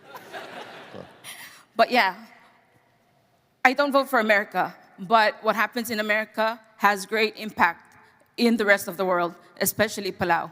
And I believe that the change that Mr. President Barack Obama was able to bring was going to be positive for our country. The current work that I do now is I am Chief of Staff to President Surangal Whips of Palau, and he sends his regards. I need a paycheck, guys, just kidding. But I truly believe that it's in these types of forum that we get an opportunity to network with one another. We're in a very interconnected world, and if what we believe democracy to be of love and service, it's love and service of people. It's not love and service to floors and ceilings. It's love and service to people. And it's through relationships, through connecting, we can actually affect that change. Thank you. Dusuba. Hi, my name is Dusuba. I'm from Mali, in the heart of the Sahel. I'm currently running a civil society organization called Accountability Lab. And the goal is really to push for accountability, to push for governance, to push for transparency, making sure that people can actually come together and find solutions to the different issues that we are facing. Sahel is going through a rough path right now. So I'm originally from Mali. We're sharing borders with Guinea, with Burkina Faso. And all of the three countries have been the theater of military coup those past 2 years. Actually, in the past 2 years, those three countries have 5 military coups at their active. So I want to say that I don't think that the population or the youth is wanted to have those military coups. But I think that we're living in such condition that actually kind of created, in a way, that created those military coups, sorry. So, I mean, in the sense that, and I'm gonna give like a specific example. I'm gonna talk about Mali more specifically, because in 2020, we have seen amazing, like, massive protests in the street of Bamako, like population, old people, young people, mother, absolutely everyone protesting against the government simply because there's a failure of social contracts, in the sense that the population is not having access to their basic needs. And when I'm talking about basic needs, I'm talking about security, because there's right now a conflict in the northern part, in the center area, and this conflict is actually not just in Mali, but it's also in Burkina Faso and in Niger.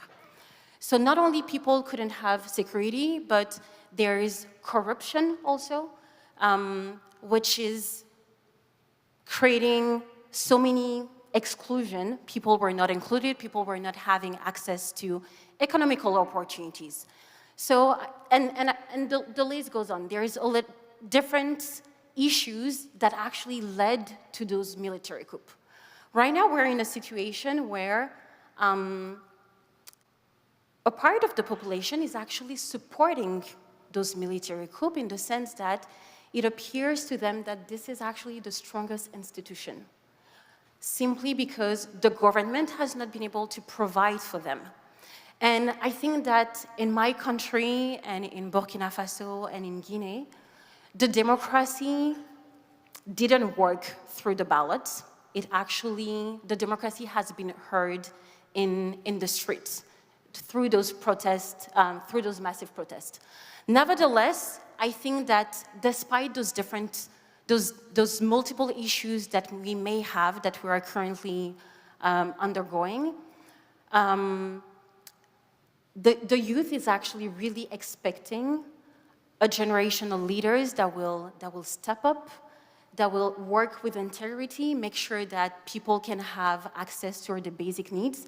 But I think that something that is actually pushing us away from democracy is that when we see that the democracy's processes are not respected, that the rules are being broken all the time, and that we have a corrupt elite that is acquiring all of the resources, and I'm talking about the power, the political power, I'm talking about economical resources. So I think that those are the kind of things that kind of make us question ourselves and kind of saps the energy or the faith that we may have towards democracy. Thank you. Terrific. So, obviously, each of you come from vastly different countries with different conditions. And it's always dangerous for us to generalize the way I just did in my speech about talking abstractly about democracy and broad global trends when each country is going through very specific issues. Natalia, as you pointed out, even within countries, how people think about democracy may be different. For more secure, middle-class young people, they may view this as an exercise in pushing for their ideals, their principles, grand conceptions of how society should be. For folks in need, there may just be a more immediate interest in, is the government working for me, regardless of what we call it. In a place like Belarus, issues of freedom and democracy are much sharper because you've had an authoritarian government there for a long time. And in a place like Palau, Landi, as you pointed out, how democracy works in larger nations may have as much impact on the ability of a democratic government in Palau to deliver for its people as what the government itself is doing, right? So everybody's in different situations. But I do think it's useful to show that there's a through line between your experiences, and that is that when government isn't working, there are two responses. One is to give up and maybe say, okay, there's a strong man, there's a military, there's somebody who can bring order to the situation. Alternatively, you can respond by saying, we, together, are going to make it better through persuasion and through voting and through organizing. And which choice people make, that's a pretty important choice. So what I'm interested in, as you do your work, what do you find works to persuade people that it's possible to take the path of persuasion and nonviolent change and what turns people off where they say, you're a dreamer and this isn't realistic. And maybe you can just give some specific examples of lessons you've learned in the work that you're currently doing. Well, in my case, it has been easier to do this through policy rather than politics, and that is not really surprising in Latin America, considering the low levels of support that political parties currently have. The regional average is 13%, and in the case of Argentina, it drops to 11%. So the key for me has been sustained engagement, and as it has been said throughout the day, creating the opportunities for people to get to know each other. Because once you put a face and a name and a story to someone, another that may have otherwise caused fear, there's no going back to those feelings. So in our case, the most effective program we ran in order to do that was a mentorship scheme that we developed with the private sector, in which volunteers were paired with young boys and girls that were about to finish high school in order to work on setting goals and thinking about pathways to achieve those goals. And when we were developing this program, it was very objective-oriented, and we were thinking about how do we support these young people who may come from homes where there's not the necessary experiences or social capital to support them through these journeys. So we were thinking a lot about that, but as we went through the program, year after year, we kept seeing a positive unintended effect of this program in the mentors. These were people who were usually just minding their business and doing their work, and all of a sudden were engaging with people and realizing that they had something to contribute to society that they hadn't realized before. And they consistently gave us feedback saying that they had also changed the way they understood livelihood different from theirs by participating in these exchanges. So I guess this is evidence about the fact that the way our communities are currently organized compared to how they were a few decades ago, it's very unlikely that people will engage with other people from their own communities whose lives are very different from theirs. But when this does happen, when these relationships happen, everyone involved is transformed for the better. So I guess the challenge is thinking, how do we recreate this at scale? Right. Good. So, Nick, as you're thinking about LGBTQ plus issues in not just Belarus, but in Poland and in many countries in Central and Eastern Europe, where there's still traditional resistance to recognition and rights. How do you think about these issues? And I should note that as we're speaking here today, the United States Senate just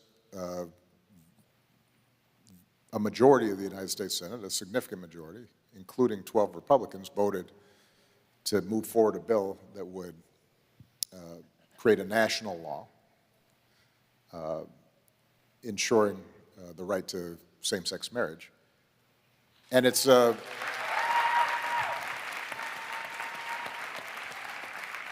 and that is a remarkable feat that happened in the span of maybe 15 years, which in terms of social change is really fast. But it's not as if there weren't similar sets of resistance here in the United States. And so obviously there are activists here who I'm sure you've learned from and talked to.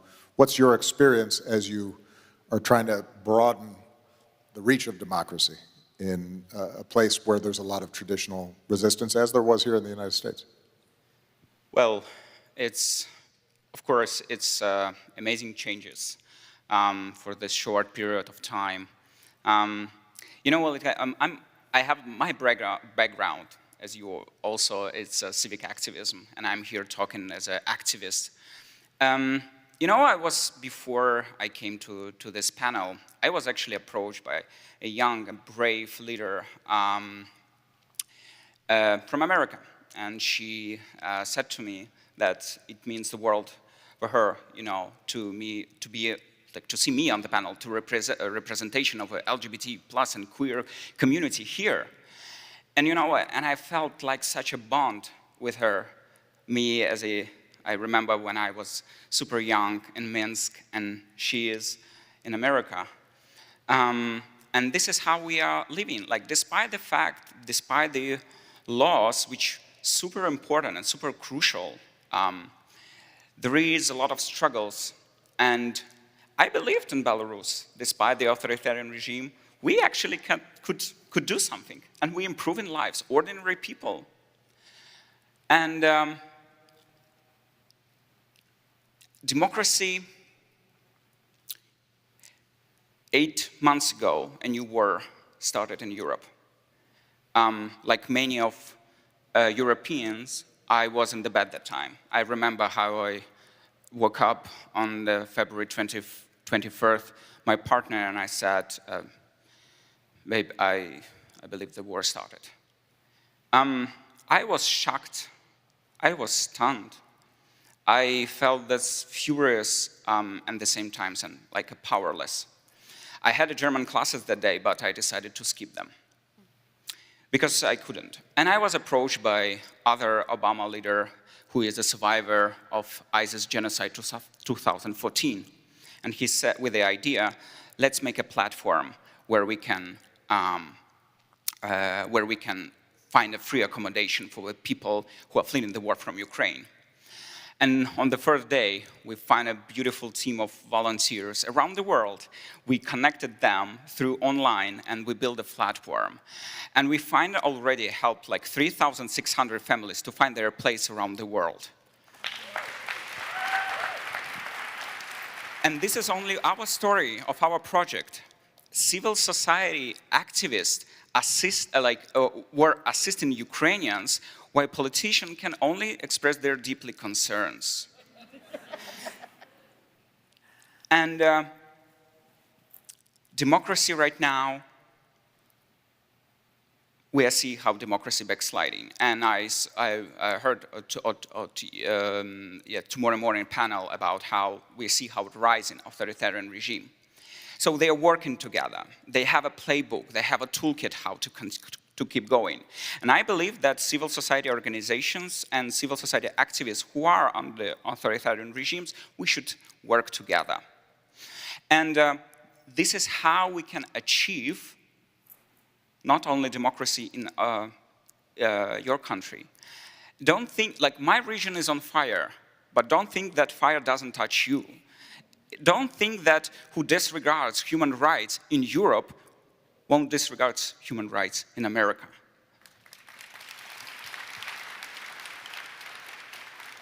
I believe this world need, like never before, needs responsible leaders who can promote democracy, protect, regenerate the planet. And I'm glad that I'm here today. I'm glad that I can share this panel with these amazing leaders. And I'm glad that I'm a part of this decision. And I believe this is how we can bring a democracy in our country. We will be fighting, we'll be fighting for democracy. And this is how we can achieve acceptance, inclusion, diversity. And I believe this is a great moment of time of me living. Londi, obviously Palau, one of the issues you're dealing with is climate change. Island nation, and with sea levels rising, you're already seeing effects.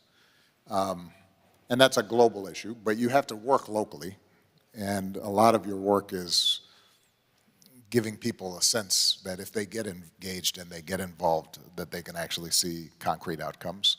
How do you think about it as you're working with the president?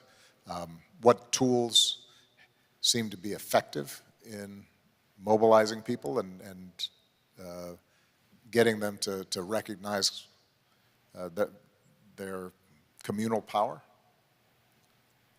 That's a great question, and I'm going to start answering the question by sharing that the president took office very much at the same time that President Biden did in January of 2021. That was during the COVID-19 pandemic.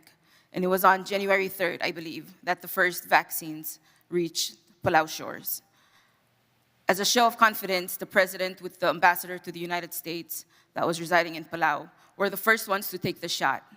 And there was campaigning, telling the people that they need to take the shot in order to be vaccinated, in order to protect themselves, in order to protect the community.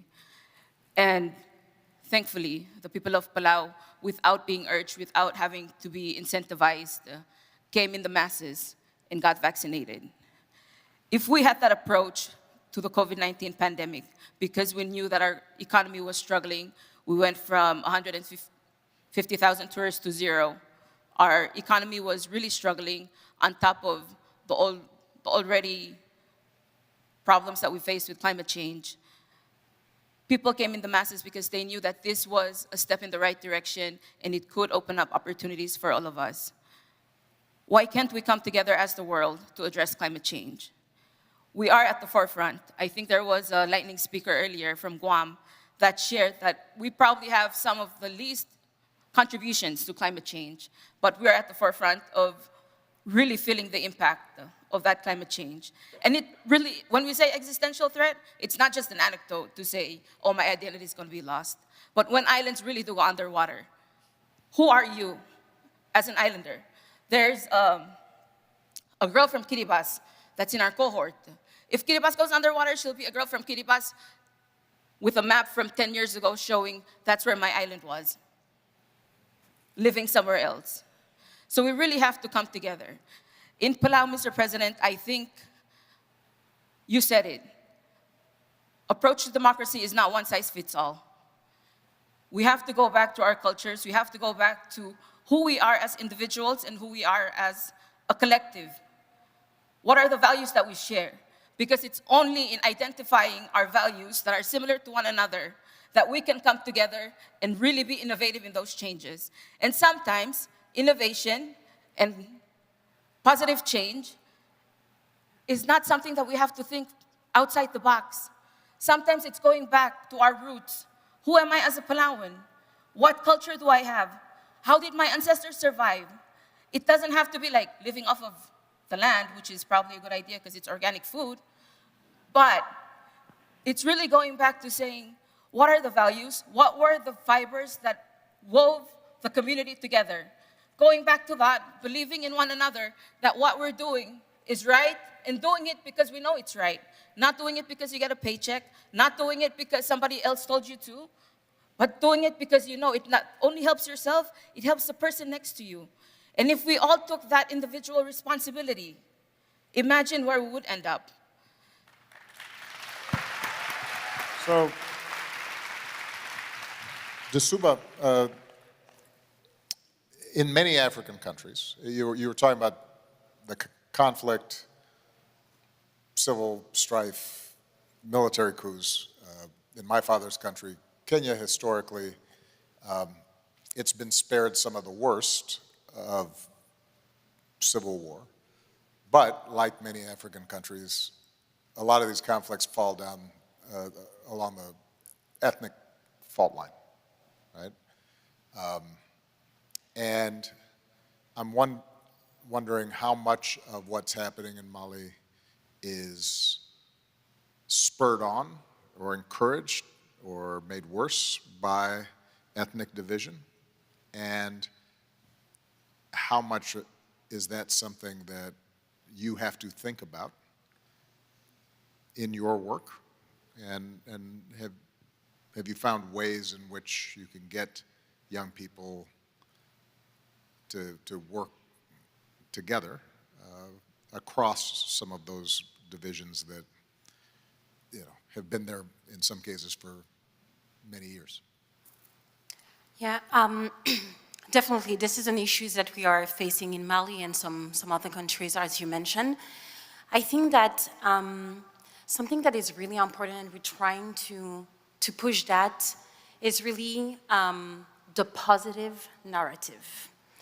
I think this is something that is good for the mental health. This is something that we need as a community, as a region, as a country, as a continent, just in general. And so what we do, because yes, those ethnical backlashes or problem does exist, especially in the center area of Mali, where we are witnessing massacre of an entire villages, such as Ogosagu, for example, 2 years ago, where 150 people have been killed, and we talk about like people who are 80 years old or babies who are like 6 months. So again, I'm coming back to the positive narrative, because I think that we need to change that. In my previous answer, I didn't mention a lot of issues that we are facing, and I think that whenever we turn on TVs, whenever we hear something about the continent, unfortunately, most of the time it's negative. But God knows that on the continent, there are amazing things that are going. There are amazing people who are doing an amazing job. And I think that we really need to flip that narrative and focus on the positive things. Because this is how we can inspire people and really put the light on role models, show to the youth that this is possible. There are other ways to do things. So for example, in Mali and in other countries around the world, we have a campaign that is called Integrity Icon, and I'm coming back on the subject of governance, because for us, we think that it's important to actually showcase the amazing work that civil servants are doing. Why civil servant? Because again, we have those thought where we think that civil service, it's all corrupt, they're not doing their work, they're just sitting in their office, not doing anything. And there might be sometime it might happen. But I just want to say that there are amazing people who are doing an amazing job, and we need that. We need to have role model. We need to have inspiring people. We need to believe that it is possible to change, and we have to change our community, we have to change our region, we have to change our country, we have to change our continent. Nobody will do it for us. And I think that's something also that is really important. We tend to put also a lot of focus, because we were talking about we. I think that she also is an important word. So we try to put also a lot of focus on the woman, because I mean, woman is like 50% of the world. So 50% of the population of the world. So we need also more spotlight on amazing women that are doing amazing things. And I think that especially in a country like Mali, where, and I'm just giving the example of Mali, but like there's multiple countries who are living under the who are living in a patriarchy society, and we need to showcase amazing women as ourselves. Well, all of you are just getting a taste of the amazing work that all these young people are doing, and it's always hard to do it in such a compressed time. I'm hoping that you all get a chance during the course of the remainder of the forum tomorrow to meet and have conversations and learn more about the concrete work that they're doing and the concrete results that they're delivering. I want to just give each of you a chance, very briefly, because the clock's ticking. One idea or thought that we haven't mentioned around how we achieve the dream that Landi described of people working together. Obviously, it's something that I spent a lot of time thinking about during my life in public service. At a time when we have so much information and young people are distracted by so many things, is there one thing that we haven't discussed that you think we should take away from this panel in terms of being more effective in bringing people together around the idea that democracy can work for them? So I want to pick up on what you just said about young people being distracted. There are so many young people and so many in this room who are already producing change. And I want to be self-critical with my sector, with governments. I think governments need to stop thinking about youth as the future and start seeing them as the present. They need to stop trying to teach them and start learning from them if they really want to represent a generation that doesn't feel represented by traditional politics. That was not only a great answer, but a good role model of being succinct. Nick. Well, my last words will be, I'm really fascinated by all what the leaders around the world are doing. And I'm fascinated by how we can together share these ideas.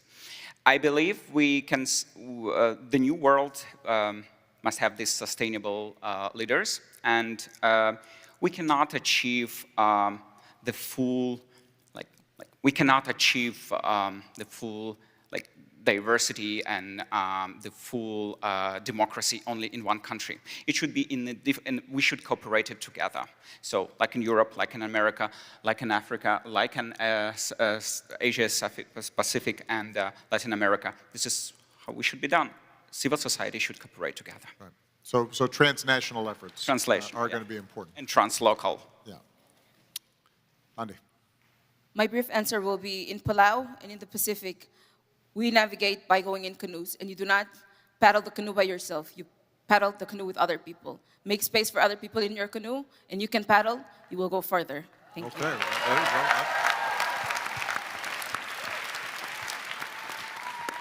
As a Pacific Islander myself, I can confirm that canoeing on your own stuff. I think that just to come back on the concept of democracy within the context of Sahel, I think that democracy is it's not just election every 4 to 5 years, where power holders actually engage with the population to get their vote. I think it's really, those power holders need to engage with the population throughout their mandate, not only to